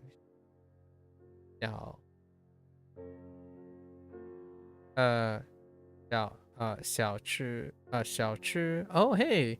I didn't realize you could use 小吃 for snack. What am I thinking of? 行李 No, not 行李 Yeah, 行李 No.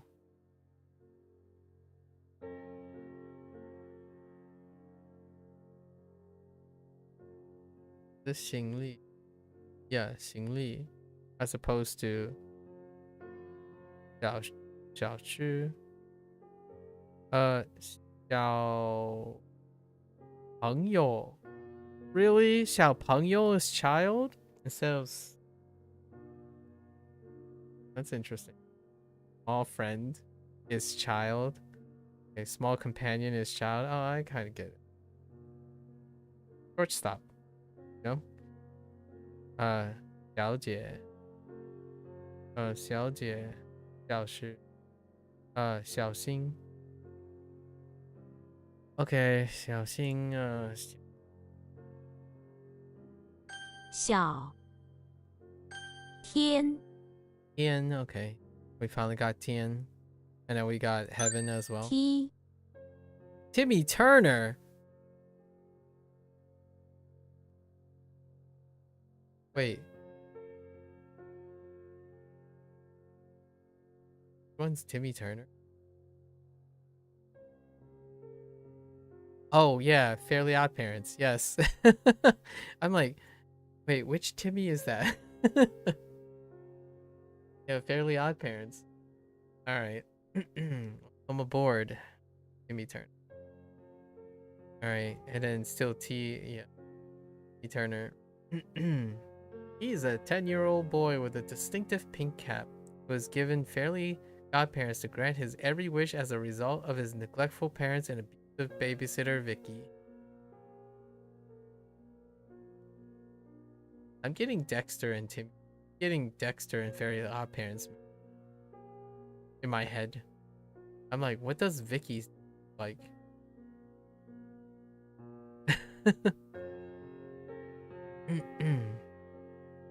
Oh, I know what Vicky looks like.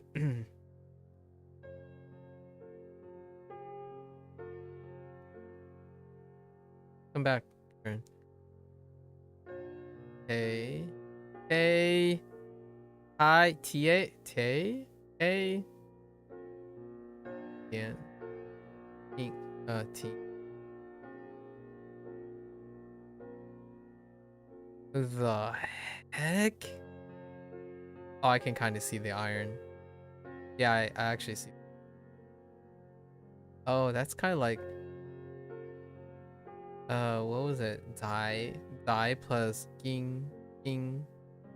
Oh, wait. Ding plus dai. Iron. Interesting. Okay. Yeah. I can see the iron this, but interesting.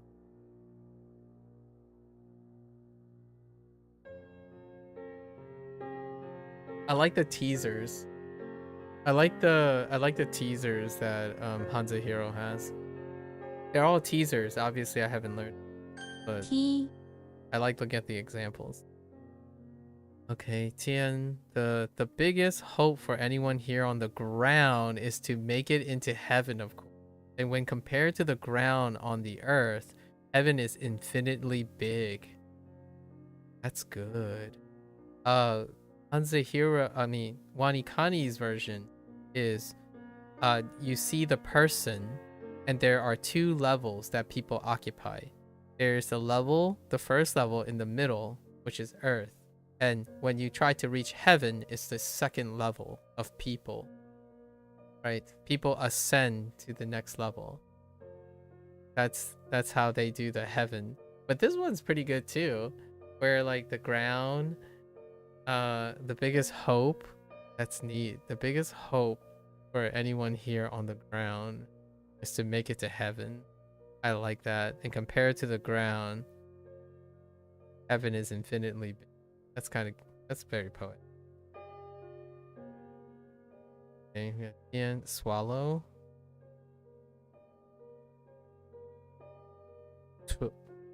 Twin. Gosh, twin. I don't think I've ever had a T into a UN in all of Duolingo. Like, I don't think I had this combination at all. No, I can't think of a single one. That doesn't mean I didn't encounter one, but unlikely. Dong. And oh, to increase. Oh.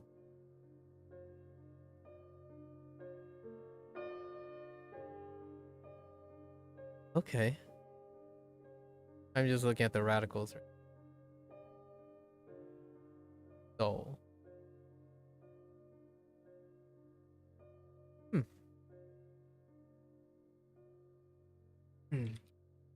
Tian. All right. Timmy Turner. So Ti. Timmy Turner is in front of of the pawn shop. Checks out. Not yet going in because he doesn't want to get ripped off again. He wishes he could go to Heaven's pawn shop and his fairy godparents granted. Granted. Oh, that's lore. Lore. He is transported to heaven in front of another pawn shop that looks the exact same. Is this really heaven? Ooh, I like it. I like it. Yeah, his new money incorporated what Timmy Turner is. Neat. I didn't think that was gonna be the spin, but yeah, it does have fairy godparents. Evan's pawn shop. Nice. And 昨天当天 I don't remember. Oh yeah, 后天 of course. And then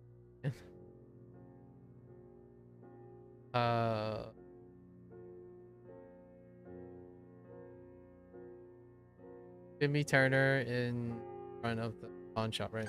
天 All right.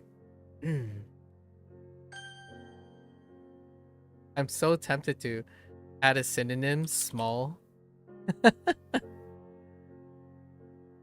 for small.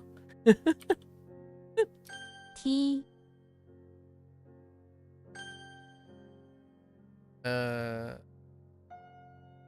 小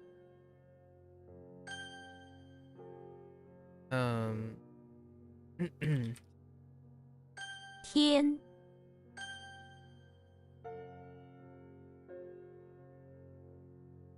60 Arabic numbers for the win. All right. I think we still have 2 more. 下 We need to get moving. Time is it? Oh, it's after midnight. I was supposed to rest up today for the next couple of days and work on my Chinese review. Okay. We've had too much fun, guys. Now we can't have fun anymore. Okay. Yeah. All right. Oh, this one was weird on the. This is like the magic stick side. Oh yeah, this one was weird. Okay. The radicals. Okay, imagine getting a magic stick. Yeah, magic stick was weird. And burying it below the ground so that it's still standing straight up in the So they use a magic stick instead of a toe. Which is still a little weird. The WaniKani one was toe.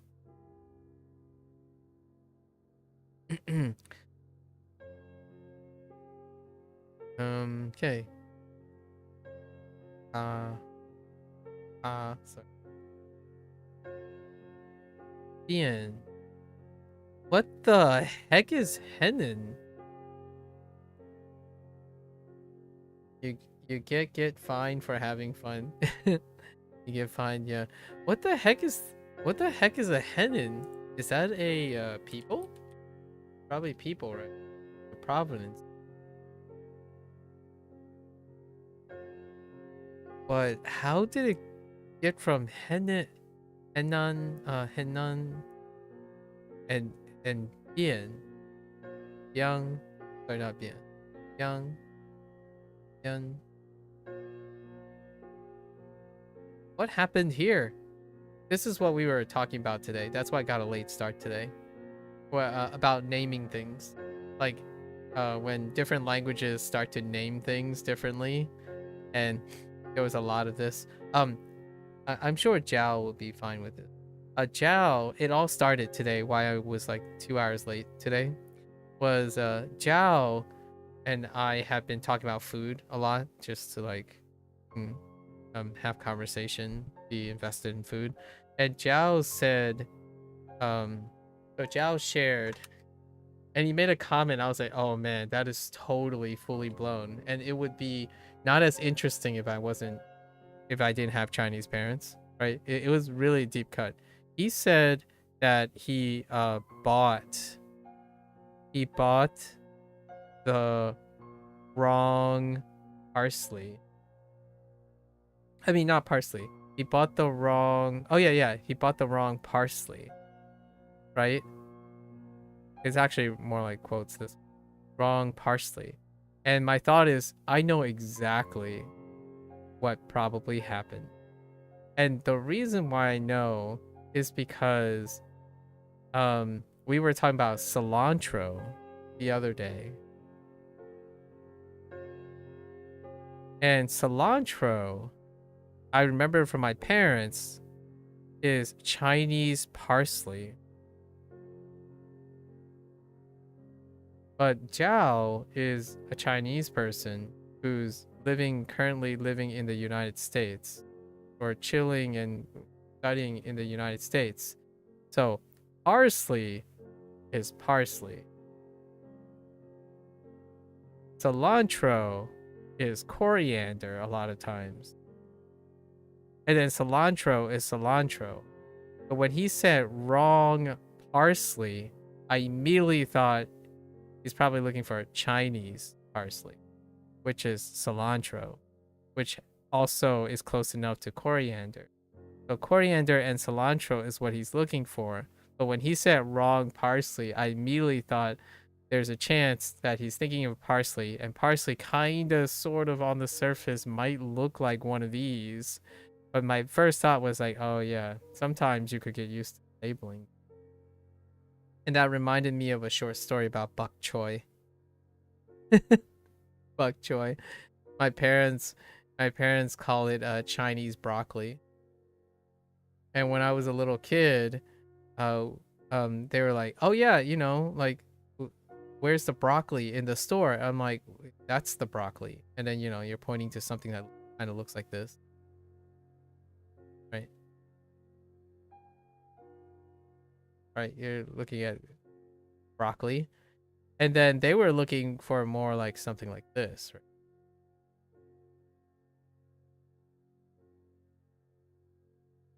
Right? Bundles of this type of thing, right?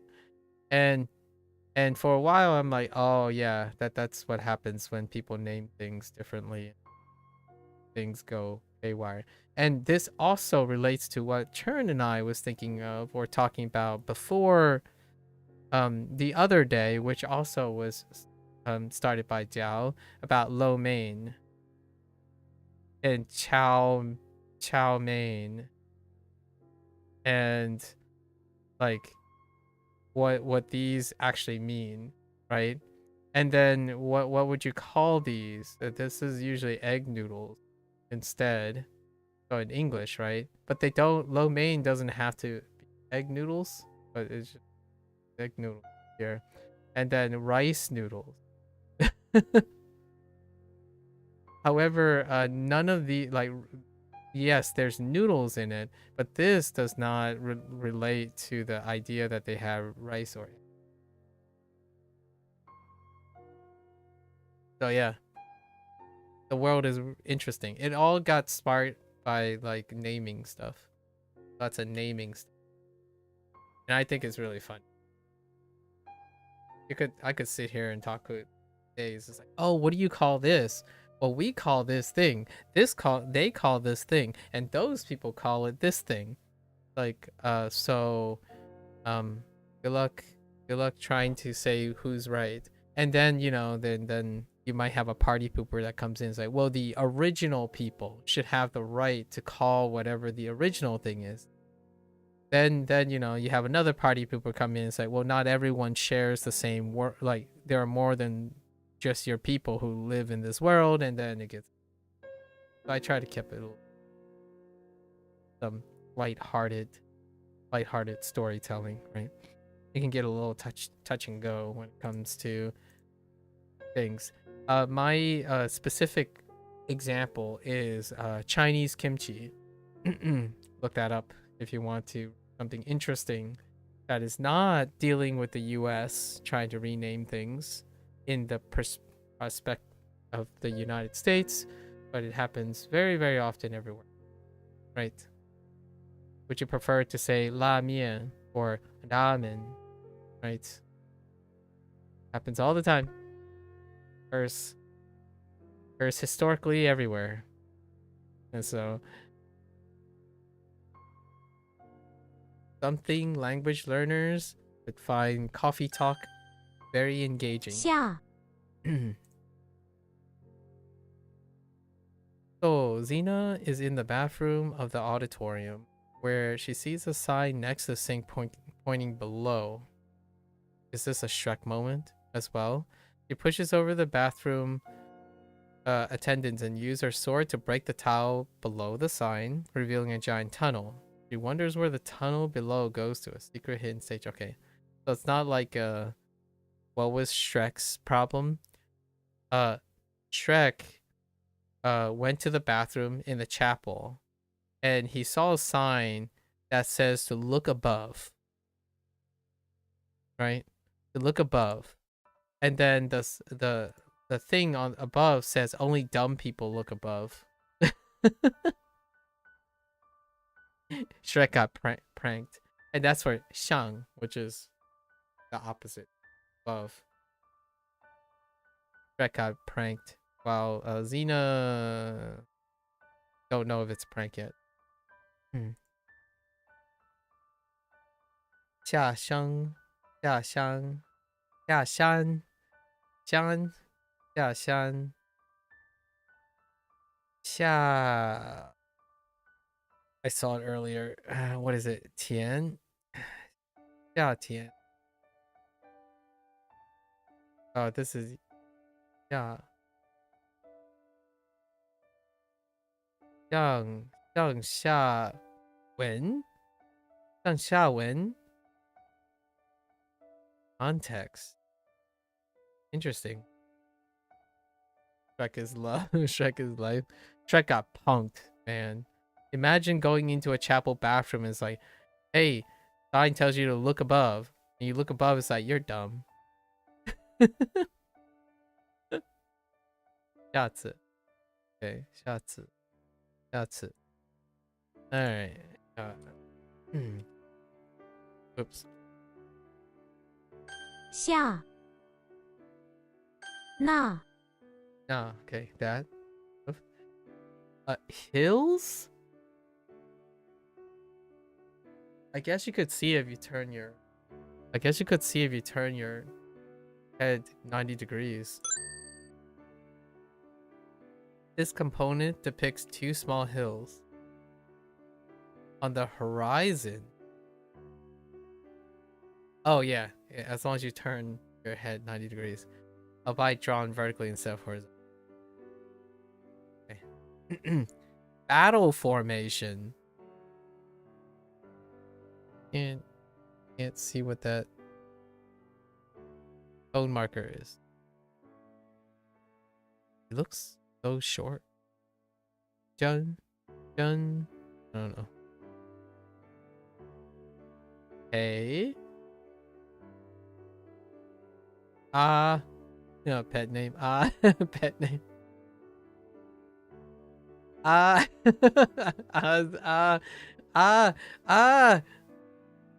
Okay. Sorry. B. Wait. B. Order. Hills.那 No, okay. What is Ned Flanders doing? Okay, Ned Flanders is in the bathroom, right? In the bathroom of the auditorium, that checks out.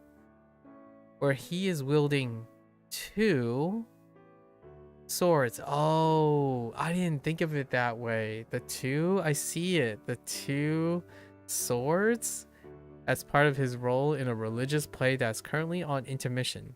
There's a strange hill in front of him. Bathroom? Nah. That blocks him from using the stall. He cuts it down with the 2 swords simultaneously, yelling, "Take that," and proceeds to use the stall. When he gets out, he prays that God can forgive that showing of anger, as he forgot to get out of character during interview. Oh.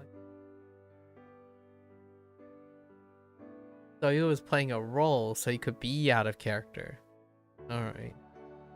2 swords and hills. Dang.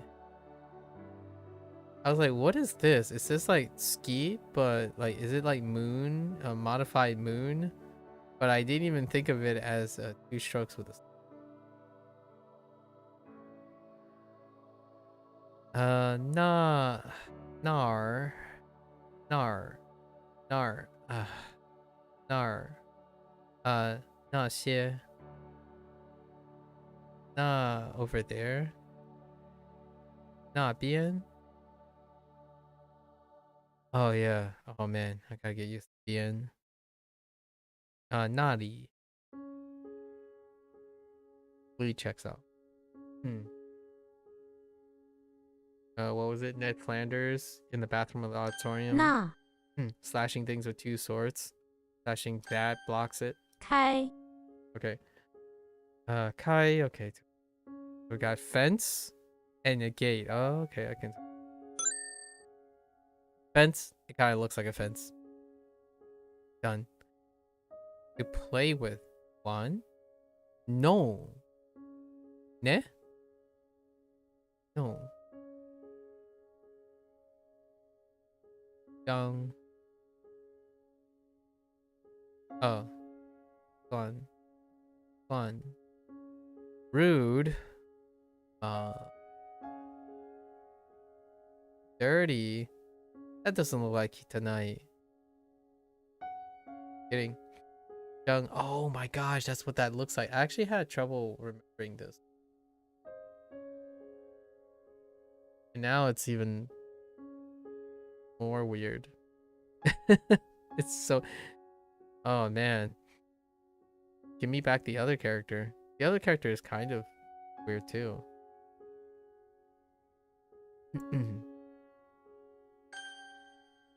The gate also looks like a Tori gate. Oh, they are doing a Tori gate. Oh, that's kind of cute. That's kind of interesting. The mnemonic is literally a Tori. Tori. Tori? Tori. I think there are 2. Tori. The reference to gates. What a coinky dink. Exactly what I was thinking. Yen. Ding. Old.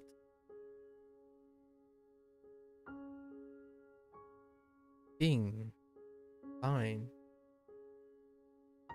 Ping. Piece together. Nope. None of these. Those are new. New. Everything's new. 开 Okay, Kermit the Frog is outside of what is AI? High school. Kermit the Frog is in front of the high school, standing next to the gate. I see the gate. He has installed some saloon doors. Makes sense. Under the gate. Kind of looks like it's over the gate. And is waiting. Oh, but it makes sense though, for immersion purposes. And is waiting there for the opening bell to ring. The kids line up in front of the gate. Finally, Kermit opens the saloon doors. Alright, Kermit the Frog. 开车开心开心 or 开心开心打开开玩笑 yeah 开玩笑 yeah this I hear a lot so the moment I saw to joke is a 开玩笑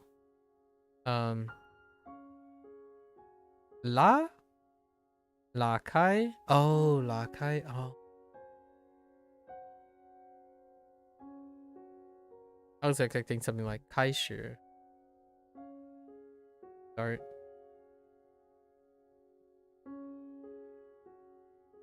the same oh no it might not actually be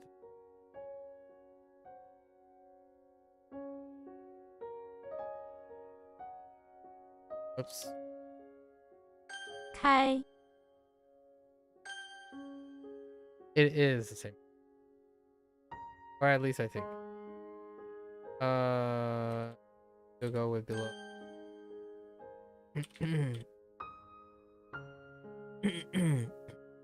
开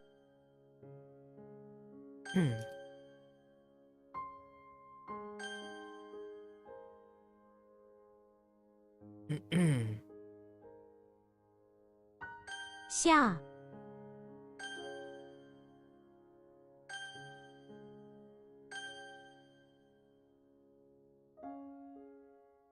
那 Alright. Okay.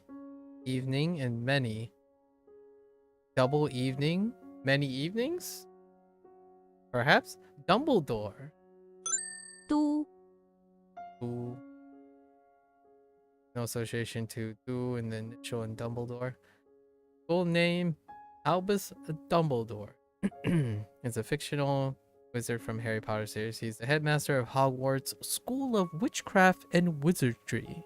And like Harry, trying to find and defeat he who shall not be named. 多度读对都 wait is this no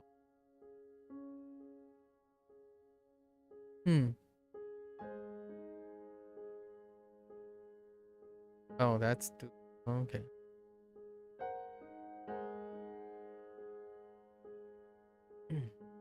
都 evening. It starts on a cloudy evening. When you look up at the moon, you can only see part of the moon. Oh, that's an interesting way to get it. WaniKani did the evening dew. Like the evening sky holds on to its drops. But it looks less like a drop the way that's written. Because it's a cloud obscures it, so there's only one stroke instead of two. And the misty clouds distorted for making it look more tilted to the side. I don't actually know. E. Oh yeah. Charges. E. Y. Y. Ming. Inscription. E. Oh, it's still Ming. Dream. Mung. Wow, Mung looks really different. Like Cho Mung.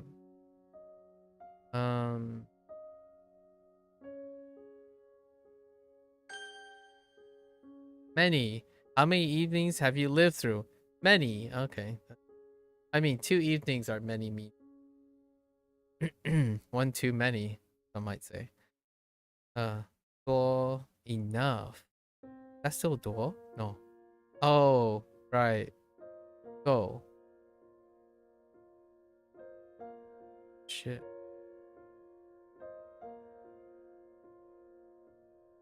Whoa. What the heck is this? Yeah. Oh my gosh. Yeah. Oh, I can kind of hear it. Wait. Yeah. Yeah. 你爹 oh, oh man. Oh, okay. So it's many with father. Interesting. Many. 多 Okay, dual, still many. Dumbledore is in front of the office building. Checks out. Which is, of course, filled with muggles. Yes, indeed. He raises his wand and casts a spell, turning the outside wall of the office building into transparent glass, so he can count how many office workers are inside. A 1, a 2, a 3. No, this is not the licks to the center of Tootsie Pop. He starts, oh my, so many befuddled muggles, he chuckles. Kind of a slightly...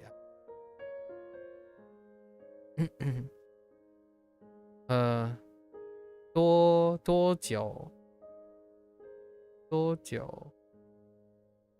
多远多远多小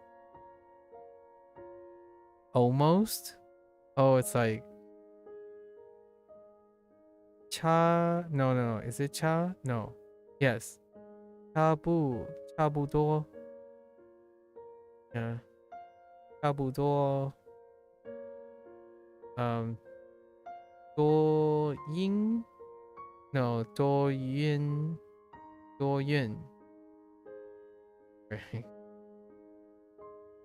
I was thinking like yin tian, so I just took the yin because I want to say in any way. 多 Let's begin. 都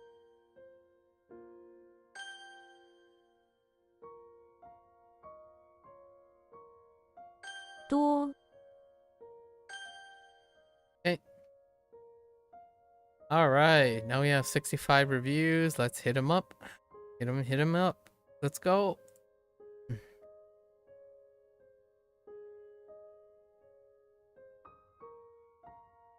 Oh no. Is that supposed to be silent? I don't think it's supposed to be silent, right?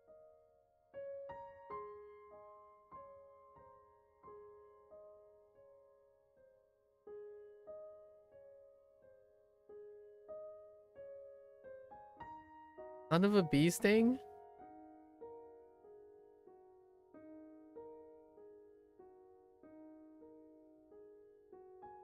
Dang it, it's supposed to be silent. I don't actually know how I would distinguish that. Oh, and I roll. Oh, no. 儿子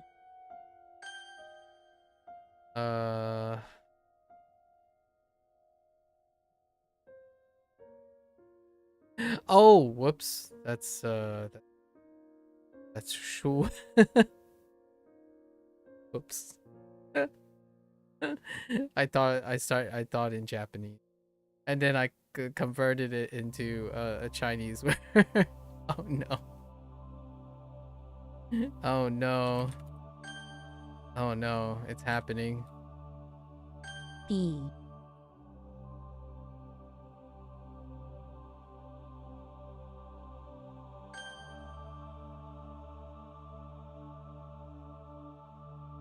The BI? Where's the B? Oh, B is B. Bart.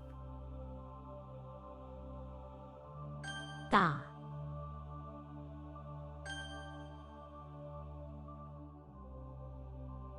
海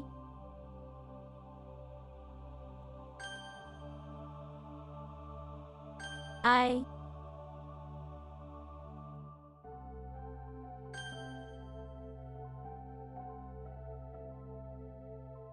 书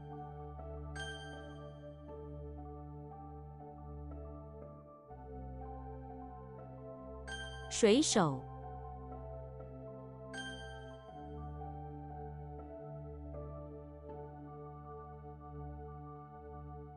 凹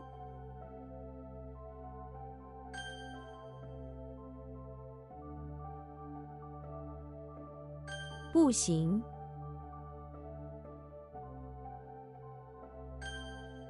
Or can't do.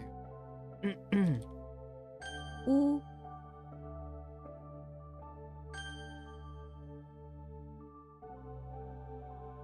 明明， Oh no. Oh wait.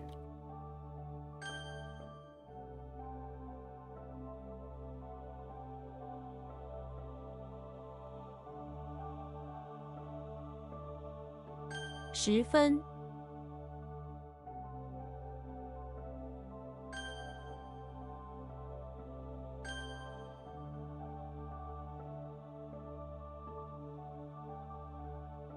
人工，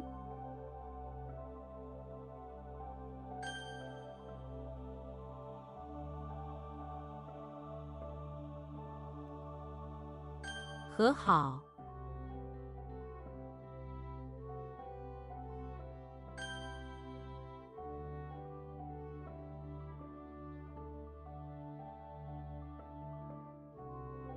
女儿， Ah, woman. Huh? Daughter. Oh, right. Girl, daughter. Oh no. Rushing. 有， 哦， 问，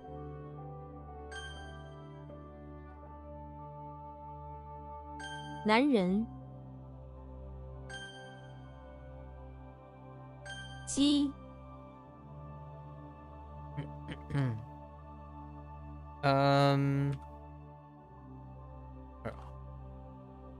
This is the one. This is the one that I was thinking of. Honestly, this one is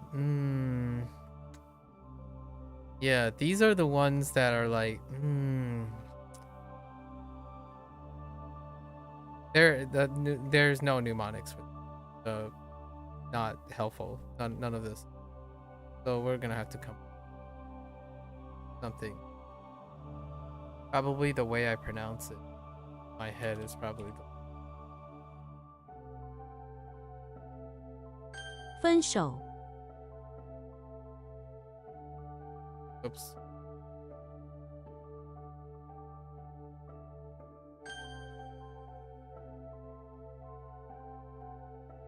好看， Me? That's a hyphen. That's not a type. Get out of here.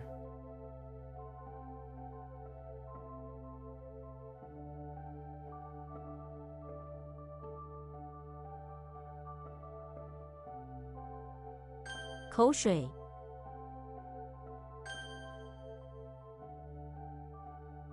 他，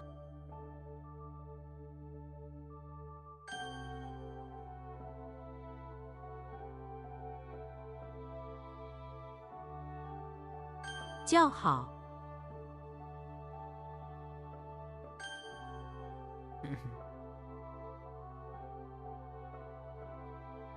一再，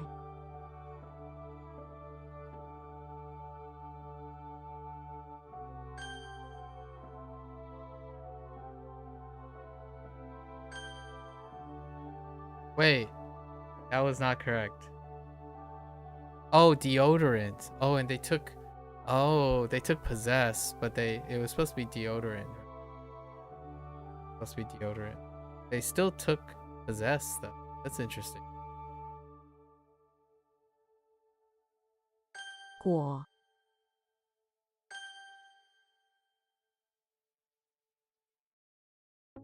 他人， Quick. Too quick. It's yourself. Oh no, it's others. Others. Too quick. Slow down. 男朋友，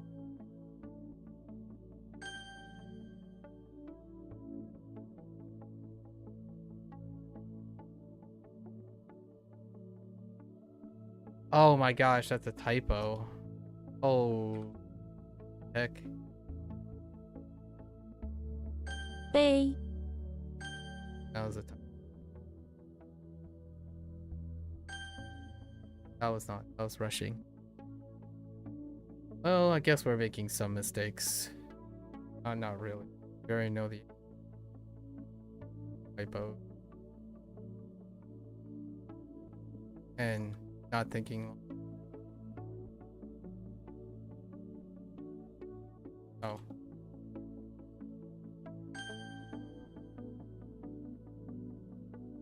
Was weird, right? It was it.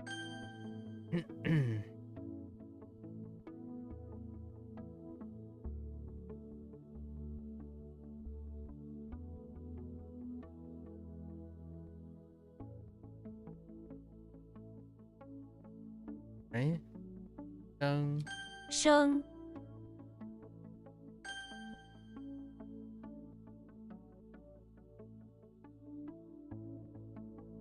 有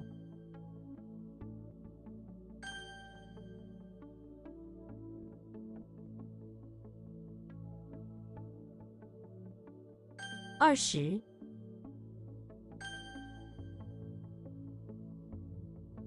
北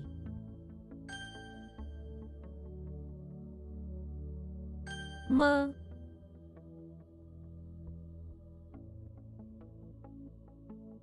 3月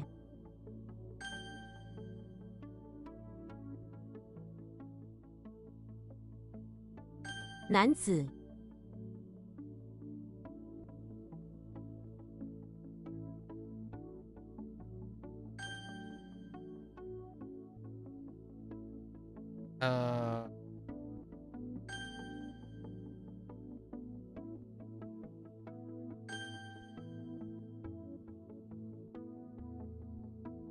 中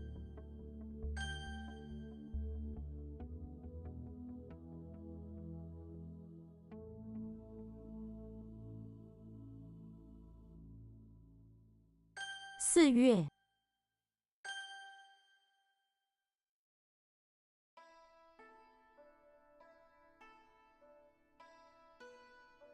上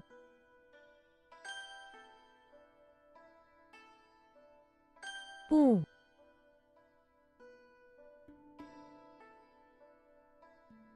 What was their word? Just no?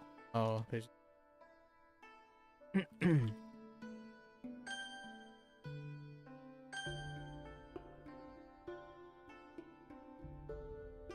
来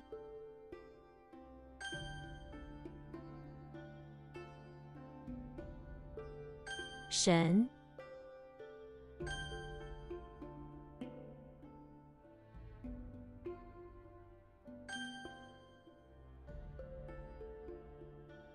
I mistyped.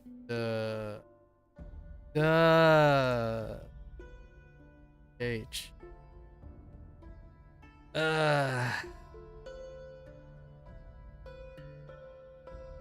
女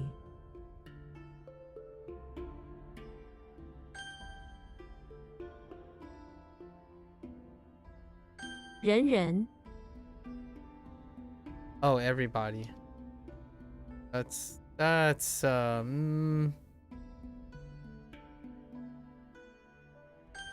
debatable on adding that.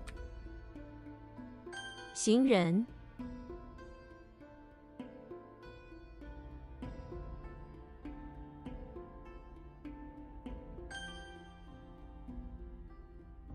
之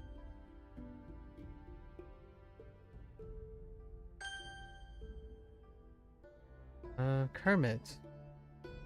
It's K? 科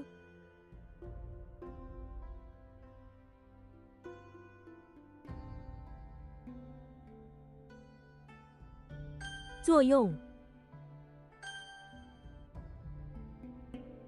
Okie dokie. So we're doing some slight rushing. Good in the day. Getting a bit late. Okay.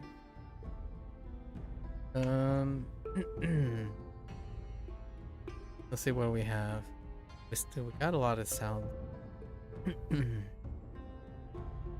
Play review. Oh, 3 hours ago there was a update. Kevin's still keeping it up. Updating the curriculum. Yeah. So James Bond, I don't like it, but hey. Yeah, Timmy Turner, and Dumbledore.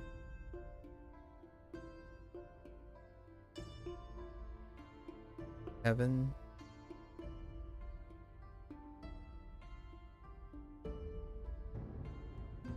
Magic stick below. I think this is still below though. Hills. Gate.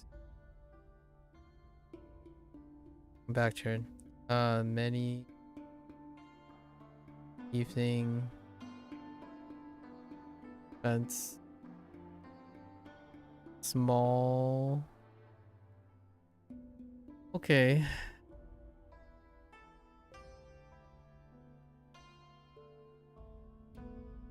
Yao. And. Yeah. Nah. 我 I okay. I guess we'll all Evan below that many open. Okay. 三页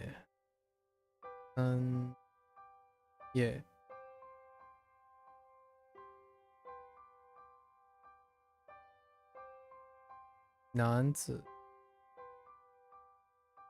That's gonna be a problem. 一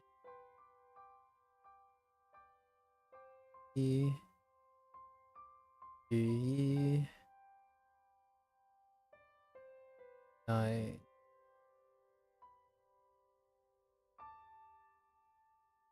大一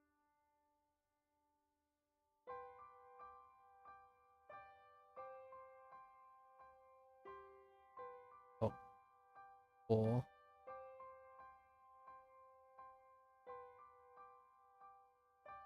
日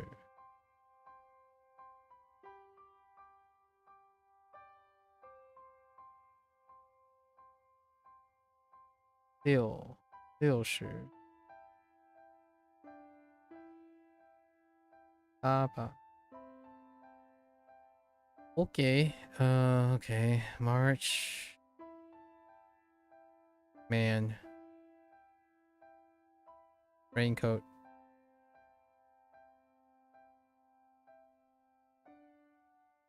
Grandma. Top coat. Yesterday. 60. Father. Or Papa. Alright. And then let's create these. Lena. Lena is in the basement. In the basement of the... Oh, in the cellar of the barn.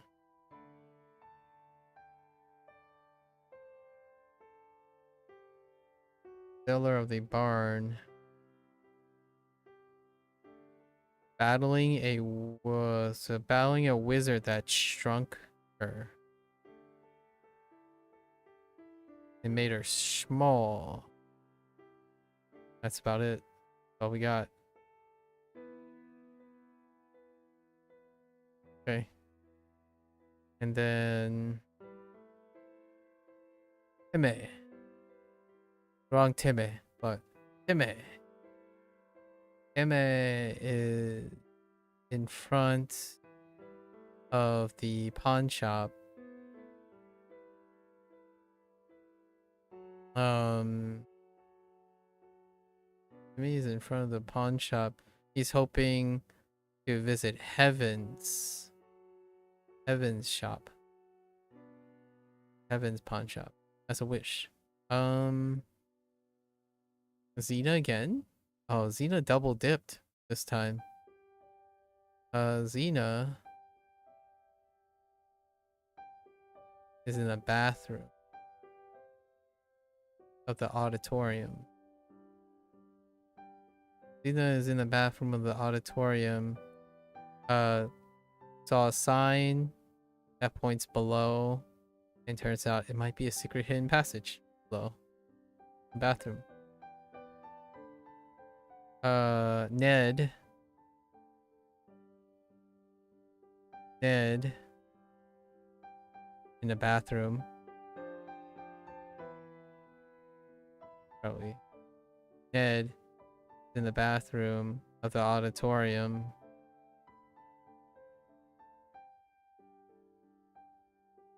Doing a reenactment with 2 swords.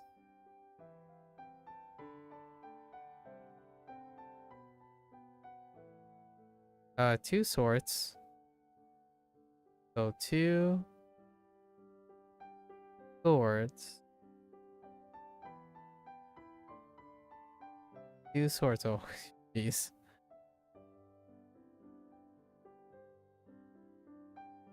Two swords.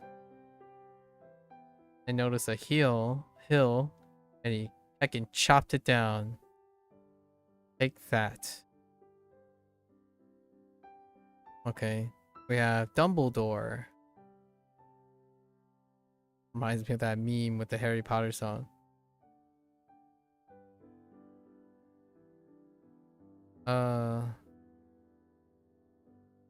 Outside of the office building. Outside of the office building, doing the ring of God. Oh, that's fine. So we took care of Timmy. There's Dumbledore.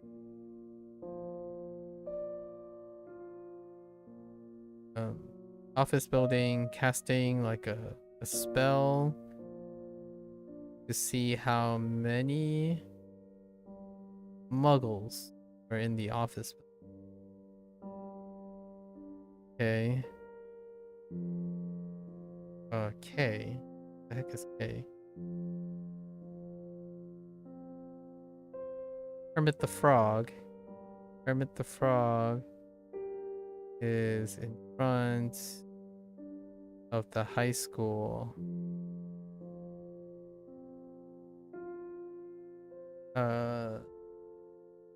Constructing a saloon door underneath the gate. So, saloon door underneath the gate.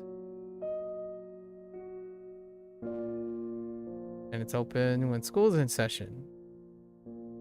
We didn't use either of these. James Bond is James Bond. That was an error. Yeah, that's it. So what are the errors I remember? James Bond. So James Bond. That's more of a typo. I typed ZU and DH. Guess I was thinking of something else. So James Bond. I think this is fine. This is fine. We haven't used. Oh, small was used over here with the Xena prompt. What else? Missed a typo on Sanye. Go for March. Nanzi. So Nanzi can be a problem. Partially because it's not a silent child. So I'm gonna have to sort out silent childs. Because this is not a silent child. Oh, but is it a silent man? Maybe all the silents were children? Did I silence anything else? Oh, but grandmother can be silent too. That doesn't work. I think that mnemonic is borked. Because nuns, nanzi, not nanzi, nanzi. So this part. That's a legitimate error, actually. Largely because I don't have any way to distinguish yet.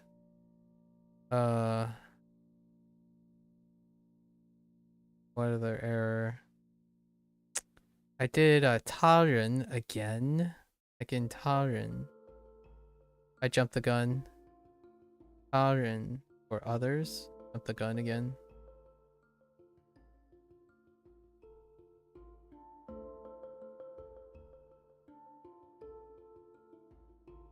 There's something else.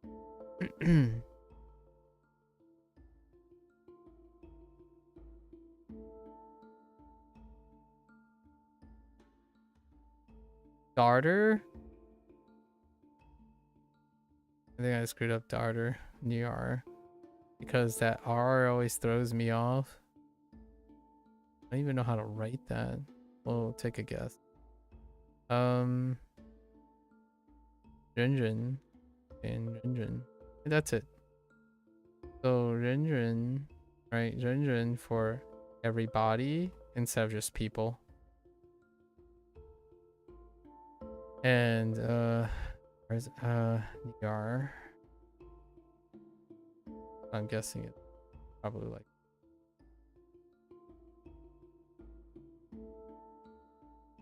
actually no. Okay. I mean, it looks like that, so that would be my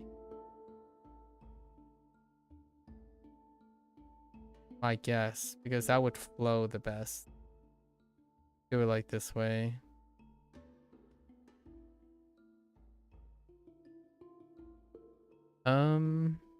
Otherwise, I could kind of see it doing... No. That could be. And this one could be this.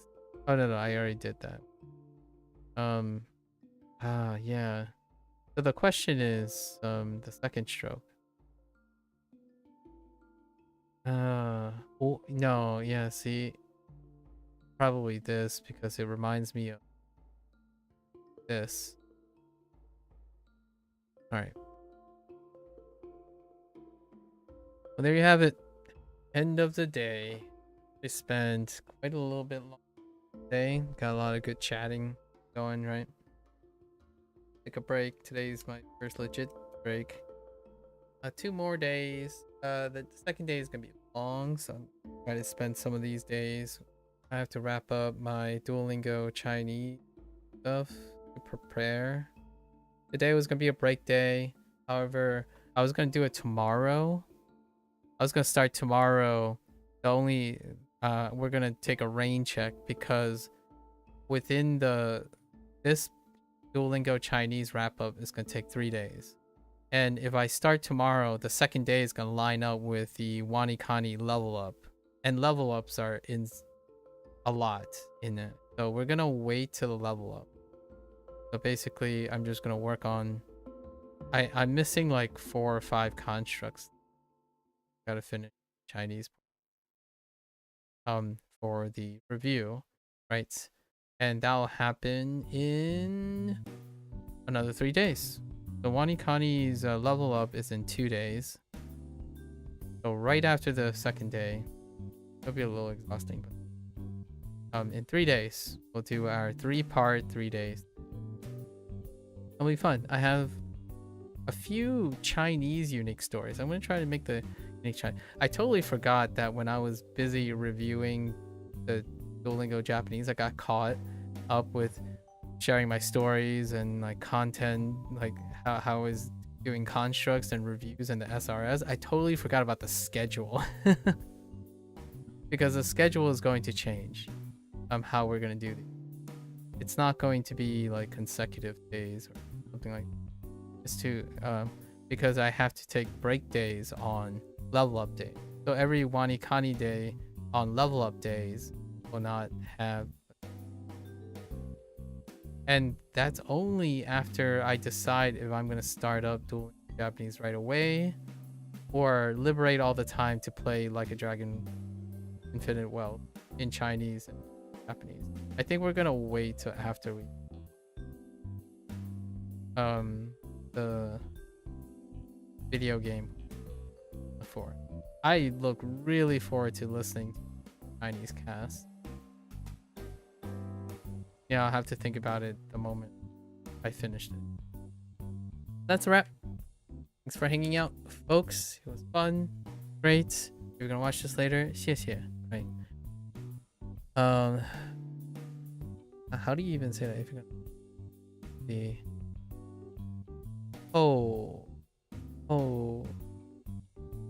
时间, I don't know. 时间后时间后. Anyways, take care, right? Take care. 下次再聊吧, right? Talk to you guys next time. Stay safe, stay healthy. Guys on the next one. Bye bye.